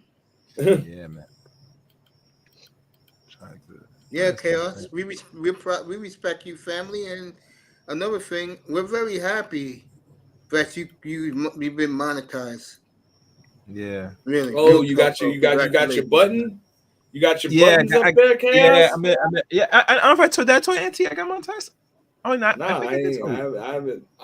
You know what? I can come on your panel and let you know. You know, yeah. If you didn't know, you probably know now because I haven't really got a chance to come on your panel. You know, salute. Congrats. Yeah, salute, bro. Real talk, man. Wow. You know, I put a lot of thought going in the end of 2022 going on this year that said I'm just going to just meet the requirements and just get this thing monetized and stuff. You know. Yeah. I mean, yeah. Hey. Yeah, I haven't heard back from him. I'm gonna check it tomorrow morning. What's up with that? But I hope to get my little bag too. Yeah. Now you don't even have to. You should have it, Mace. They're gonna check your strikes, and if anything, they might give you, depending on if you got any strikes, they'll give you a certain amount of time. But if your channel's still up, I don't see why you can't be monetized. It would be nice. It would be nice to let everybody know that in here you get the truth. You don't get no biatry, anything that. Mr. Miami was shocked earlier tonight when I talked about Jordan Love. I said, yo, he hasn't done nothing yet. Let's see him do something. Mr. Miami said, huh?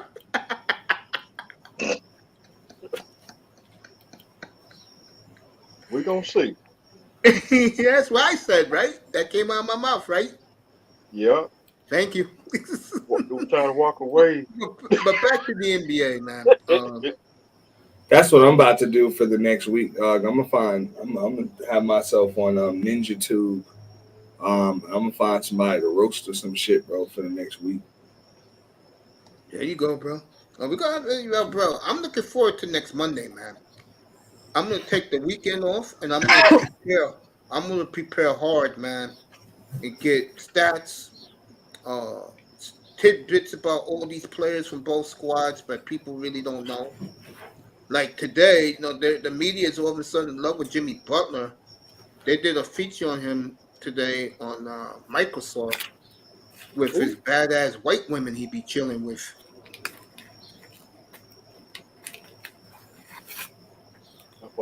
I'm like saying, is that necessary to show his women, bro? Hey, if they want to show him, just talk about him. Jimmy got snow bunnies, yo. Oh yeah, he loved those snow bunnies, man. Real talk, he does. I bet everybody gonna be at the streets tomorrow night. Yeah, they'll be in the street in South Florida. Nah. In Miami, game 1 of the finals, maybe next weekend, yeah. But while they preparing for the finals, ain't nobody gonna give a fuck. Nobody gonna give a damn, man. You know what's up. Once the stars come out, the stars come out. See, the fucked up thing is the 2 games in Miami, since the series begins on Thursday, they're going to be during the week. So you ain't going to get like the weekend. Yeah, and then it goes to Miami Tuesday and Thursday 2 weeks from now. So really, it's going to be a little during the week. You know. You know what I'm saying? It's going to be a little. The only way it's not going to be dead is if somehow, some way, y'all steal like 2 games in Denver. Yeah, like what you did to Boston. Yeah. I agree with that. But I mean, the Stars still going to come out to Miami for the finals. They're going to come out. Yeah. Thursday it's going to be popping. Yeah, Miami's going to be jumping in 2 weeks when they come back home. Yeah. Facts. That's why I'll probably head out there on that Thursday for Game 4. Yeah, that's a good idea. Chaos reigns with us. Good to see him up here. And Game 6, I'll definitely be there if there's a Game 6. And of course, 305. I've never been in the building for a championship celebration. I was there. I was in the building one time when LeBron got his MVP. And how was that? Nah, that was normal. It was just like a normal fucking day, bro. Yeah, I knew that because tonight because he at that point I think it was the 3rd MVP. He had just won 2 in Cleveland. Took one gap when Derrick Rose won it, and then you know what I'm saying. So this was 2012.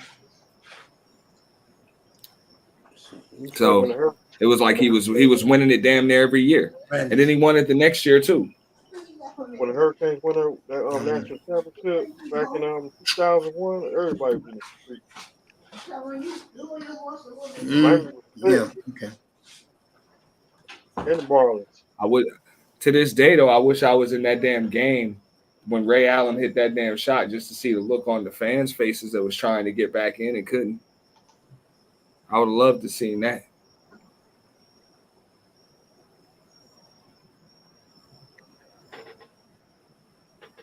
Oh, smash that game.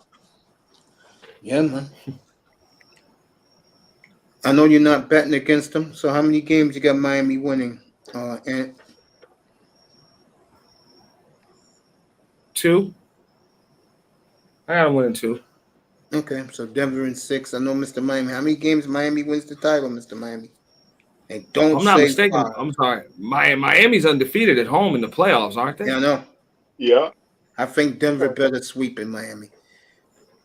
I mean, so is Denver. Sweep in Denver. Denver better go back to South Beach up 2-0. Yeah. About you, Mr. Miami, how many games you got your Heat? I got the Heat winning, I say 6. There you go. That's a good one. Chaos, you have any thoughts who you got to win the championship this year? I gotta see who's gonna be down. I think it's gonna be good to. It's gonna be either Miami or it's gonna be down to the Nuggets. But Nuggets swept the Lakers today. Am I right? Yes. Yes, sir. Well, matter of fact, I gotta look online right now and see them lifting the Western Conference Championship for the first time. They have now advanced to the finals, first time in their franchise.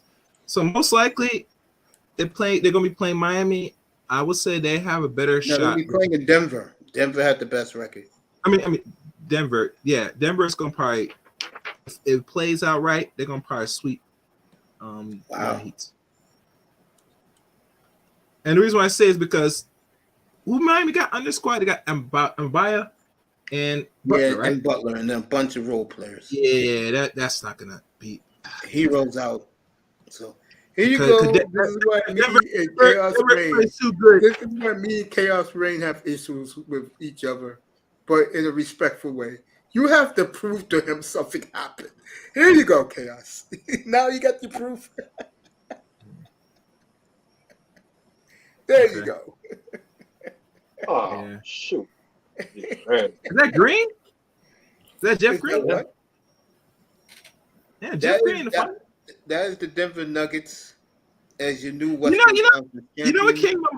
Have you noticed that Carmelo Anthony announced that he retired from the NBA? Yeah. I covered that today. A lot of people was upset that man, he should have tried it. He should have tried to play back for the team that drafted him. He could have probably won a championship this year. They never bring him back.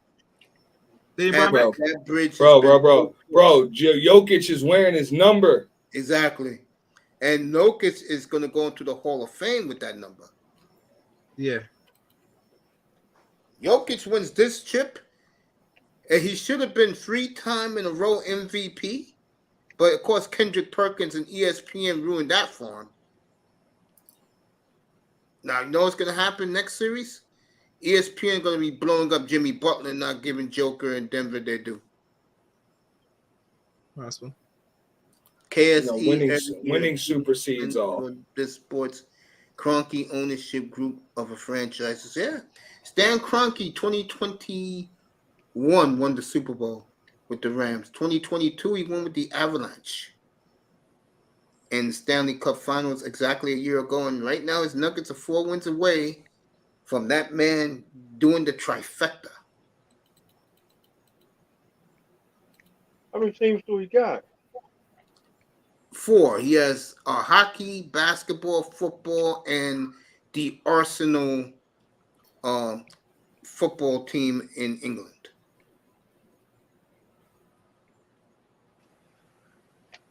And I guess Arsenal came close this year. Moss, is Arsenal eliminated from the Premier League? Let me know in the chat. So this guy has done so well, man. You know. And what you're gonna get what you're gonna get in here more and more, and we discussed it tonight when Laura was up here.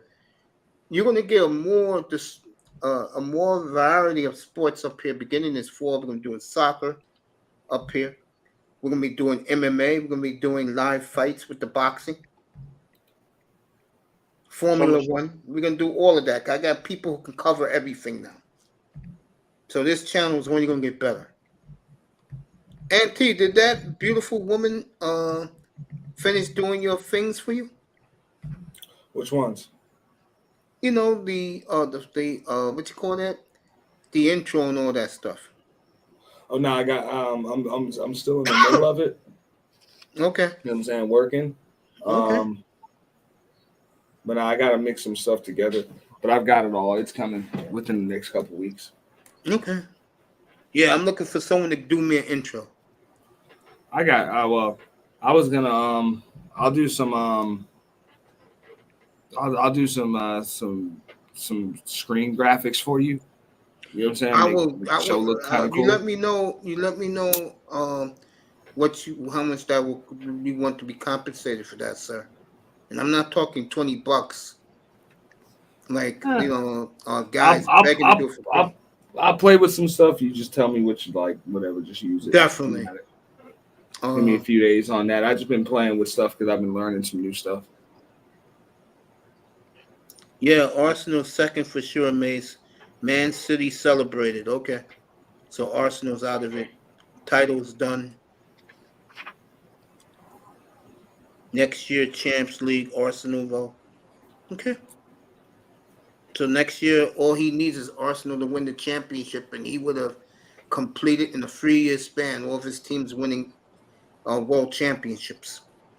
But folks, I'm gonna say this. Yeah, Bargoff's still in India. But folks, I'm gonna say this right now. And I know Mike Malone, because his father used to be the assistant coach for both the Knicks and the Pistons. I'm gonna say this right now, folks. Chaos Reign. Let me ask you a question. Go ahead. What do you think of Eric Spoelstra? He's a good coach. Okay, good. I'm not what he has accomplished in the past 12 years. Decade. Oh, actually, my fault. 13 years because he was coach for that team. Before. Yeah, I know. I give him credit for that. The last 15 years. He coached that team with 2010. Yeah, he coached that team. Yeah, 2008. That's when he impressed. But 2008, I thought it was 2010 when LeBron and Chris Paul signed with the Heat. No, he impressed me in 2008, 2009. Because I used to go around these places. He impressed me with Michael Beasley. He made the playoffs with Michael Beasley.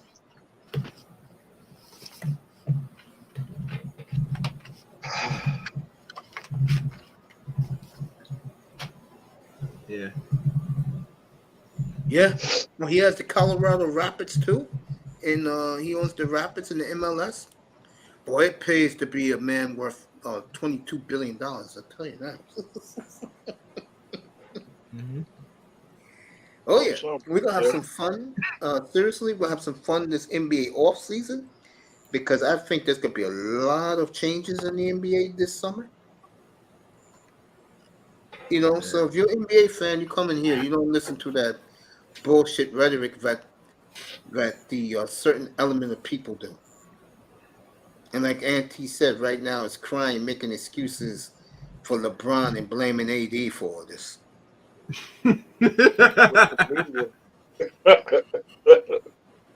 Just telling the truth, man. Everybody but LeBron is gonna get blamed for this. Yeah, of course. And you two, Auntie, you two, Chaos Rain, listen to the first 50 minutes of this program tonight. You guys gonna be on the floor. Mm-hmm. I mean, had to be done tonight. You know, had to be done.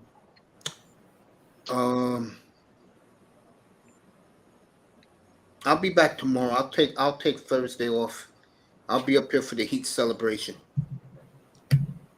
tomorrow night. And I was about to say about Eric Spoelstra, folks. You're gonna see now what type of coach Mike Malone is. Because, like Auntie said earlier, Mike Malone's a basketball lifer. But I have so much respect for Spoelstra, it's not funny. I've always been a big fan of Eric's. And I think right now Eric is the best. And Popovich will get rebooted this year to reclaim his throne. But right now, Spoelstra is the best thing going. Philadelphia, Auntie's guy, Nick Nurse.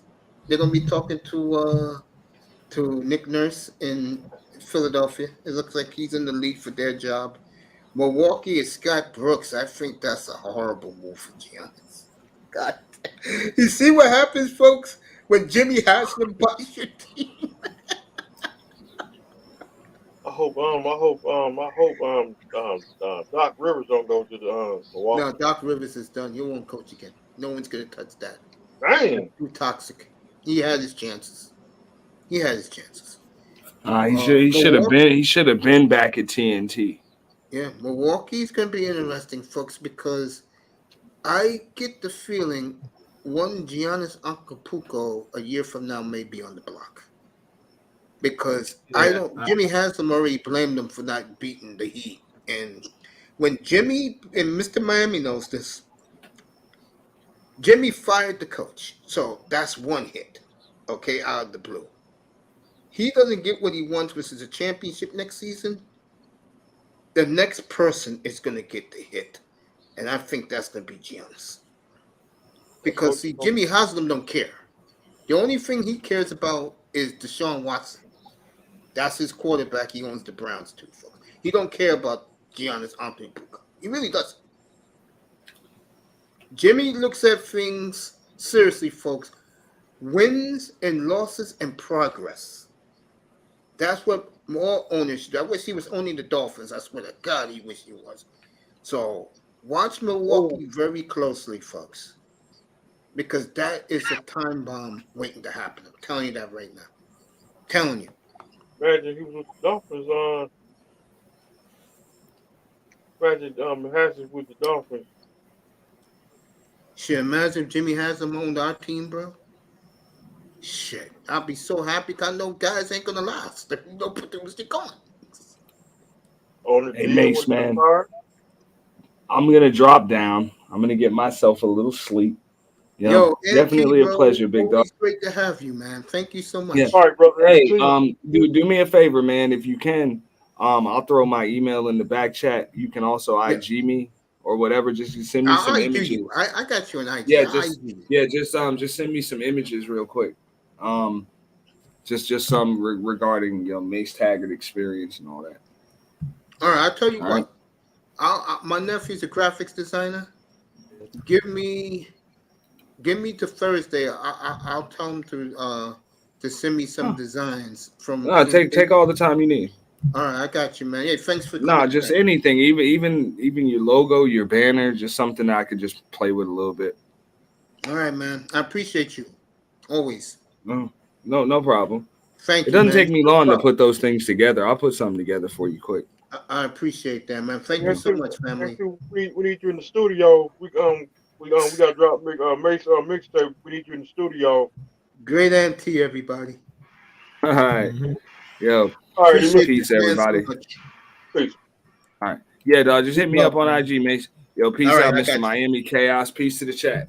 Peace to All right, you, take man. care. Sleep well, Bro. family. Yeah, he does like the Greek community in Toronto. Yes, he does. And the Nigerian community too. He likes Toronto a lot. That's the place he wants to go. Well, the one thing yeah, I go would ahead. say that he's more geared to want to play for Chicago than anything else. From what I'm hearing rumor years ago, so I don't see him like playing like outside America per se. If he decide to go move on from the Bucks, he probably will play for Chicago more likely. He already put his 3 teams he wants to go to. And Chicago's one of them. You're aware of this, right?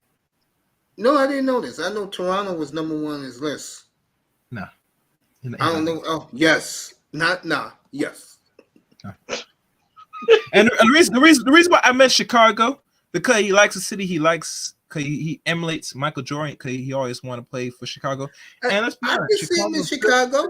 Chicago still got their roster. They got Chicago. Levine. I can see him there. They got what's the other guy named DeMar DeRozan, and potentially Lonzo Ball. I can see him there. Will come back. See, my thing with this, if he goes to the Bulls, here's the coolest part. Oh, late at night, and you live in that part of the country, it's like Chicago, Milwaukee to Chicago is like New York to Philadelphia. I can get right now, it's at 12:25. I'll be in Philadelphia at 1:30 tonight. That's how quick it is on I-95. Well, I-74 for them. And Milwaukee would be New York, Chicago would be Philly, the geographic. He can just don't even buy a home in Chicago, get a penthouse, and still keep his home in Wisconsin. What, you gonna take a cab to Philadelphia? Who, me? Uh-huh. Nah. I get on the Amtrak and I'm there in like hour 10 minutes. Dang. Yeah, I take the Acela, the fast train. Get me the bullet train. Get me the snap. Pew! Yep, that's it. We drove that Cincy to Chicago, then to Detroit. Was kind of cool. Yeah, that's the one thing I love about the Midwest part of the United States. If you have a car, you can go to Indianapolis, Cleveland, Detroit, Cincinnati, Pittsburgh, Cleveland, Chicago, St. Louis, Minneapolis, and Milwaukee by car. You can do all of that. And it's pretty cool. Shout out to Sexy Red TV, by the way. It's like going to Mississippi. That's like going here. It's like here to Mississippi. That's like 2 days, about 2 days. Oh, you saw Deshaun Watson win the national title. Then you saw Wrigley Field. Then the big house in Ann Arbor. What a nice trip. Good sports trip. Yes, it is. Yeah, Chaos, man. You should come up here more often. I'll try. Enjoy yourself. You know, I know you be doing your things, bro. But at times when I do get a chance to pop up, I get my insight, and I eventually keep moving. So there's no dull moment, because basketball and baseball, and we all know there's not much people here focused on baseball right now. Unfortunately, we only focus on. Well, back up. You like baseball? No, I said we don't focus on baseball unless somebody's a baseball fan that comes on your panel. Most we like to watch is either basketball or football. Now we will talk about hockey because I'm not a hockey person, but I know you mentioned just for the sake of content. But overall, those are only 2 sports that brothers focus on most. That's my point. Yeah, I was telling people earlier tonight that I can't cheat the brothers putting hockey over the NBA. I can't do that. For me, that's suicide. You know, my room got crickets now. Imagine like the hockey over the NBA.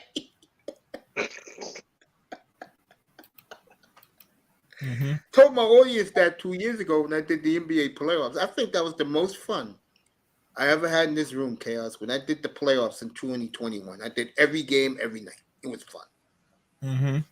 Professional wrestling? No. Moss, you see the Champions League trophy? It's There you go. They're talking championship. Michael Belair win the heavyweight title. I know this. Like I said, this fall we'll have Premier League soccer up here. We'll have more. We'll focus on college football. I'm gonna have a college football show every Saturday morning.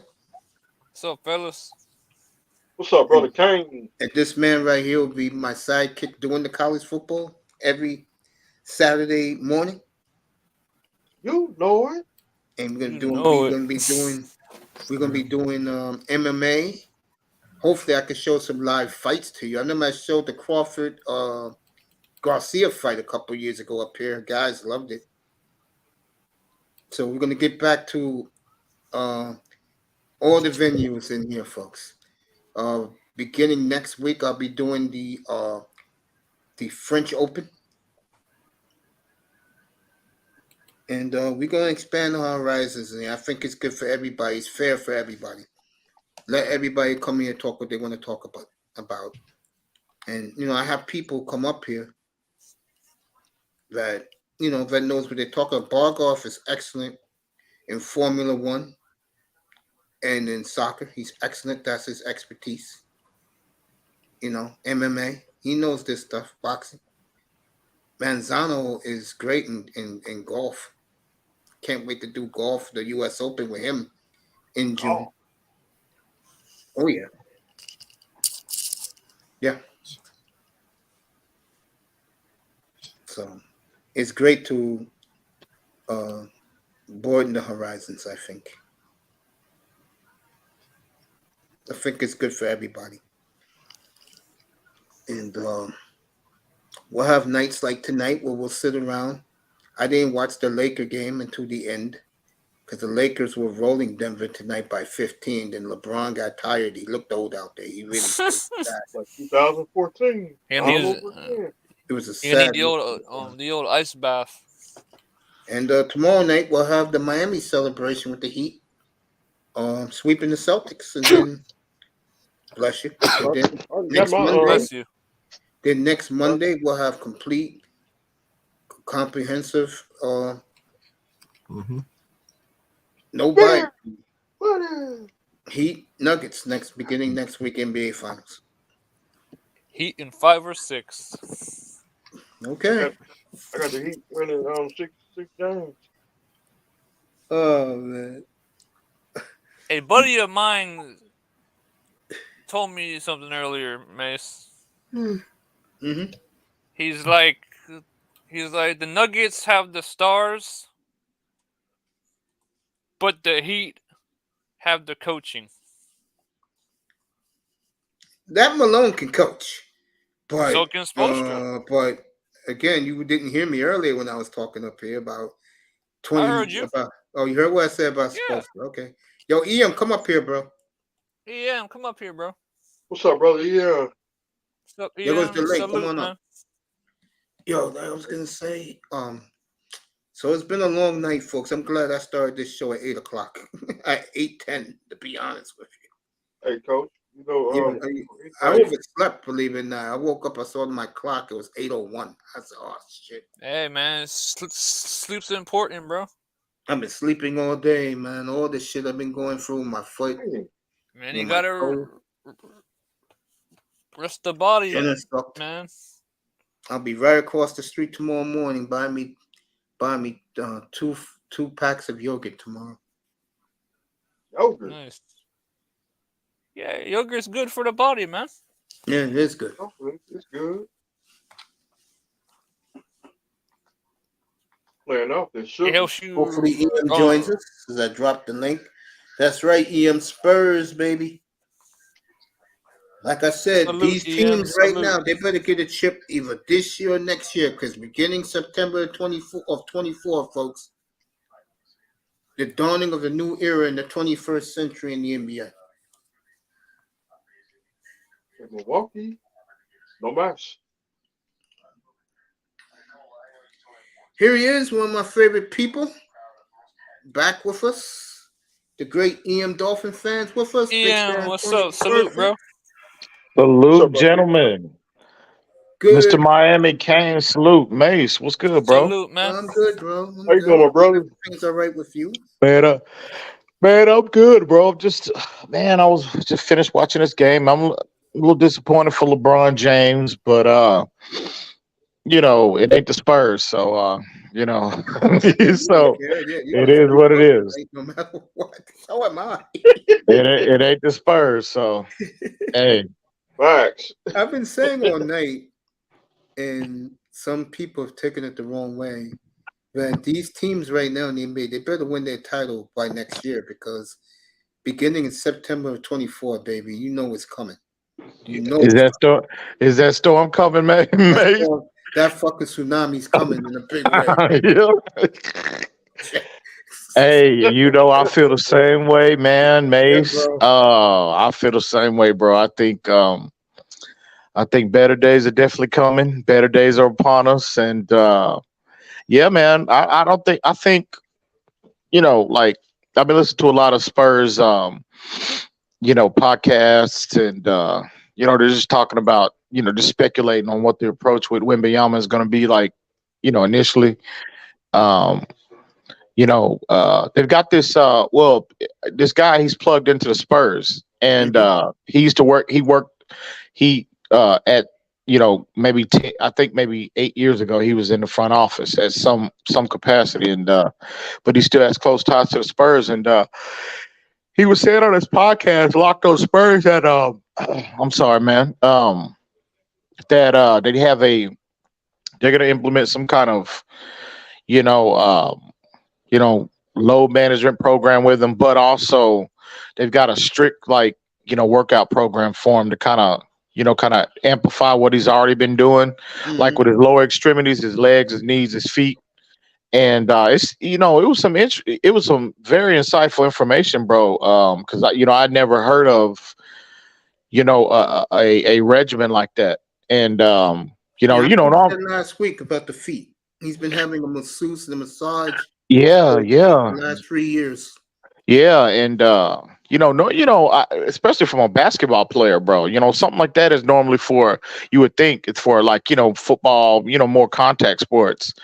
And but yeah, apparently, he's got a clean bill of health, bro. I mean, he hadn't had any major health concerns, Mace, and that's very encouraging, because normally those men and big men, they start having lower extremity issues like early on, early 20s, whatever, and it lingers. And so you look at Joel Embiid, before coming into before he got drafted, Joel Embiid had major foot problems, you know what I mean? And so all systems go, man. All things is good, like right now, man, in terms of health. And but we'll see how, whether or not it can kind of give him some longevity in the league, and hopefully turns out to be durable. But yeah, it was a lot of insightful information about the approach that they're gonna be taking with him, early on. So we'll see how, we'll see what fruit that tree bears. But it was encouraging to hear. Let me ask you this, because you follow them a lot closer than I do. I ain't gonna lie to you. How good, I keep bringing his name up because he blows my mind every time I see him. How good is Dennis Rodman 2.0 is as a player? Explain it to him about Sokran. You know his name.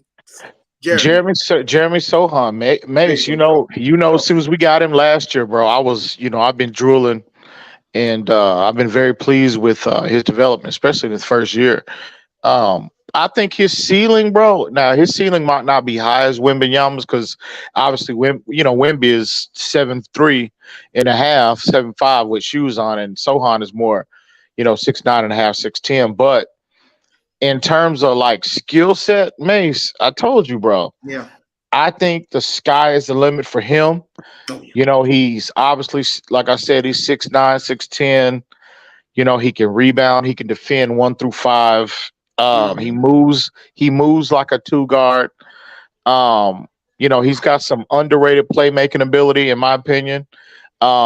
You know, he can handle the ball, he can initiate the offense. Now he needs to work on he needs to get better, you know, in terms of his ability to handle the basketball. But the skill set is there, the fundamentals are there. It's just you gotta refine them and expand upon them. So, but in the way that another thing too, they've been talking about how they're gonna be running him. He's gonna be more like a point forward this year to see how he can handle that role. And but in terms of his skill set, his ceiling, Mace, it is as high as you know, with the exception of Wembanyama, it's the high. It's as high as anybody's on a team. Interesting. We have EM Dolphin fan with us. Monsters joined us. Moss, what's up? What's up, brother Moss? When I saw him for the first time a year ago, I was mesmerized about just the way he doesn't even have to jump the block shots. He has to jump the dunk. And his shooting range. I think when people see him get into his rhythm, once he takes his little lumps, it ain't gonna be that long for him because he already feels he can dominate because it's much tougher in Europe than it is in the NBA. NBA is soft right now. How amazed you think, how dazzled you think the American NBA fan would be when they see him? When he's playing at full tilt? You know, if he can get anywhere near his ceiling, you know, if he can get anywhere near, and I'll say his ceiling is limitless. I mean, again, you know, you have 2 eyes. I've got 2 eyes. You know, everybody can see he's truly unique. The league hadn't seen anything like him. So his ceiling, he don't have a cap on his ceiling. His ceiling is limitless. But if he can just get 80% of that, you know, if he can get 80% to his ceiling, think about what that would be. That's like, you know, all pro, you know what I mean? Obviously all-star, you know, just great individual player.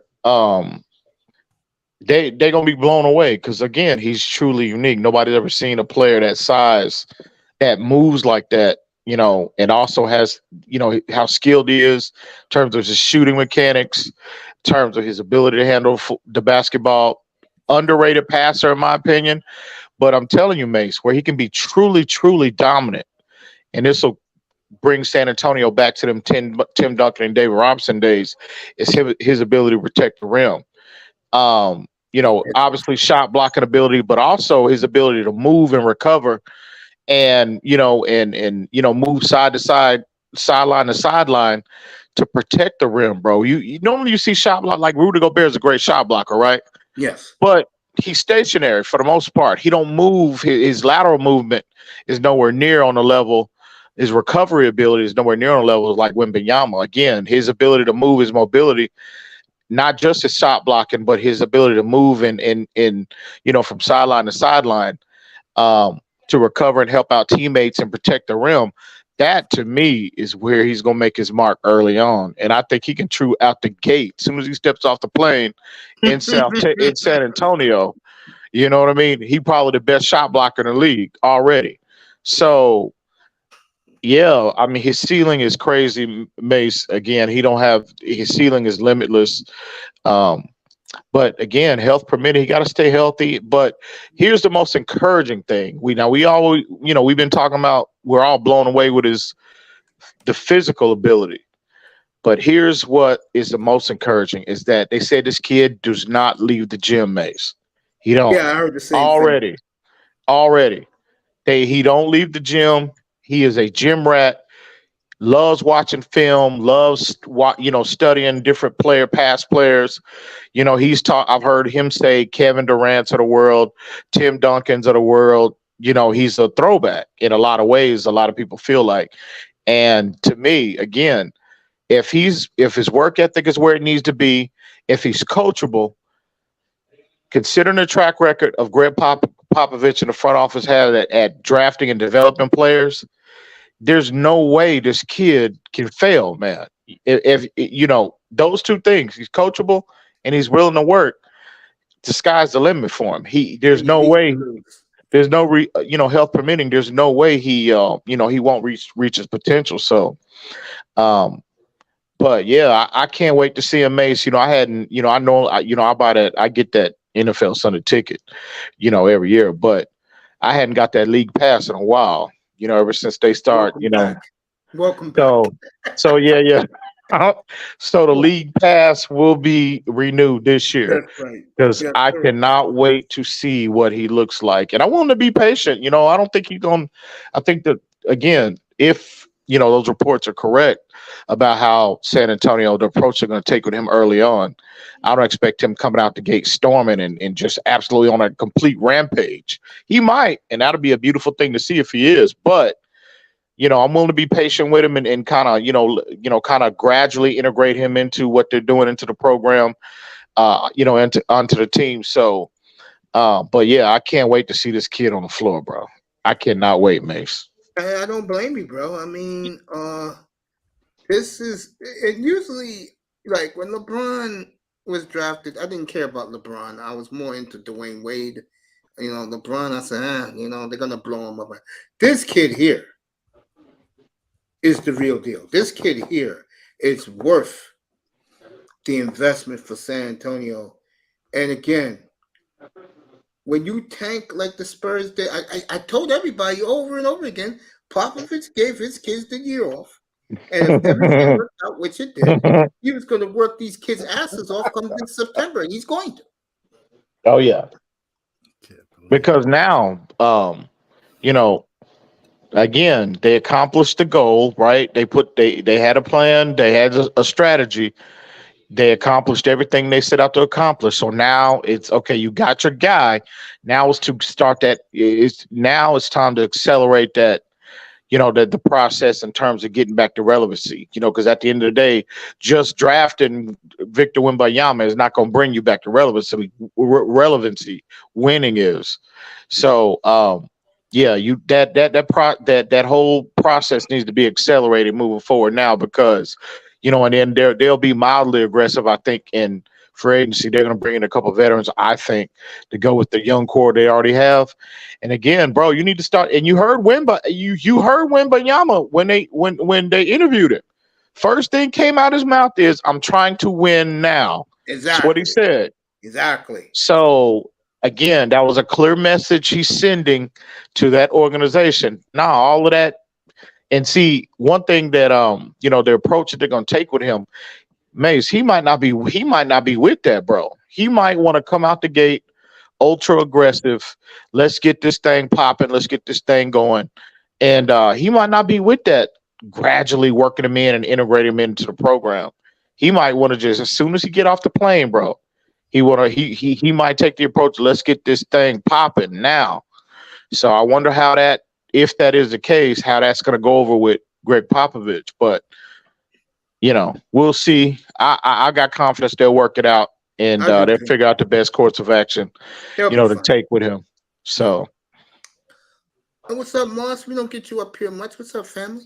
Yeah, what's up? What's up? It's not even 11 p.m. here. And it's going to be a bar. The one saw my man Miami. I saw Mr. Miami. So thought I'd pop in. Brother. It's good to have you up here, man. I'll talk some Stanley Cup with you in a second. Oh, no worries. No, I like the Stanley Cup. I was giving my Bargav my Spurs, who they should go for. Some French your Spurs too. Some French Canadians for Popovich to help the young Victor Wembanyama. You a Spurs fan for real, bro? No, not at all. Oh, okay. But Bargav was asking who they should get to run with them. Spurs fans around. What's that, Mace?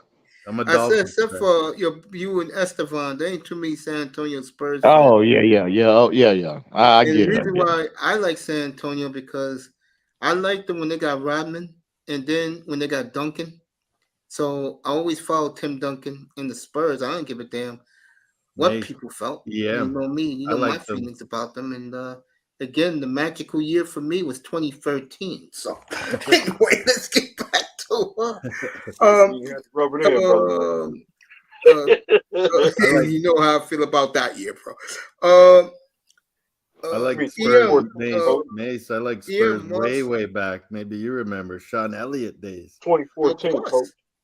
I remember Yeah, that was an yeah, that's going way back. That's going a little. Yeah, that's going a This little. That's team going way reminds back. me of that No, team, we'll believe it talk or about not. this This tomorrow. team that's coming now, they remind me of David Robinson when he Yeah. first came in there. Yeah.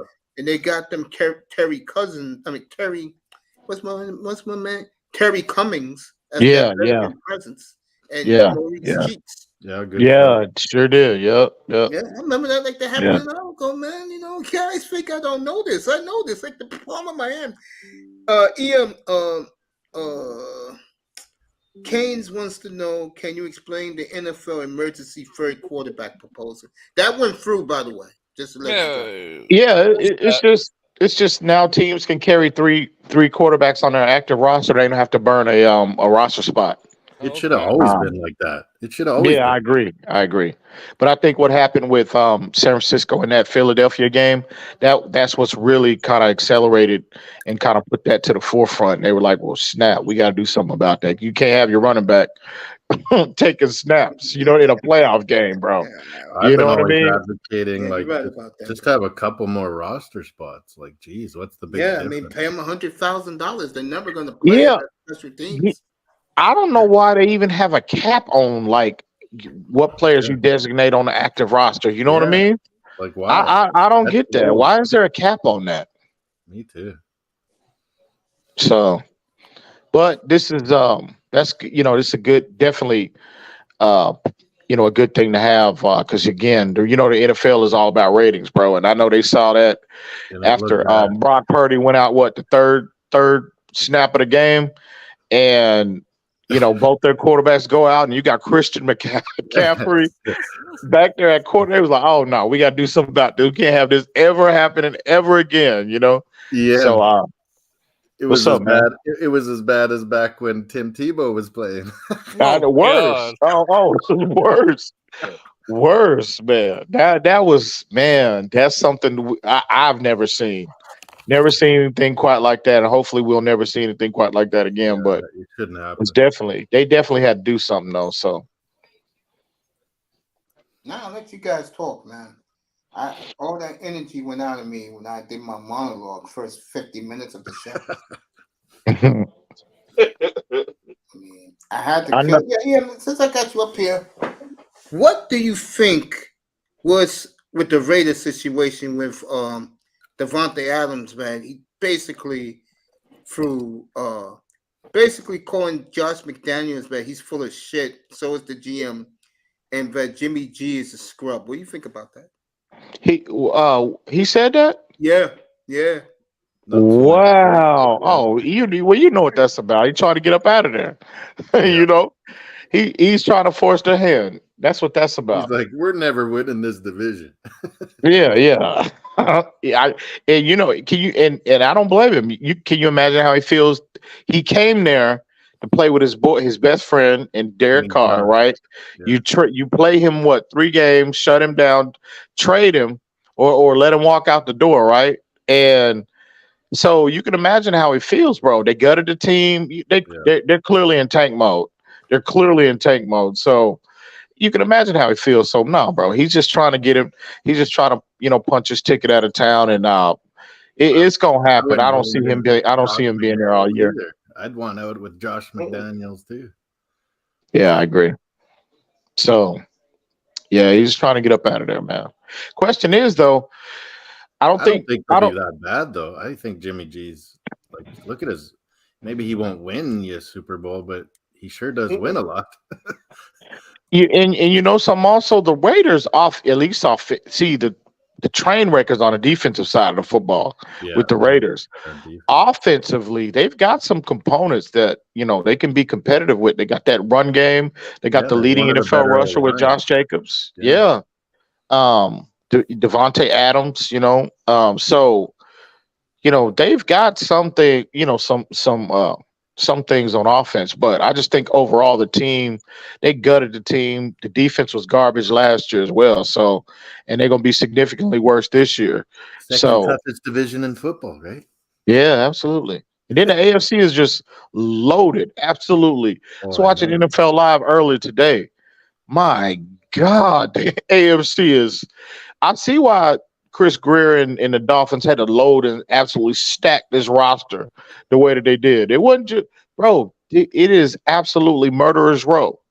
And that's just in the East. Man. Nobody, Ian, real talk. All the best quarterbacks are in the AFC.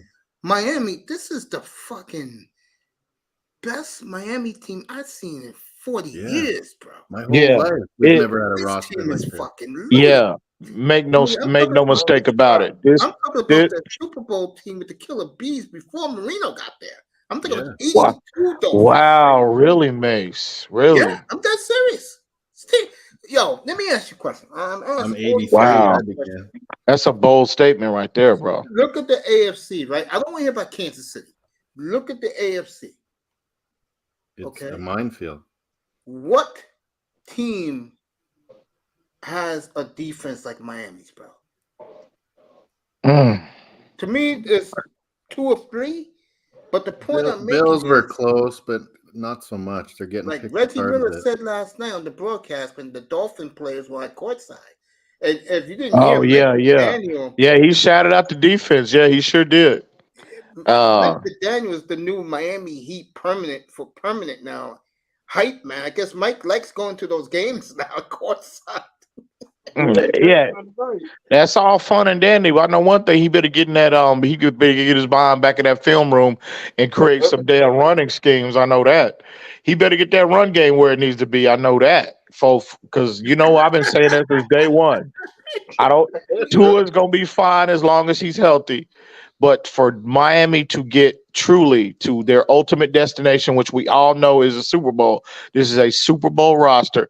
They're going to have to balance that offense out. And that the running game comes with it. So that needs to be his focus. Tori, I've been saying that, man. I mean, I don't want to hear about Tua. The bottom line is this. If you cannot run the football consistently. Yeah, you got to run the ball. Because if you run the football consistently, and I get the feeling, and I'm not joking about what I'm about to say next, I think this defense is going to hold a lot of teams to short fields. Yeah. I agree. In turnovers, I think, bro, I think turnover. Yeah. I think this, we're going to revert. I think we're going to be like we were. Maybe not exactly the same in terms of the turnover ratio like we were in 2021, but I think we'll see more. We'll be more. I think under Vic Fangio, I think with the addition of Jalen Ramsey, especially the one that's going to benefit the most is Xavier Howard, right? We all know how, when healthy, I don't think there's a cornerback in the league in a league better, at taking the football away. And I just think the addition of Jalen Ramsey, the scheme overall, maybe a little more zone approach is going to help him. Is going to help him in the long run. And I think Xavier Howard was going to be one of the big turnover guys like he has been throughout his career. But yeah, the pass rush, I think is going to, is going to be definitely upgraded under Vic Fangio's tutelage. And you look at, I don't know if you saw the reports where they're going to be playing Andrew Van Ginkel more on the inside now. Yeah, I saw that tonight. Yeah, when I was I read that. The key is going to be our linebackers got to tackle. I also heard that the cornerback from South Carolina is really turning heads down there. Is that what you hear, Mace? Yeah, Cam Smith, really? Yeah. Wow. That's good to hear. That's good to hear. That's good to hear. He's really turning heads down there. That's good to hear. I heard they really love. I haven't heard much about Cam Smith specifically, but Aubrey Miller, that undrafted linebacker they got from Jackson State, they love him, bro. He's good. Yeah.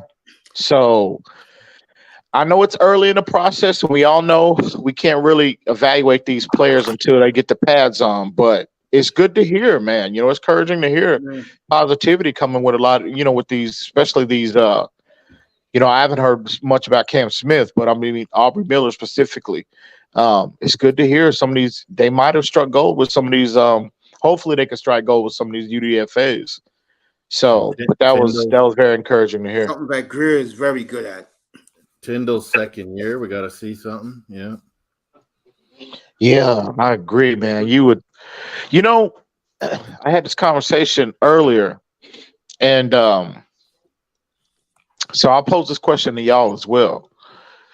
We saw the report come out that there might be transitioning Andrew Van Ginkel more on the interior. Mm-hmm. Is that an indictment? Is that necessarily an indictment you think on maybe Channing Tindall at this point? Maybe. Yes, sir. I said that the other night.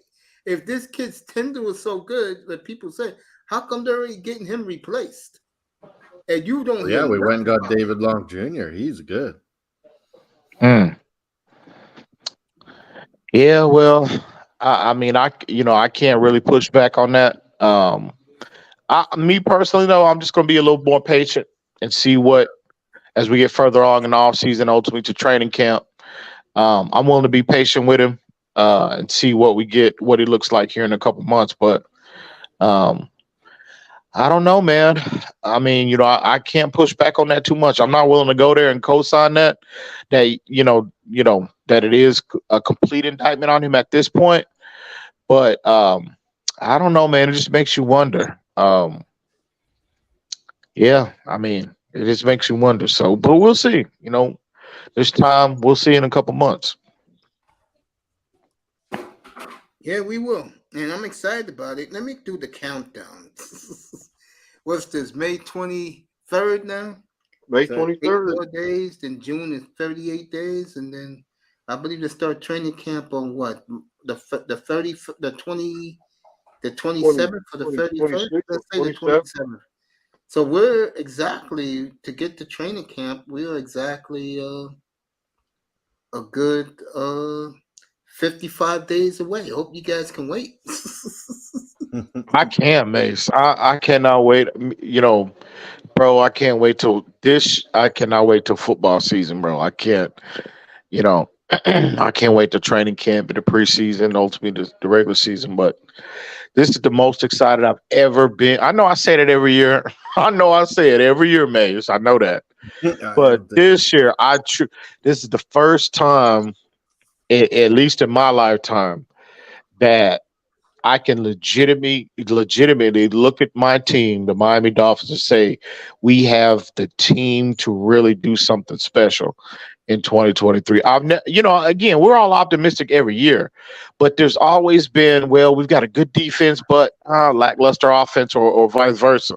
You know what I mean? We've never, at least in my lifetime, we ain't never had this, a complete team, and they've got everything, bro. I mean, this team is loaded, and it's just, I truly believe health, barring any kind of major health issues with the quarterback, with a lot of key positions on the team, we can stay relatively healthy.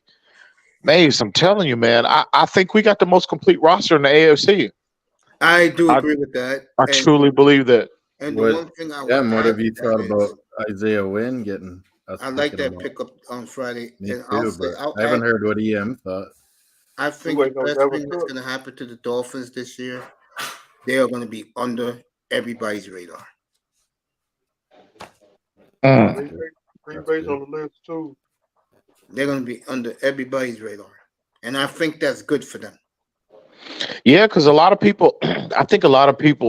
think the reason why the Dolphins really hadn't, they're not getting a lot of exposure.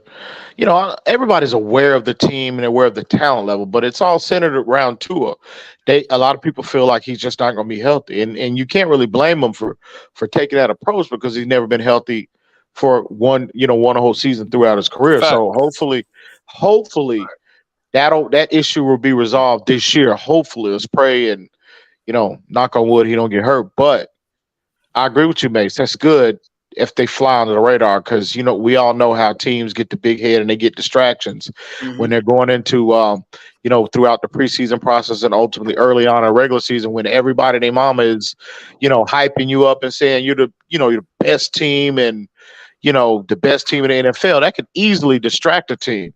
So especially a young team, you know what I mean? So I think that'll be beneficial moving forward. But I think in them first 5 games, again, health permitting, they'll put the rest of the league on notice, and they'll know exactly what storm is coming in Mace.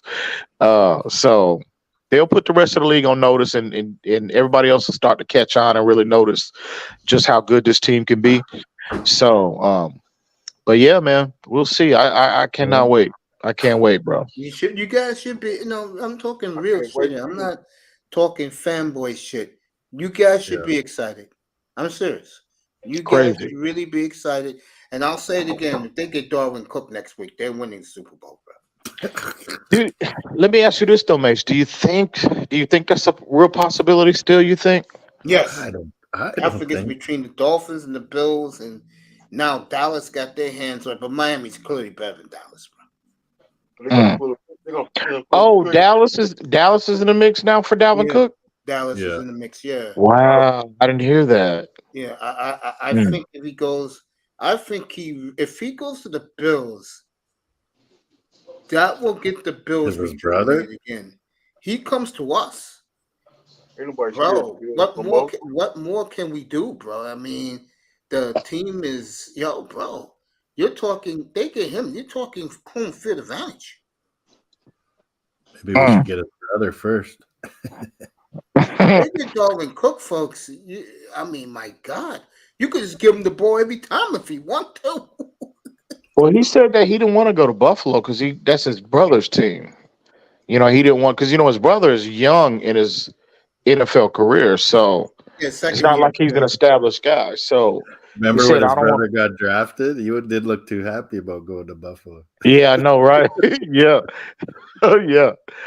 yeah. He didn't. So I think he's happy now that the job is his. It might be. I think he wanted to come. I think he wanted to be in South Beach too, bro. Yeah. So when I look at that division, and I'm glad that when Dan was up here the other night, he finally waved the towel. To me, the team in that division in trouble is Buffalo. Yeah. They made no How do they keep up? additions on offense, but they should have. They didn't get Diggs help. I don't care about that. Tremaine Edmonds, that's a big linebacker to lose. Yeah, no, that was a huge loss. I think Buffalo's in trouble, man. I do.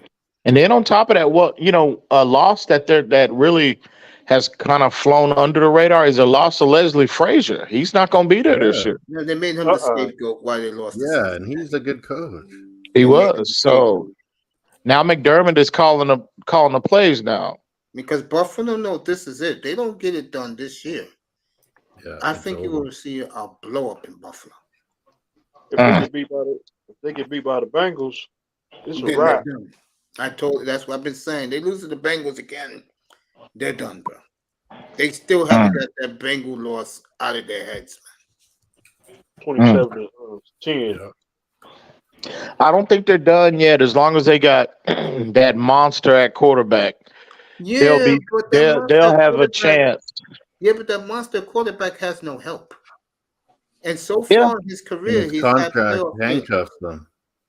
I mean, that loss at home and that element last year, to me, that was a punch in the jaw, bro. What Burrow and those guys did to them, man, that was a punch in the jaw. Scotter almost got it. The Bengals were down like 3 offensive linemen, and they got no pressure. Yep. Yeah, I know, right? I know, that's right. Yep. I mean, then again, I'll say it again. And Mr. Miami was up here that Saturday night game the week before Christmas. They was in Buffalo. As soon as that game ended, I paused. Yeah, I said, if you are a Dolphin fan, you should be proud of your team tonight. And both those games in Buffalo, Man, we nearly beat them with Skyler. Yeah. I know, right? Fans should be very encouraged by Mike McDaniels made your team tougher. And what you're seeing in Miami for the first time, and God knows when, you got alpha dogs in that lineup now. You got Phillips, you got on nose tackle, both of them. You got Holland. Manuel Agba coming back. Yep, Agba coming back. Who I heard Vic Fangio absolutely loves, by the way. So I think Agba's going to return to form. He's going to return to more his 2020, 2021 form this year. And I think he's going to be a significant contributor for us this year. Yeah, you heard me when I said my rankings 2 weeks ago. I said, look, when I look at the Dolphins, they got the best secondary room in the sport. They got the best receiving room in the sport. Okay. They got B+. We're getting to be a little bit like Eagles, Mace, where we can just rotate our D linemen. Yeah, exactly. I Well, Miami, the difference. I'm being real here. But the difference Miami between being slept on to me is terrific. Oh, I agree. I mean, the problem is, and this is one of the reasons why they don't like Miami, is because of their rabid fan base, and they have to pipe it down. Relax. Let's see what happens. That was last week. We were all up here, and I said, let's see what they do. Don't be coming out saying we got the best this, we got the best that. No, you don't. But the receiver and secondary and pass rush, you at the very top. I'm not going to argue that. I agree. Now, can Isaiah win? Forget protecting Tua. Can he mold defensive linemen so we can get a running game going? Yeah. If he does that, I agree. You can run Kane up the middle and run Wilson and Mozart on the outside. But if you get Darwin Cook next Friday, boy. Yeah, man. That win we got. I mean, he was the first round. You get Darwin Cook, boy. But in college, he was originally like a guard when Georgia was running the ball like madness. His last year, he went to tackle and got drafted as a tackle. But you know what, though? I've heard quietly that they're going to, they really want Austin Jackson to win that right tackle spot. So I think he might be left guard. That will solidify that. That's what I'm hearing. They're looking to move him. He's competition for Eichenberg. I think he might be left guard, Isaiah Wynn. So and clearly he's better than both of them. He's getting off the bus. He can back up what's his name that gets injured always? Ron Armstead, exactly. They want to leave him on that left side. Makes sense. Omar said that's what he's comfortable with. Said the other night that he's there for Jackson. And if Jackson wins the job, he can play anywhere on the line, but they really got him, and I do buy this. It's a smart move by Chris Greer. That Armstead gets hurt all the time. He'll fit right in that left tackle. Yeah, that's right. Exactly. And he plays it.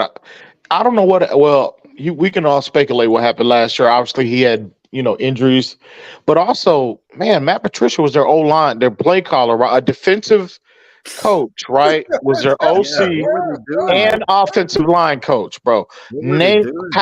What player? How is he supposed to succeed? In a situation like that, bro. And they moved him to right tackle, and he didn't like it at all. That's why he's not up there no more, and he's down with us now. Yeah. Which I'd rather have him, but at least he's done something in the league than number 74 has done. But I think it'll help us get a run game finally. That's what I'm hoping for. Yeah. If to me, Mace, though, the Isaiah Wynn signing, when they signed him, first off, I didn't even know he was available. I thought he was still in the contract with the Patriots. Free agent. Yeah, nobody. I was like, what? I was like, I thought he was still under contract. So when they got him, right? Because a lot of people were talking about Dalton Reisner. They were talking about Reisner. Yeah, a lot of different other players. So again, myself included, but I never knew he was available. So when they signed him, I was like, oh my, this could be the ultimate, right? Low risk, high reward signing. Big, $6 million. Big boom signing for the Dolphins, because if he's healthy, right, he's better than he's clearly head and shoulders above Eichenberg and Austin Jackson. So either way, a right tackle or left guard. But again, an 18th overall pick was invested in Austin Jackson. You know damn well Chris Greer is trying to get a big investment on that. A big return on that investment. You know that. So they're gonna give him every opportunity to cement himself as a right tackle. If that happens, if he's serviceable at right tackle, you kick Isaiah Wynn the guard, and if he's healthy, he's twice the player what Liam Eichenberg is. There's no conversation needs to be had who needs to be the starter. And to both of y'all's point, not a matter of if, but when Teron Armstead goes down, you can just leave him on the left side and just kick him back out to tackle, and problem solved until he gets back. A lot more depth suddenly. Absolutely. So it makes perfect sense. And but again, but I'm hearing they want to leave him on the left side. So I all of a sudden going into the season, I'm very comfortable with that. Teron Armstead, Isaiah Wynn, obviously Connor Williams, Robert Hunt, and Austin Jackson. Yep. Yeah. I was mad we didn't draft one, but like you said, I didn't know we could get wins suddenly. Yeah. So let me pose this question to everybody: if that is the starting 5, where do y'all think they fall in terms of overall rankings next year? We were 24th. I think we were 24th overall as a group last year, right? Let's say 14, 15. Yeah, but that's good enough. Team, yeah. And also, is that good enough to get them where they need? In terms of a long playoff run, you think? If they finish that high, yeah. With that defense and just any kind of run game, no game's gonna be interesting to me. Very good point. Very good point. I agree with that 100%. And I said this last week. I cannot wait. The one game for the Dolphins, the first game I will focus on them is where they're going to play a team that's a similar mirror image of them in the Broncos. Yeah. I remember you saying that. I want to see what Sean Payton has done with Russell Wilson, because that's personal to me, Russell Wilson. I also want to see, because Denver got good receivers. People don't talk about their quarterback play has been horrendous last 6-7 years. I want to see Miami on the other side of the ball. I'm talking about Miami's offense. I think Miami's defense is going to show up, so I don't worry about that. Yeah. I want to see Miami's offense try to throw on that team, because they're that good, folks. I know people may say, Denver's that good. They're not a Super Bowl team, but defensively, yeah. Broncos are going to bring it. I mean, they've got talent. They had a shit team, and they still played hard and produced. Mm-hmm. A lot of low-scoring games. Yeah. Yep. I mean, I cannot wait to see that matchup. Also, the one with Miami, of course, opening day. I want to see Tua versus Herbert, round 3. Another game I want to see them, of course, is the obvious one. It's the Sunday night game, Week 7 in Philly. Yeah, that's tough. Brother love. That is going to be crazy, man. I agree. Oh, man, that's going to be crazy, bro. Weather still be nice in Philadelphia that time of year, so weather's not going to be a factor. It'll be a cool night. Yelling to knock out Tua. But that game is very interesting on my schedule. You and all you guys can't wait till they play Philly this year. Oh, absolutely. Yeah. Yep. That's going to be in their backyard too. They're defending NFC champions, and all indications Philly will be strong again this year. You know what I mean? Yeah. NFC is theirs to lose. Yeah, so that could be a Super Bowl preview, to be honest with you. It could be. So, I mean, man, I love. I can't wait for that game. It's several games that I'll be highlighting, but definitely the Philly game for me. That's going to be that whole you got the storyline already built in, the whole Jalen Hurts Tua narrative. You know what I mean? Yeah. We all know the story the history between them and that Alabama, and you already have that built in. So then also we got two of the best, two of the deeper teams in the league. So it should be an interesting, very intriguing matchup. And I still like our chances. I think Philly, even though their roster is still loaded, I think with the key veterans that they lost on the defensive side of the football, I think you can forecast some regression defensively, I think, because you lose Chauncey Gardner-Johnson, one of the best safeties in the league. You lose both starting linebackers last year to free agency. You lose your best interior defensive lineman to the San Francisco 49ers. Right now, I know you replenished and you brought in big time draft picks, first round picks. Yeah, they got their stud draft picks.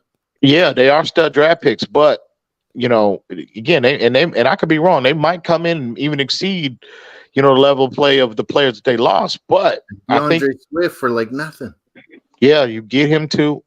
But I think there's going to be some regression on the defensive side of football. And even with that even being said, with how good a defense that was, they were still terrible against the run last year. And we saw that come up in the Super Bowl, how Kansas City had, they had a lot of success running the football on them last year. And I think that was the difference between the difference in the ball game, I think. No, But a lot of people said with Philadelphia last year, the reason why their defense was so good because they ain't play nobody until Mahomes. Good point. Good. That's fair. I'm not going to push back on that too much. But I just think our defense, and again, this is no fanboy stuff, bro. This is how I truly feel. Obviously, the addition of Vic Fangio, but what separates our defense from like the Phillies defenses and a lot of these other defenses, maybe with the exception of Kansas City, not Kansas City, but San Francisco, and I'm talking about the NFL as a whole, is how good we are in a run defense. I think that how good we were against the run last year, I think a lot of our fan base, they really that's kind of going over their head and went over their head last year. And all of a sudden you come into this year and you got your whole D line intact, and then you make the additions at linebacker that you did with David Long Jr. and also again Vic Fangio. So, man, I think you can even see a better, we can even be better against the run than we were last year. And if that happens, man, the defense overall with Jalen Ramsey back there next to Xavier Howard, all of a sudden you're talking about a top 1 to 3, no less than 5 overall defensive ranking next year. And if that happens, top 5 defense, I think we can forecast the offense is going to be in the top 5. I think if they, you get McDaniel gets better as a play caller and he gets his run game where it needs to be. You're talking about top 5 offense, top 5 defense. Man, what more do you need to make a legitimate Super Bowl run? Yeah. Tough schedule, so we'll be battle tested by playoff. Yeah, that's the scary part. Very good point too. That's a very good point. That's going to help us in the long run, especially when we get to December and January. Be ready. Yeah. Yeah, Miami will be battle tested. Mm. If you play, so if we're playing Philly, Mace, does that mean New England's playing Philly too? Yeah, that's opening day for Philly. That's the late game. Good. Mac Jones versus Hurts too. Mac Jones, who? Crap Jones. The late doubleheader games, for people who don't know, in the NFL, the 2 marquee games, and one of them I think is a joke as a marquee game, but this is where Jim Nantz is going to be. Philadelphia, New England. Fox, their number 1 team will be in Chicago for Jordan Love versus Justin Fields opening day. I believe Iron Eagle's going to do the early game, so probably Greg Gumbel retired, so I don't know who's going to be doing Miami and the Chargers. He retired? Yeah, Greg Gumbel finally retired there. Dang. So, but I know Nance said to the chagrin of Rich Eisen, he'll be in Miami week 3 for Denver, Miami. So, that's the Denver, Miami to me is fascinating.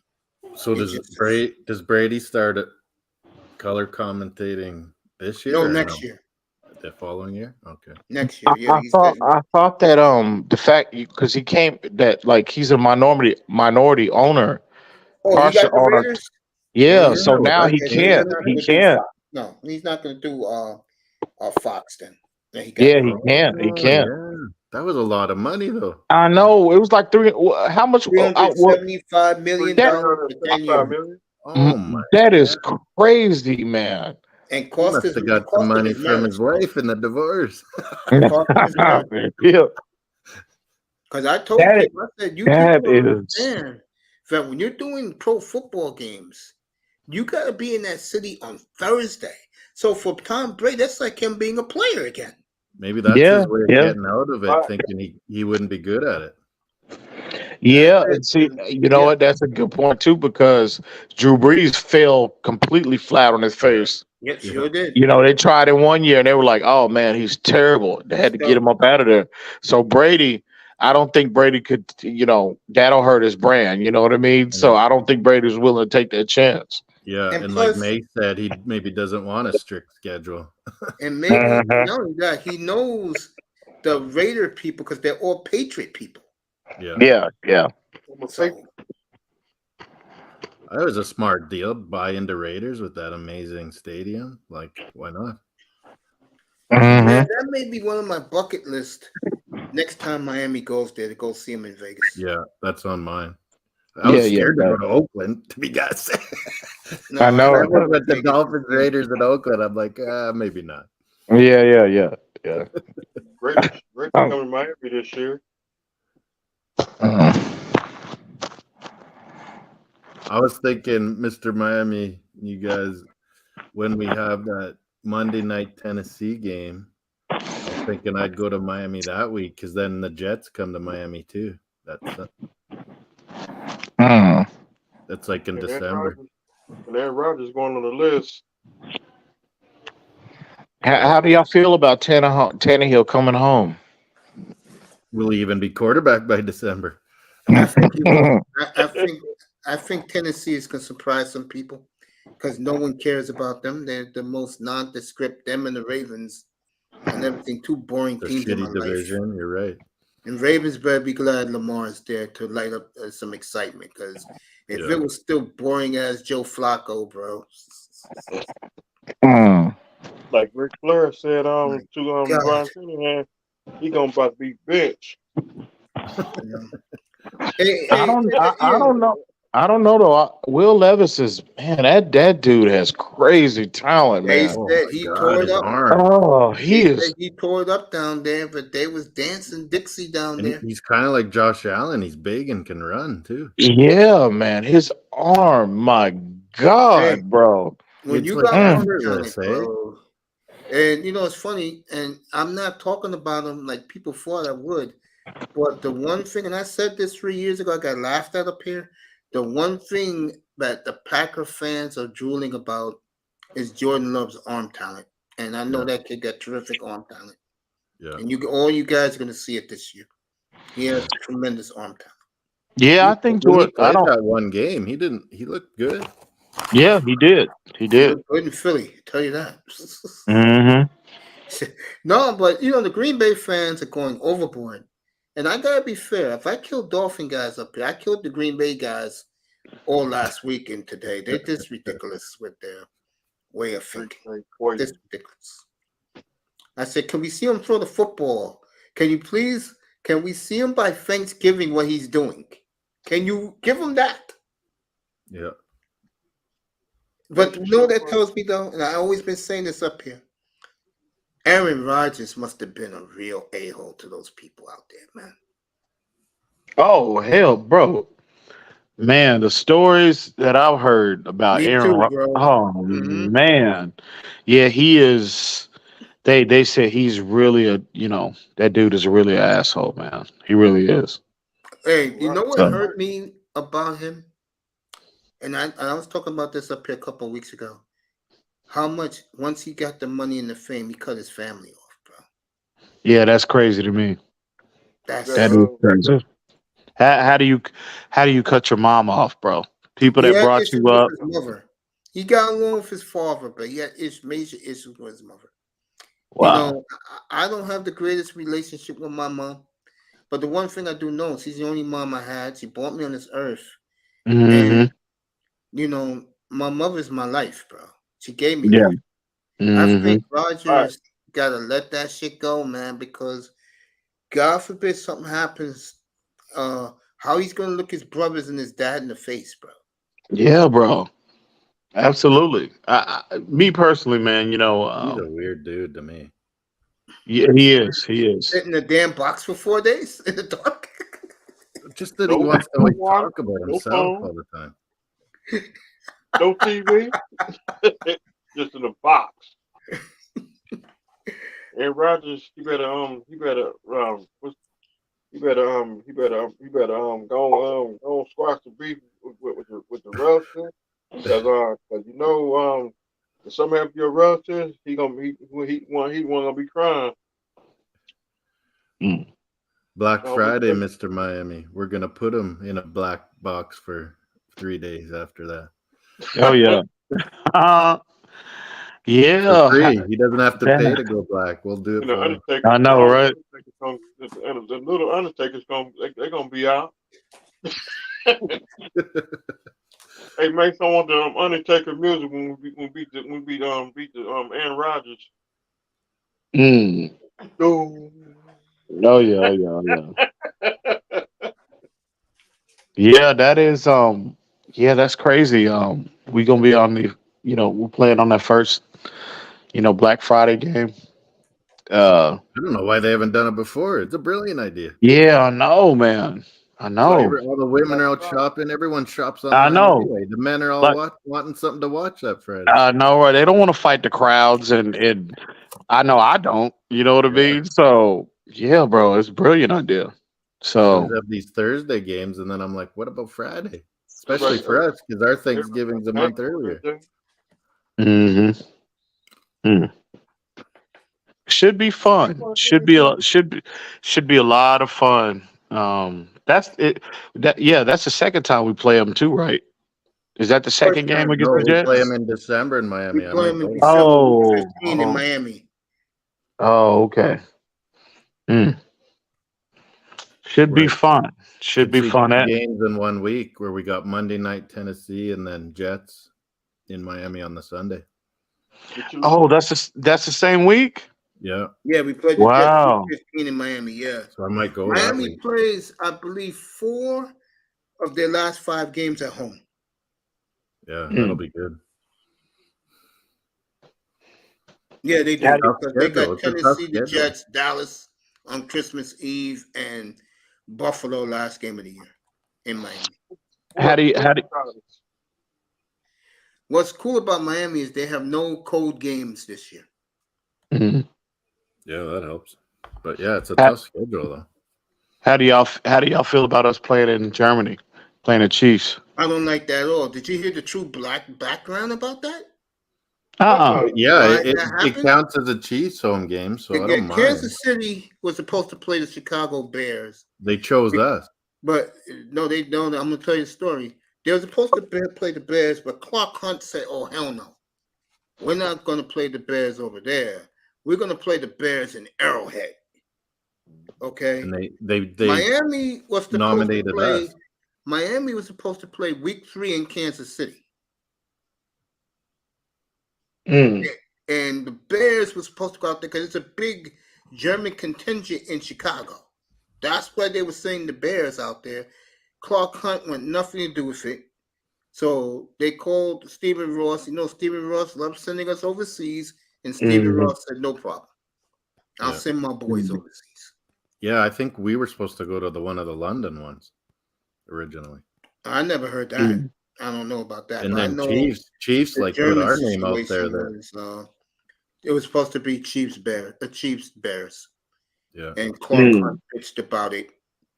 Germans have a weird thing. They love from a German long Bears? time, for decades, Mace. They love Cowboys, Indians, like movies and dressing up and stuff. So I think the Chiefs they could be big big hit over there in Germany. No, thank you. Chiefs. No thanks. Yeah, I ain't going to Germany. Yeah, man. I'll take this 7 more minutes and then we I'll all go to can Miami sleep. where it's hot. Next week, everybody, NBA Finals, Denver and Miami beginning next Monday. We'll have fun with that. It's not over yet. Maybe anything can happen. And mark the date, September of 2024. The Wemby era begins in San Antonio. Yes, sir. I think he's grown another half inch already. Boy, I know, right? I know, right? Yeah, it's that gonna is be hilarious. Great. It's gonna be great watching NBA at 8 o'clock every night. You know that instead of 10. No, I know. I think a lot of kids are gonna be really hyped about this. They are, man. Like the NBA is gonna explode even more because he followed this team more than me. If Popovich plays the old Spurs style basketball, everybody will call off the lights on Wemby. Bargav was asking you earlier, Mace, who you think Popovich is gonna get to run with young Victor. And I said, say his name again, please, Ian. Jeremy Sohan. Oh yeah, you did say that. Yeah. Very comfortable. These guys don't know about Shohan. Wait till they see him. Yeah. Well, I think San Antonio as a whole, bro, considering like Wembanyama is the biggest thing in Europe, so they've got that They're gonna get that additional exposure overseas, and then on top of that, they're already huge in Mexico, right? So internationally, and like they're already talking about like a lot of because they're gonna be following them closely, especially early on. A lot of the international people are moving to San Antonio. A lot of local, national, media members are moving to San Antonio because they're gonna be. This kid is huge, bro. I don't think people really realize that. They don't know. You know when they're gonna know. You know when they're gonna know him. I'm gonna tell you when. When no one can block his fall away jumper. Yeah. Yeah. No one can block that, bro. Yeah. What Jokic was doing tonight, he does it all the time. Yeah. There's a difference with Jokic. DeAndre Ayton, Embiid, AD, they could put a hand in his face.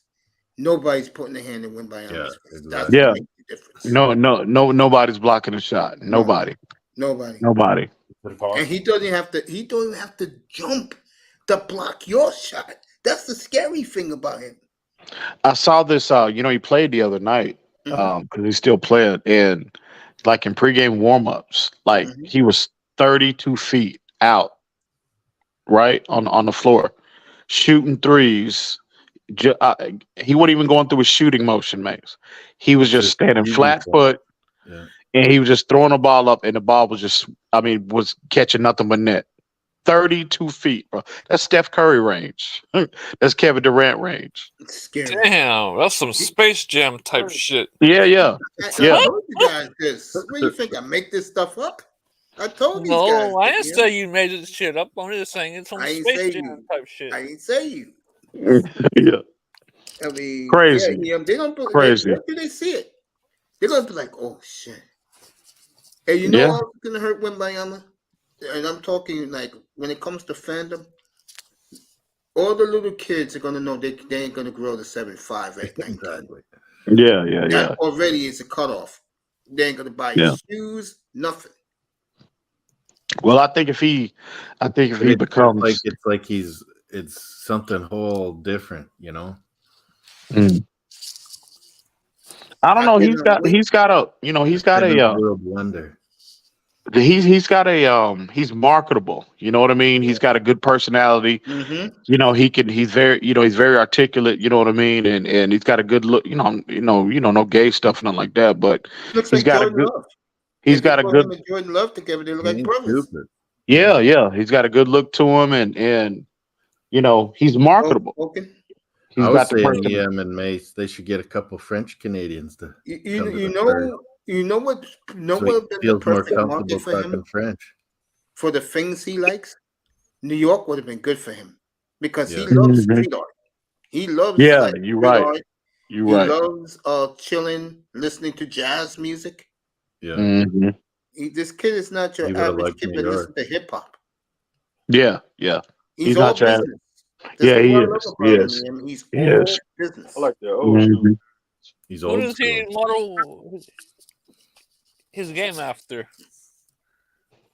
I said nothing I, Durant, I mean, Durant for the jump shots and a little bit of Kareem inside. And And a he little has bit of Kareem's Jokic. shoulders when he runs down the court. I don't want him to He change his reminds me of game or Kareem. nothing, EM or Mace, but he needs to put on a little bit of muscle. No, for no, no, sure. no, no, no. I What don't they want him well, to change no, his no, no, no, game, no. but he's got to They bulk want him to up a put little no, bit. no, Moss. They want him to put on his weight gradually. Yeah, yeah. They Like want him to yeah, grow into naturally his just yeah, body. yeah, yeah, Because he's yeah, only yeah, 19. He'll grow into his body becoming a by man. yeah, yeah, yeah, yeah. Because I mean, you look at Giannis, you look at Kevin Durant, you look You know at what they're gonna do to him. what they're gonna what's do. that? What's that? Oh, it's just any chance they get, like muscling him, grabbing his arms, and Oh yeah, yeah, yeah. Yeah, but here's the difference. In the NBA, he can you move. do He that, can move. you're getting fouled. He's like Jokic. He can move for a big guy. Yeah, he can, but Mhm. he's not fast. You know. Well, he's not fast. He's fast compared to power forwards and centers. He's faster than them. I mean, he's Yeah, like he's definitely not more mobile. uncoordinated. Yeah. Yeah, you'll never see him blow by a point guard. You know, just blow by him. You know what I mean, or two guard, but he move. Make no mistake, he moves like a small forward. He really Yes, does. He does. exactly. You know. So yeah, is he a blazer? No, but I mean, what 7 foot plus guy that you've seen that it is like has has the same type of speed, long speed as like a point that I mean that's just not possible. Who But the hell taught him to shoot that good at a young age? you know what he said? This is what he told his coaches growing up. He said he watched Kevin Durant a lot growing up, and he said he told his coaches when they tried to put him and make him just a primary big man, he said, no, don't put me in a box. He went through all the shooting drills that guards and forwards go through. He went through all the dribbling skills that guards and forwards go through. All the team drills, right? They got specific drills for different positions. He did them all. He did them all growing up. And it just is carried over and he just hit this growth spurt, right? But the skill never went away because he had already developed it. That's why I mean he's like Jokic. The same thing happened to him. Mm-hmm. Yep. What And impresses so- me, Mace, is how many former Hall of Famers and current stars just love this kid. They do. You know what, Mom? That's what tells that's you what a I lot. when I have like I was in a Twitter space earlier today and you had you get different people from different fan bases and they hating. It's coming from a place of hate because I guarantee you if their respective teams would have drafted them, they would have hyping them to the moon and back. We all know that. But anyway, so they were hating, right? And so I told them, I said, don't listen to EM Dolphin fans' word. Don't listen to these analysts on ESPN. Listen to what the players are saying, bro. Exactly. Listen to what the players are They've saying been about saying this it kid. for 3 years. Yep.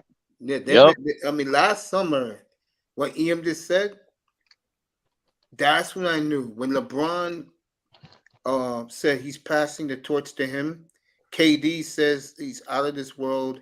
Giannis says, hey, look, if you think I'm great, he's going to be 5 times better. That's when I knew Yeah. that this kid When was those going to guys be say the real that, deal. that's hard to say. Mm-hmm.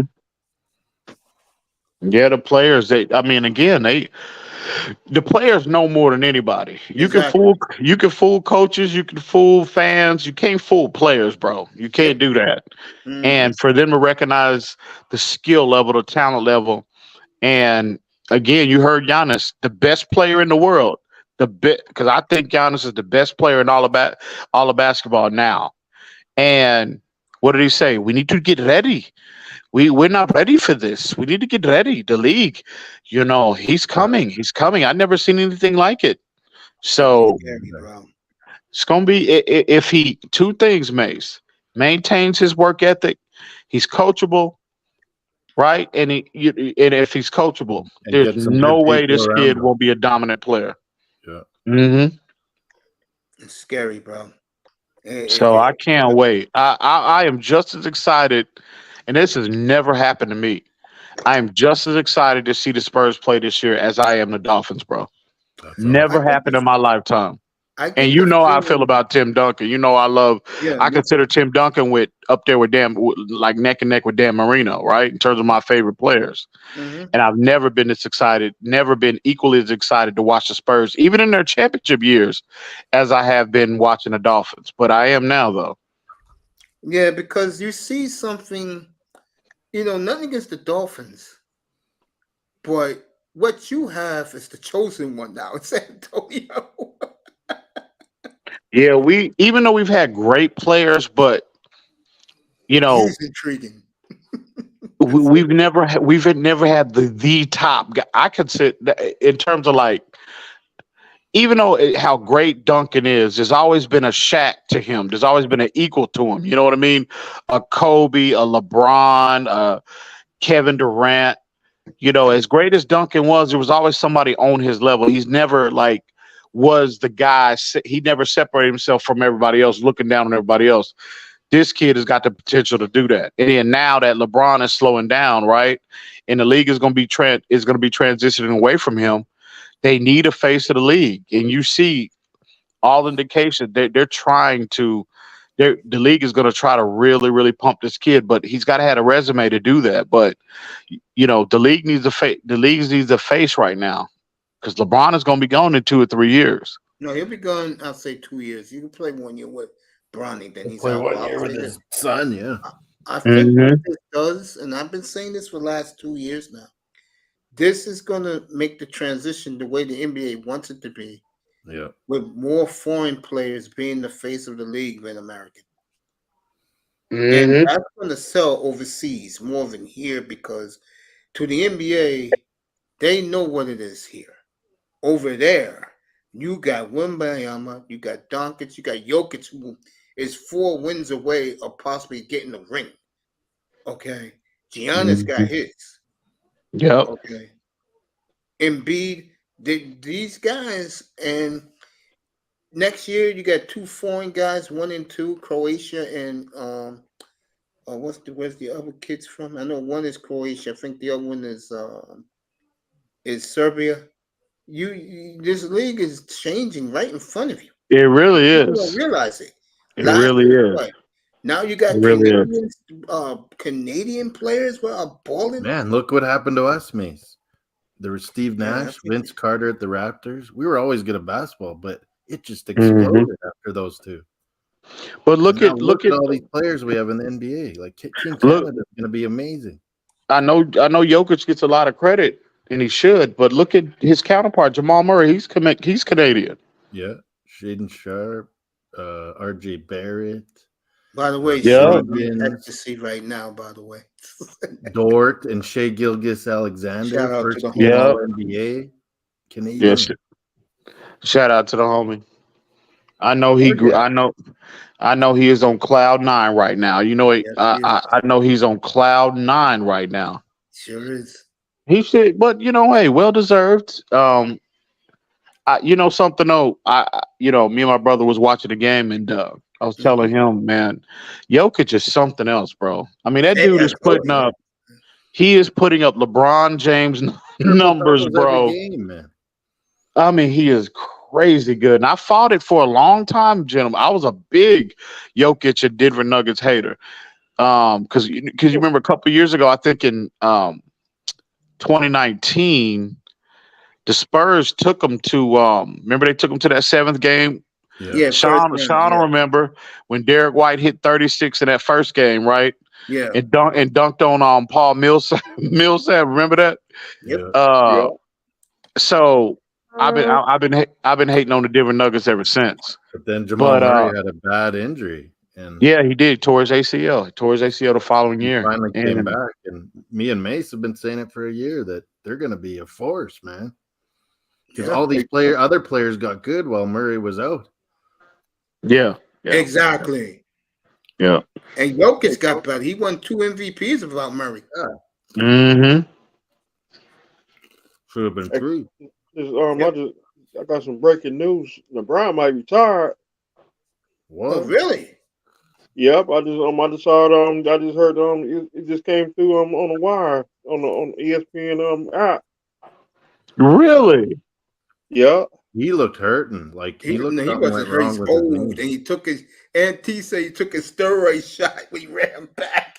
You need some new HGH, man. I mean, you look at LeBron. I mean, man, 39, 40 years old, bro, to be again, we've never seen in terms of sustained greatness for this long. LeBron is truly. I mean, we've never seen anything like it. Probably never seen anything like it again. I saw Kobe Bryant do the same thing. Yeah, but Kobe wasn't as good as Kobe was. His last 2 to 3 years in the league, he was. I would agree with that. Yes, there was clearly a big decline there. Yeah, but LeBron is still playing at. I think he's still playing at a relatively all NBA level, definitely an all-star level. But man, that's crazy if he walks away, man. It's gonna be sad, bro. I think it's hard for him not to give a lot of to his kids. I mean, his kids are playing, and it's on Bing and Google. No, I got it. I said you're right. I got it. I'm gonna let everybody see it right now. Give him 305 a lot of credit. If you hear my doo doo doo doo doo. All right, here you go, guys. LeBron seriously considering retirement. I think he'll be back. There it is. I think he's just hurting a lot right now. Bro, he's getting on at the right time. He knows what time it is. Everybody in the NBA is young. But you know what though? Even though LeBron had a big night tonight, he turned the clocks back tonight. He knows he's just not the top dog anymore, bro. Well, it probably takes you know what I mean? 2 days to recover now. I mean, you think the Lakers are putting pressure on him though? I think because that team has the young people pretty much carried that team this year. Yeah, when he was out, they did pretty good. Mm-hmm. They sure did. But if you're a Lakers fan, though, are you comfortable if LeBron goes? Are you comfortable building around Anthony Davis? I don't think, if you want the truth, honestly, because I used to be out there a lot. I think the fans can care less about him because sadly, give them room to buy someone else, right, mate? No, because sadly, that's still Kobe Bryant's franchise to a lot of anybody under the age of 40, 45 years old. Mm-hmm. That's Kobe Bryant's franchise, bro. Yeah. Facts. And you can't tell those people out there anything different, bro. Yeah. And LeBron was always going to be – LeBron never – unless he came in and won like 3 in a row, LeBron was never going to be considered in that Mount Rushmore of Lakers, bro. He never was. You know what I mean? I think they were – I think the – It's West, Magic, Kareem, and Kobe. Magic too. I would say I would say to a lesser degree Shaq maybe because Shaq is the one that put him back on the map. You know what I mean? During the rough so I think to a lesser degree Shaq, but Jerry West. I don't Laker out there though. Yeah, I don't think LeBron was ever, unless he came in and won 3 straight, he was never going to be considered in that, in that category with those Laker greats. I was I think I always thought he was going to stick around to play with his son for 1 year. Yeah, I know. He was adamant about that. He wanted to play with his son. Yeah, but it looks like I think what he wants to do is he wants to start the season a bit later. That's all. I think he might be wanting to buy a team too. No, word on the street is this was announced a year ago that if they do expand, they will give him the Vegas team. Yeah, I could see that. Him and Brady in Vegas. Yeah, but Mace, that article that you just had, he says I'm not considering retirement. I just want to So the way it sounds like it's like he wants to do what Paul Pierce did, kind of like come back like later towards the after like the trade deadline. He could probably turn it up though. He's probably one of those players that could turn it up. What happens to that team though? A year, 10 months from now, and he's not playing until after the All-Star break. What if they're 20 games under 500, which is possible? Yeah, I think it makes sense though. Like, okay, so who's gonna be the next big like star in LA? Because they're gonna get somebody, right? Like, that's just the way LA works. Like, Bronny's now, now that the league got their golden boy now, and also, if you don't think the league is loving, ain't loving Jokic, a foreigner on top right now, this is what they always wanted. Yeah, but the league does like super well when the Lakers are somewhere a discussion, right? I mean, because it's the biggest, it's the biggest NBA city. I think it's a new time in the NBA. I think that what the big market teams better start doing is you better start trading for guys like Trae Young who are available, because I was getting ready to say guys are about to dominate this league. Yeah, I heard that the Lakers were like Trae Young was a possibility. Like there's mutual interest. Because I've been saying it all night. Jimmy Butler or Jokic is going to get their chip this year. In 2 weeks, 3 weeks, one of them will be champion. The loser, you better win it next year, because if you don't, the tsunami's coming, baby. Yes, sir. I feel like it's. I'm sorry. Go ahead, bro. My bad. Go ahead, bro. Nah, because I feel like you know, with the Lakers, I think for me, like I think LA has the most like it just means a lot more to LA. I think like people in LA like care about basketball just that much more. Yeah, they do. But again, this is the year 2023, man. Things have changed in the NBA. That's what I'm trying to tell you. It's not. I think maybe the same anymore. Yeah, I think maybe go for Doncic next year, and then I think maybe LeBron will play one more year, maybe get traded to wherever his kid ends up, and then they'll probably pick up like a star next year, because that's $50 million. Well, that's $50 million on the cap space, right? For LeBron to the Lakers. Well, I was listening to Brian Windhorst earlier on NBA Countdown. And he was talking about the possibility of they can sign two kind of mid-level players, and like they really love Austin Reeves, who also San Antonio is high on their radar. There's a lot of intrigue from them with him as well. That's a whole nother conversation though. But they were saying that they could sign two players, and if Kyrie Irving will accept anything less than the max, they will have enough money to pay him as well as bring him back. But they won't have enough to sign. What's the guy's name? Hachimura, who they really like. They love him, but there's a decision to be made. Do you just bring back Reeves and Hachimura, or do you entertain Kyrie Irving in one of those two players? Would you ship out though? But can't you ship out D'Angelo Russell and then create? I think that's what they'll probably end up doing. He's a free agent. Oh, he's a free agent. Okay. Mm-hmm. So they still need a point guard then, like next year. So I mean, they'll have to work something out. I don't know what they got some decisions to make for sure. Because to me, what you're seeing right now in the NBA, right as we speak, is you better have a team that guys are going to ball for you. And I'm looking at the Miami Heat as the perfect example of this.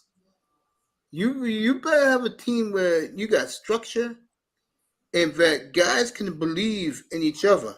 I said it the other night, and I tried to tell EM, I said, bro, if you just neutralize Austin Reeves, Lakers are done. That's what Denver did. Who on Miami's going to cover Jamal Murray? Well, we're going to find out next week when we start Monday. They play good team defense. What's up, family? It's good to see you, bro.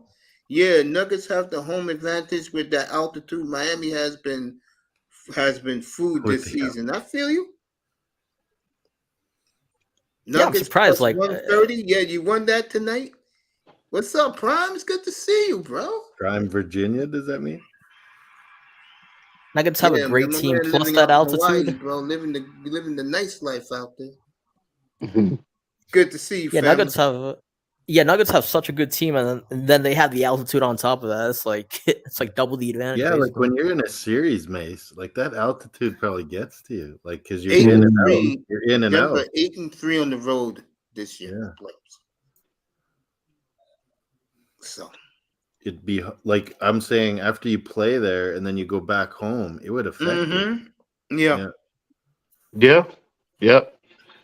What Miami has to do to make this a series is get a split in Denver, and then anything can happen in South Beach. I think Denver's gonna rock them, but Yeah, I do too. I keep discounting Florida Panthers, and I keep being wrong too. Beat them, but I do give Miami a fighting chance because of the coach. Yeah, I have so much respect for the coach. Yeah, I agree with that. I just think, man, Jokic's size is just going to be. I mean, they have no answer for him at all, and his ability. They got to worry about him as a scorer. But I mean, look at how well he's really the initiator of the offense, bro. He really is, because Jamal Murray plays point guard, but he's more of a shooting guard. He's not a natural point guard. So Jokic he commands a lot of those responsibilities in their offense. And bro, then you got to worry about him on a perimeter. You got to worry about him in the post. And if he is consistently posting up and Miami really don't have a problem for him, if they're able to control the pace like that, that's going to be amazing, because Miami wants to get out and run. They want to get out in transition. They want to shoot, they want to jack up threes in transition, right? They want to get out and run you to death. And they want to throw bodies at you. And, if Denver can slow the game down and make it a half-court game for the majority of the series, man, that's, Miami got problems, bro, because they had no matchup for him. That's what None. I'm telling him. Again, Gordon 6'10", Michael Porter Jr. 6'10". Absolutely. No, look, all that length, bro. Jimmy Butler, bro. There you go. And they all shoot. They can all shoot. Exactly. They all shoot, bro. They're all live, man. They can all handle the ball too. You look at Gordon tonight. You saw him. Yeah, I knew once he got hot, I said this game is over with. Even after when the Lakers went up, I said, man, that's a problem. Him scoring, getting to the rim like that, bro. I said, man, that's gonna be an issue for LA in the second half. So, and Jokic is like I describe it as a point center. Yeah, exactly. He runs the offense. Yeah, it's a bad matchup for the Heat, and I'm respectful for what they've done to this point, but now and Denver has heart too. They're battle tested. They're not like Boston. Boston, they have no heart, bro. I think they put. I thought Boston remind me of San Antonio and I did too. When they swept the Lakers and closed the Forum. Man, Butler just ripped the heart out of the Celtics. And they went on to win their first championship. I agree. That's what Denver reminds me of. To sweep LeBron, yeah, Mace, what do you make of a healthy AD? Lakers had no excuses. That's why, as behind me, I've been listening a little bit what they're saying. These people are still stunned that LA got beat down like this. Yeah, but what do you make of Boston's coach coming out and saying it's all on me? Because that's a rarity, like for a coach to just sit there and go, it's all my fault. Yeah, because he's getting schooled by Eric Spoelstra. He's getting schooled by a future Hall of Fame coach. A rookie Yeah, coach. but they still have with that talent though. Like, I mean, still with that talent, like, I mean, you got to put up a better fight at least. They didn't show up themselves either, and then the whole last year took a lot out of the Celtics, I think. It did. But you look at. I'll go back to that in a second. Yo, Prime, but you look at. What I was gonna say, Prime. Yeah, he's been swept multiple times in his career. Yeah. Give me the number. How much? I know Denver is heavy favorite to win the championship. put the number in the chat for us. Appreciate that. Good seeing you, bro. You want to come up here? Here's the link, bro. You can join us, bro. What I was gonna say before, Miami, you was gonna speak. Go ahead. I'm sorry, family. Oh, you go ahead. No, go ahead. I'd like to hear your input, family. I can see Miami Heat winning this game on 6 games. I don't have a problem with that. No, I think Denver is a terrible matchup. And you know how Miami loves to play that small ball too, bro? Mm-hmm. No, man. They got too much length. They got in all of them, not only the length, but all of them can move. You know what I mean? If you go, that's the scary part. Yeah, if you go small like that and try to beat them with quickness, they've got the foot speed to stay in front. Because really, Jimmy Butler is their number one, is their best playmaker. They don't have another guy. Are you comfortable with Kyle Lowry at 34 years old? In that role consistently to beat that team 4 games out of 7? I mean, Jimmy Butler is their primary playmaker, and he's, bro. And I know Boston has a lot of talent, but Boston, for whatever reason, again, we saw it last year in the finals, and I think it just carried over.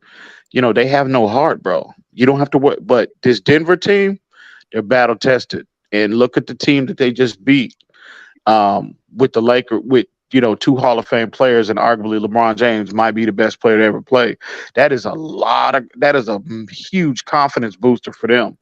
And again, we all know the nature of sports is all about styles make fights. It's all about matchups. They have no answer for Jokic. And, I think it'll be Denver probably beat them in 6 games. I'll give Miami 2 games, but I think it'll be Denver in 6. They have no answer for Jokic, but I can see Bam give him a good battle. But here's the key. I keep bringing it up. They have no answers for Porter and Aaron Gordon. No answers. None. And really, and Jamal Murray, man, he can get hot, bro.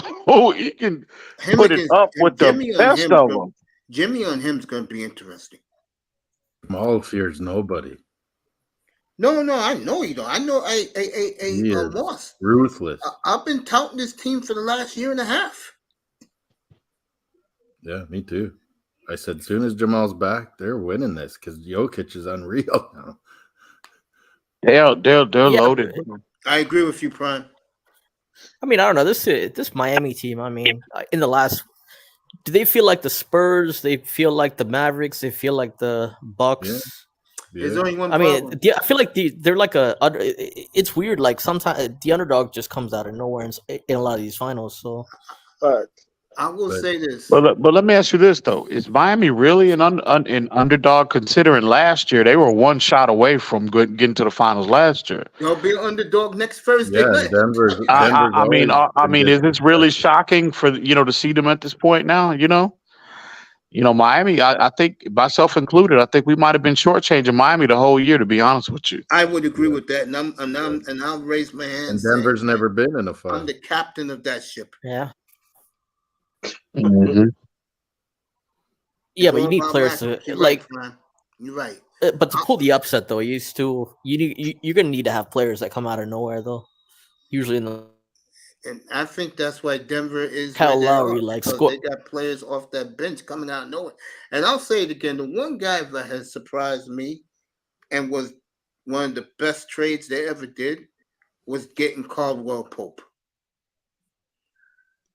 Yeah, someone ripped when you said that last week, Mason. I'm like, no, he fits just perfect for Denver. They need a shooter. I promise you this: all the anti-Denver guys, they won't be up here during the finals. Yeah, they disappeared. Yeah. They've been saying they were going to lose every round, and they never did. Yeah. And now what ESPN's going to do, I'm going to say it again, something that Barkov just said, now they're going to shift and make Miami into this great underdog. It won't even talk about Denver in the finals. Yeah. It's going to be, Miami did this and Miami did that. Stephen A. Smith. It's gonna be like I think Denver. the Bucks went under. It's gonna be like Denver doesn't even exist. I mean, the Bucks went under the radar because of the Bucks went on the radar because pretty much they were disappointments 2 years, 3 years in a row. Because Raptors. That's true. The Butler did it. He is pure heart, and what a winner Jimmy is. Well, maybe Jimmy in 3 weeks from right now will be a new champion, and he'll get his chip. He'll get his respect. He's like his DNA father, Michael Jordan. Listen, I agree with everything he said, but the point where they might win it all. I'm very respectful of Jimmy Butler. His heart, everything that he stands for on the court. Yeah. But I just think Denver just has too much for everybody, bro. They're overdue, bro. I said that. Yeah. I've been saying that. They're hungry too. They're hungry too. Yeah, because they've been disrespected for so many years. And I was looking at Phoenix. Now, I was observing who could compete with the Suns in the West. And I said, you know what? I said, let's see Denver healthy. And then next thing you know, Murray's out for the year. Michael Porter's out for the year. And I saw Jokic carry a bunch of ragamuffins by himself. Yeah. Mm-hmm. And I said, you know what? When he gets his boys back, it's gonna be something different. Well, he got his boys back, and he's 4 wins away. Yep. Even if they had Chris Paul, even if Phoenix had Chris Paul, Mace, they weren't beating them. Yeah, I agree. I just know this. Spoelstra is going to be a handful for Michael Malone, who I never liked. But Spoelstra is going to be a problem. Yeah, I think Spoelstra is the key. I think Spoelstra is the key of the series. I really do. You might be right, Mace, but from a coach, now again, I've never coached a day in my life, but when you look at the teams, again, we all know the nature of the playoffs in any sport. It's about how you match up with the opposition. Mm-hmm. And when you look at from a personnel standpoint, I mean, I just don't see where Miami has any advantage. Like Jimmy Butler, as good as he's been, look at the bodies that they can throw at him. You know what I mean? Yeah. With Porter Jr., with Aaron Gordon, with bench players that can throw at him. I mean, Caldwell Pope.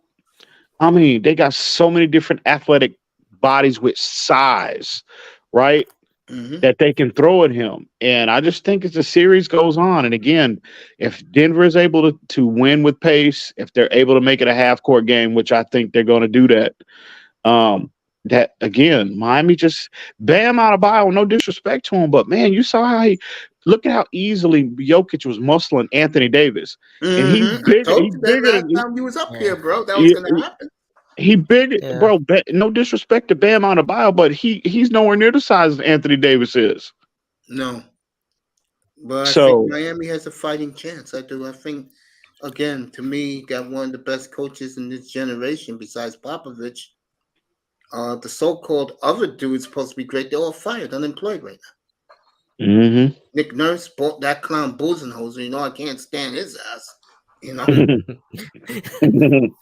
That makes me like number 31 either. When you fit with I feel like he would fit in with the 76ers though. Speaking of that, who do you think their new coach is gonna be? Right now, it's looking like it might be Nick Nurse. That's what I'm hearing. Nah, I think Embiid's having like reservations about that, so I don't think that will happen. I mean, you're gonna have to pass the second round for once in his life. Embiid's GM or what? Well, I mean, you're gonna have to give him a huge say in the thing. I mean, you got to keep your one like superstar there. Let Doc Rivers go. Yeah, Doc Rivers. Are you a big Sixer fan, Prime? Prime, put in the chat. I'll give you Lillard for Maxey. Give me one of your bum bench players in a 1. You do it. Put a 1, yes, 2, no. Yeah, get Maxey out of the East because he beats the Raptors all the time. I don't know. I'm still torn with him. Like he took. Make it. Also, for real. Also, is if Boston gets put out. Yeah, been a Sixers fan I was since a Sixers fan in Iverson. the Okay, 80s. that's why Sean is a Nugget fan, by the way. Iverson. Yeah, I loved Iverson too. Nah, Yeah, but Maxey. Maxine what? Okay, I feel you. Maxine like game 6, I think he shot like crazy amount of shots. Like I think he made like half of them. Like, but he's I better didn't when think he's he was just that great. driving and He was pacing. driving. Yeah, he was making he the was pace driving and fast. missing. Yeah.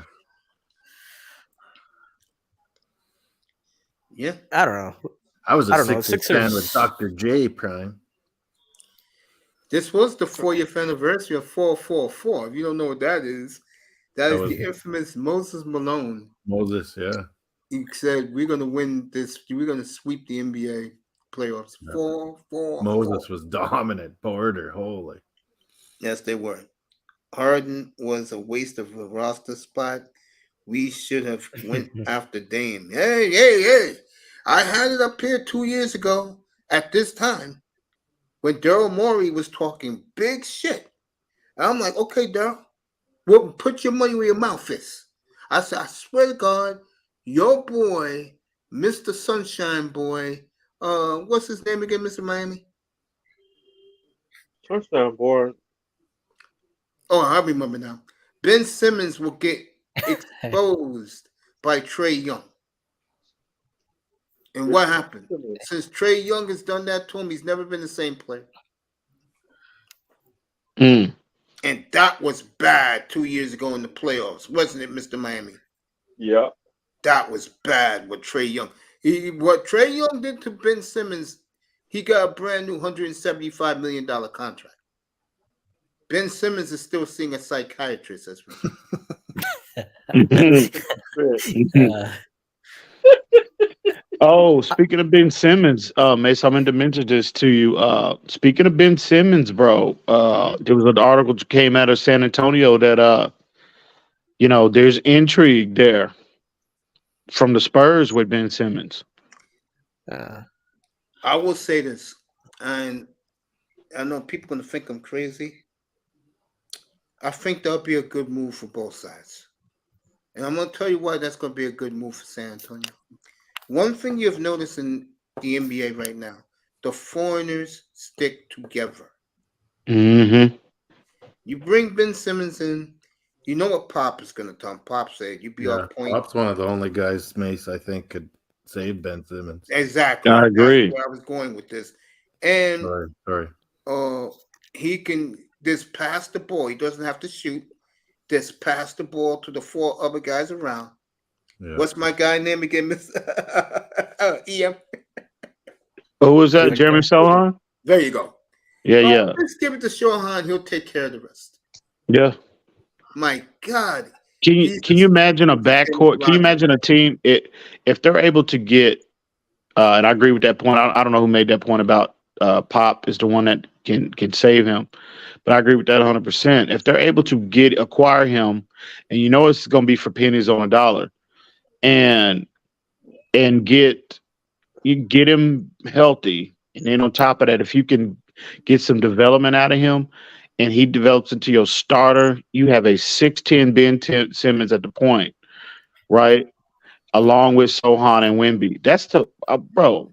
I mean, is that not what team in recent memory where you got 3 players, 10, starting lineup, 6'10" or taller, right? I mean, I can't remember a team, man. Add a Chris Boucher from Raptors, 6'11". They can shoot. Yeah, but I guess like the other option for Ben is if the Warriors trade Jordan Poole for him, that's a good fit. Yeah, I would entertain the Spurs. I was like, look, I'd package Keldon Johnson and maybe some picks, and I'd entertain Jordan Poole in a heartbeat. Yeah, that's not a bad idea. Yeah, but the Nets pretty much they pretty much like blew up the entire situation at this point. I don't know yet, like that team's going to take to have $61 million in cap space, right, Ian? Yeah. Ooh, yeah. And they have 6 first-round picks in the next 2 drafts. They've got 11, I think, in the next 5 or 6 drafts. I think they've done. I'm telling you. Out there. I mean, is it the year finally like OKC though? You know, is it the year they blew it with Rudy Gobert? Cleveland blew it with Donovan Mitchell so much so that they putting him on the block in a couple of weeks. Look at the teams who gave up their picks. Atlanta is still mediocre. Mm-hmm. Even though DeJounte Murray had an awesome year, I had him in fantasy. He is a hell of a basketball. But the point is, the teams who made these trades, they're mediocre at best. Yeah. Yeah. It didn't help them. Mm-mm. I mean, Cleveland was embarrassed. Donovan Mitchell was a no-show against the Knicks. He had a good season, though. Him and Garland had a good season. And Denver swept them away. And then Atlanta, even though DeJounte Murray's a good player, they still were they were a year ago, mediocre at best. My point is, all these teams who traded 5 picks and this and that, their future is effed. Oh yeah. Oh yeah. Sometimes these NBA teams just change too much. Yeah. You know. I mean, the OKC thing, right? Like they traded like 5. They were supposed to have like 5 first-round picks. Sometimes stick with your player. From the Paul George thing is going to work out for them, and EM don't want to hear this, but they're going to be real competition to the Spurs, bro, moving forward. That team is loaded. Oklahoma City. Oh yeah. Their future is very bright. The question is, can they get through the giant Frenchman?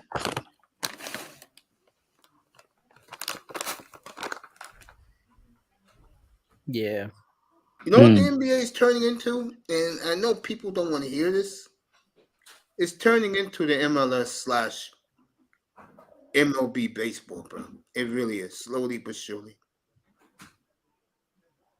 If this kid plays in the old school Popovich style, and they're kicking ass year after year after year, they don't have to win championships. They're just kicking ass.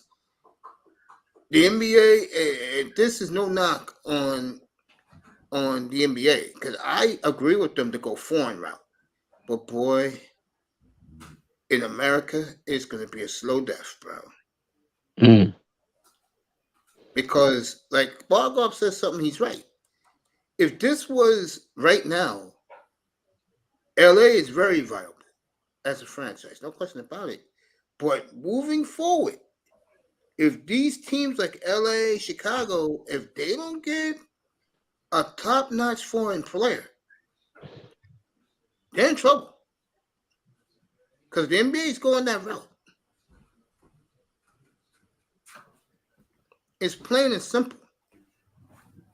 I mean, look at the Giannis guy chip. Jokic is on the verge of getting his chip. You know, slowly but surely. You're the Los Angeles. New York got a nice little team. New York is okay, and they're gonna try and get a big time star this summer because they got all those draft picks. And Randall, get rid of. You got to get one of these foreign players, bro. You got to, because this is the wave of the future in the NBA. No one knows these college players. No one cares. You don't see them. They're out in 1 year. Who sees these kids in the G League? I'm watching G League. For what? Yeah. My point is, nobody knows these college guys. And I think the NBA wants it like that.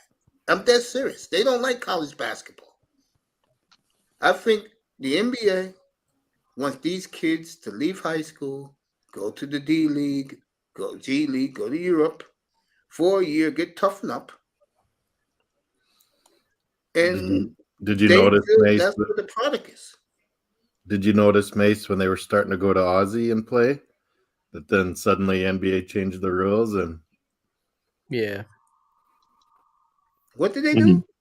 well, like 18-year-olds couldn't come to like G League and these little pro things. They had to go to college. So then Aussies didn't have that rule, so they were going and playing there, and then NBA changed the rule. Interesting. A lot of Or they were going to Australians Europe have been or picked Aussie. in the last 2 No, I 3 don't years. think they changed the rule. I don't think they changed the rule. I think you still can go. Like if you're like in the US, you can still go like overseas. You just can't. Yeah, like You just can't go they to went like to Australia or Europe to play pro at like 17, 18. yeah. What's his name? If they Who didn't made want to that? go The to Ball college. brothers made that famous, right? The Ball brothers. Yeah. Yep. Ian, Sean said, "What's up, nigga?" Shout out to the shout out to the homie. Salute to you. I know you on cloud 9 right now. I already know you on cloud 9. Yeah, he's on cloud 9 right now. Hmm. Congrats, baby. Yeah, but bro. you know, deserve it, bro.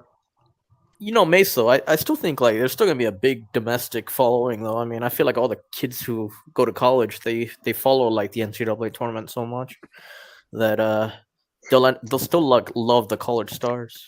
I think way more players will stay in college now because of these NILs. Yeah, but where you're getting paid. I don't think so. I Yeah. think there'll be They'll more. stay. Why leave? Yeah, but here's the problem. Guys want the NBA, man. They want the life. Yeah. They're getting that in college. Yeah. I mean, Scoot Henderson. Scoot Henderson, he's in the G League right now, and he's considered. If Wembanyama wasn't in this draft, he would be the clear-cut number 1 overall pick. That's why I heard. And he was one and done. He said, "No, I'm trying to get to the league." So, but I guess every case is different. Every person is different. You might some kids, and their dream might want to do 4 years in college. You know what I mean? Now that they're being compensated, but I think it depends on the individual. But for the most part, I think a lot to Mace's point, players want to get to the league sooner rather than later. You know what I mean? So that's right. I'm good either way. I say, my advice, if I were to sit down with a player that was in that situation, I would tell them, you do what you want to do, whatever you feel in your I heart. got one more for you. Same topic. Who you think's going to get more NIL money? The football team or the basketball players? It should be the football team because they generate the most money. Exactly. So the guy who's in high school, Everyone's getting paid. Swimmers, gymnasts, Olympic athletes. They're not getting paid. But I do feel like they're getting paid though, man. They're not getting players. The They're not basketball getting paid players. like the football players. The basketball players though should it's should be still more significant noticeable though. money that they used to get none. The basketball players should be more noticeable though, for the most Yeah. part. You only need 5 See, guys. like EM just said, football drives the revenue for most of these colleges, unless you're ACC. Basketball. Other than Clemson. In Yeah, Miami, but is it for every position though? Is it for every position though? Like, There's I a lot of do think the football players. the quarterbacks, the running backs, and the cornerbacks probably. I think it's for anybody, the most important positions. Any kind of marketability, yeah. Yeah. Like for the Miami Hurricanes, that's offensive linemen. And that's why they're bringing in a good class of linemen the last 2 years. D-line, Yeah. O-line, yeah. Because that is the most like important position. Miami just likes to get a transfer guy and throw him in there. Yeah. But when it comes Everyone's to the trenches, transferring like crazy now. that's what they like. They like to pay the trenches. Right? You know it. Basketball, everyone's changing colleges constantly. Yeah. It's just not there, bro. I mean, look at Duke now. Yo, Quasi, what's up, family? All my old guys are coming. What's up? I appreciate you guys, man. That's right. You already know. Yeah, Sean's celebrating tonight. Say what's up to my boy Quaz. Yeah, you guys keep talking. I'm almost done anyway, man. We got to go to bed, bro. I love this show, and I appreciate all you guys coming. That's for sure. Yeah, always respect, Mace. You know what I mean? You already Hey, by know. the way, how's your dad, bro? He's good, man. He took a That's good. he's doing a lot better. So that was a big sigh of relief for the family. So I appreciate you asking too, Mace. Wish him happy Father's Day in 3 weeks, family. Yeah, I will. I'm gonna take a trip. I'll be taking a trip down there. We'll be taking a trip down there in the next couple weeks. So we'll go down there for a couple weeks and kind of hang with him and spend some time with him. So looking forward to it. That's good, man. I wish I still had my dad. Let me ask you this, Mace. This is kind of off topic, but I started getting into. I don't know if anybody watches this TV series called Godfather Harlem. I never caught it, but I heard it was great. I highly recommend it. By the way, if you a mafia, you know me, Mace. I'm a big mafia dude. Any mafia related projects, you know, I love them. So what's it on EM? What? It's on MGM Plus. Okay. And I mean, you know, I'm a big Sopranos guy, right? So this, I never thought I'd watch it. I'd see a series that was just as good as the Sopranos or better. No way. Well, Godfather Harlem is right up there with it. And again, like I said, if you're, you know, if you study the history of the mafia and you follow any mafia, you know, type of movies or anything like that, you will absolutely love this show. But it's centered around the reason why I was going to ask you, Mace, because you up in New York, and it's centered around that, you know, the mafia, the mob during the 50s, 40s, and 50s. But the main character of the show is centered around Bumpy Johnson, who I'm sure you know who that is. You've heard about him, I'm sure. You know, being from New York, and it's just crazy about how powerful he was during that time. You know what I mean? Because a lot of people, first off, he was black during that time in a world where, you know, in a mafia, mafia dominated world, in drug trafficking and just organized crime in general. So my question to you is, reason why I brought it up to you, you ever hear, like the legend of Bumpy Johnson, or you ever hear anything about him, because you born and raised in New York? Do you ever hear like right around here in Texas, just like any city, like if you go downtown Fort Worth, they've got the stockyards is pretty much preserved, right? And they've got this place called Billy Bob's where they have actual photos of like the old Western, the James Boys, Billy the Kid, where the bar where they sat down at that same bar. You know what I mean? It's been well preserved over the years. So you ever hear anything about, like, you got any stories, or you ever hear any stories about Bumpy Johnson and him, up in New York or whatnot? I'll do you one better. Next time you come up, my mother used to live there during those days. I'll ask my mom. She's still alive. Mm-hmm. She's 85. She used to live in Harlem for years. I'll ask her about Bumpy Johnson. I'm supposed to see her tomorrow, so I'll ask her about Bumpy Johnson. Yeah, Harlem World back in those days. She would know stuff. Yeah, that's what's up, man. I'll give you a good insight from my mom how it was back then. Real talk. That movie with Denzel there about, what was his name? Frank?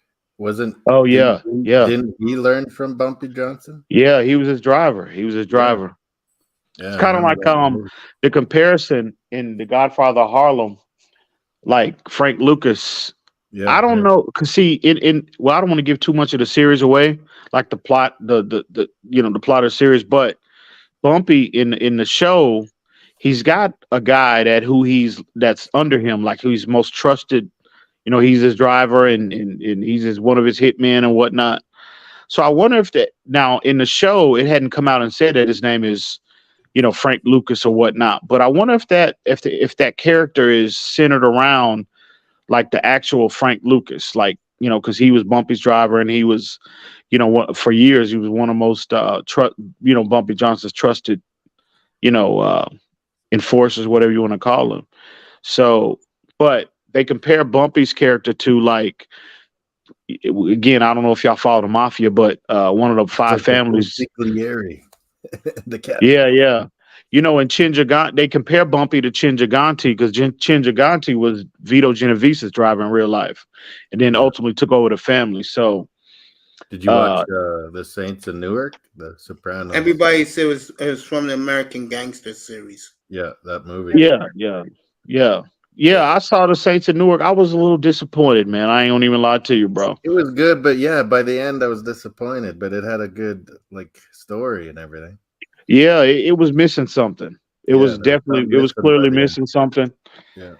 But it like gave you the whole, that's why that happened in Sopranos.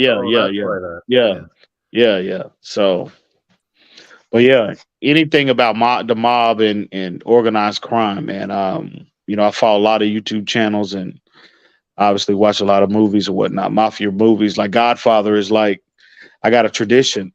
You know, during Thanksgiving, you know, they'll show Godfather. They'll have a Godfather marathon on 1, 2, and 3, and we'll sit there. I'll sit there and watch them. It's kind of like a tradition, but yeah, I highly recommend Godfather Harlem for real. That's like I'll watch that. It's very good. I'll tell you another one too. That Sylvester Stallone show. It came out. It was at first The King of Tulsa. That was his first season last year. Yeah, And pretty good. I think it was real good too. So, but yeah, those two to me, those are my favorite. At least right now, TV. And I don't really watch after The Sopranos, bro, and Boardwalk Empire. I really hadn't gotten into Boardwalk Empire. Oh yeah, dude. Yep. Awesome. So yeah, you love Boardwalk Empire. You'll love Godfather Harlem, bro. Trust me. You into Boardwalk Empire, bro? Oh yeah, bro. Oh yeah. I do miss. You love those? You'd like a British one. The Peaky Blinders. It's on Netflix. What is it called now? I'll write it on here too. Peaky Blinders.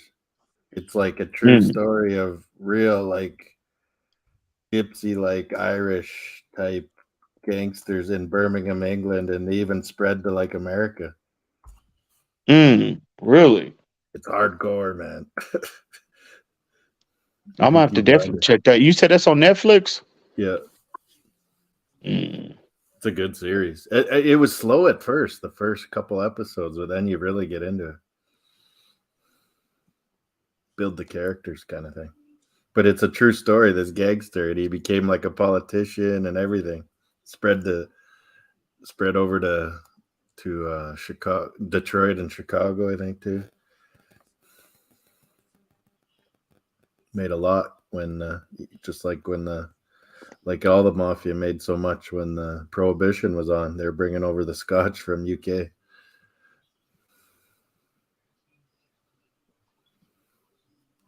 Yeah, Mace, whatever happened to that subway case in New York? Right now, if you want to hear some fascinating stuff, the white supremacists have raised over $3.2 million for this guy's console. Jesus Christ! Are you talking about the guy with the chokehold? The guy with the chokehold, yes. That's sick. They just throw money around. 3.2 million. Yeah. Where the hell do they get 3.2 million? That's just public donations. Yeah. They con so many people like Trump to donate to their bullshit. Yeah, so whatever happens to him, he's going to get a great legal team to defend him. Jesus. Why do you need to kill the guy? Yeah, but that's not the way this country works, man. That's something that, kill the guy, man? Something that's the way it is, man. Have to deal with it and live with it. It's unfortunate, but that's the American way, right? Yeah. You know what I'm saying? So, guys like me, EM, Miami, we live it every day. God. That's part of being part of society for us.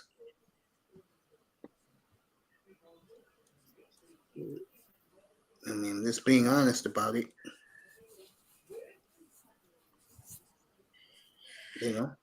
Like I mean, Martin. I mean, next year. Like when white dude killed Trayvon Martin. Yeah, that was sickening, man.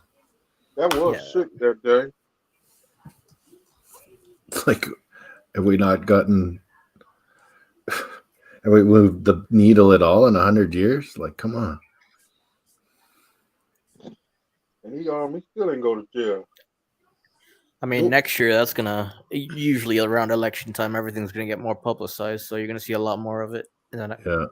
Well, now with this AI thing, there'll be all kinds of lies and craziness. Oh yeah, you guys that's ain't another lying thing. about that. Yeah. Man, So on the AI thing, right? Golf is what? Let me see. Ball golf 9.5 hours. Yeah, I know for ball golf right now it's what ball golf like 9 morning 11 o'clock in the morning out there. 11:30. 12. It's noon out there.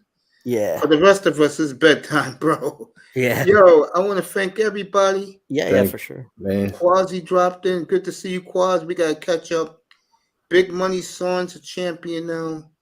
It's what in Honolulu right now? 8:40 in the evening in Honolulu, bro.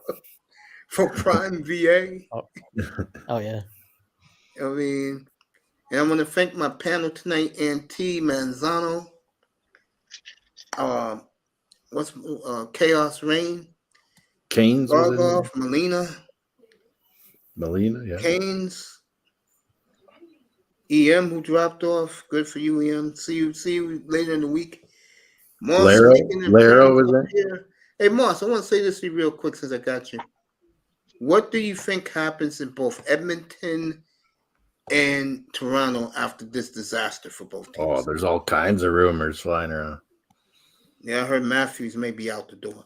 I think one of them's got to get traded, like Nylander, Matthews, Marner. One of them's got to get traded. But about Edmonton. In Edmonton, there was Draisaitl rumors because his contract is like Matthews up in another year. Interesting. And but yeah, I think he'll want to stay, and McDavid they'll stay, but they just gotta find a goalie. It's always been the case in Edmonton. Terrible what happened to them against. I mean, he's a rookie and he looked promising, but come on, you need a goalie if you're going to win it. Like, look, Florida's the perfect case. You know, you're right about that. The year before they were number one and lost in the first round. Then even Bobrovsky, they didn't play him the first 2 games. Boston beat them. I'm like, why are they not playing Bobrovsky? Then he plays him and they beat the Bruins. Unbelievable. Bobrovsky's on that note, rolling. I want to thank Moss, who was just speaking. I want to thank Bargoff for taking time out of his morning to join us. You should do that more, Bargoff. We really miss you up here. When the last time you spoke to Relentless? Oh, he's traveling. Yeah, Relentless. I don't know. Like, I think I see him on Insta every once in a while. Probably like he was up here late. He was up here late Friday night, and he stood over with me and Mr. Miami. We spoke off the air. He's okay. I mean, and I'm glad to see him because we don't see him much no more. Hope kid's doing okay. And of course, Canes and of course 305. EM says, always, yeah, you too, EM. I love you, man. You have a good week, bro. Get ready for the NBA Finals next week. Denver is in. Let's see if Miami sweeps tomorrow. I think they will. Later today, we'll have we'll have the Heat and the Nuggets. 10 days off for both teams. Next Thursday night, I think the NBA should move that to Sunday night. They should. Players don't need that much rest. But they're going to stick to their guns and go with June 1st, then, you know. So, yeah.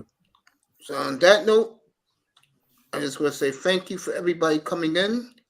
Go ahead, Mr. Miami, take us out. I'm hopping right in my bed, which is about 3 feet away from me. Go ahead, Mr. Miami. Thank you, ladies and gentlemen, for coming to the Mace Show, starring Brother Mace, aka Buffalo Bills killer, and co-starring Mr. Miami. And a special guest is Brother Moss, Brother Kane, Brother EM, Melena, and Laurel. I forgot who else was up here because I'm stepped out. Bargar. And Auntie. Auntie. And Chaos Reign. Chaos Reign. Go ahead, Mr. Miami. Ladies and gentlemen. Same to you. EM says, same to you. Ladies and gentlemen, Shawn Michaels is a new Continental Champion. Current WWE Heavyweight Champion has left the building. Repeating, Shawn Michaels has left the building. Coach, like they say in Spanish, hasta mañana. I'm about to go to bed. Good night from the Oasis, everybody. We'll see you tomorrow night, 8 o'clock Eastern Time, with the Heat and the Boston Celtics. Let's see if the Heat close them out. Love you, folks. Good night, everybody. I'm out, Coach. I love you, man. Be good. Love you, man. Peace. Later, man. family. All right.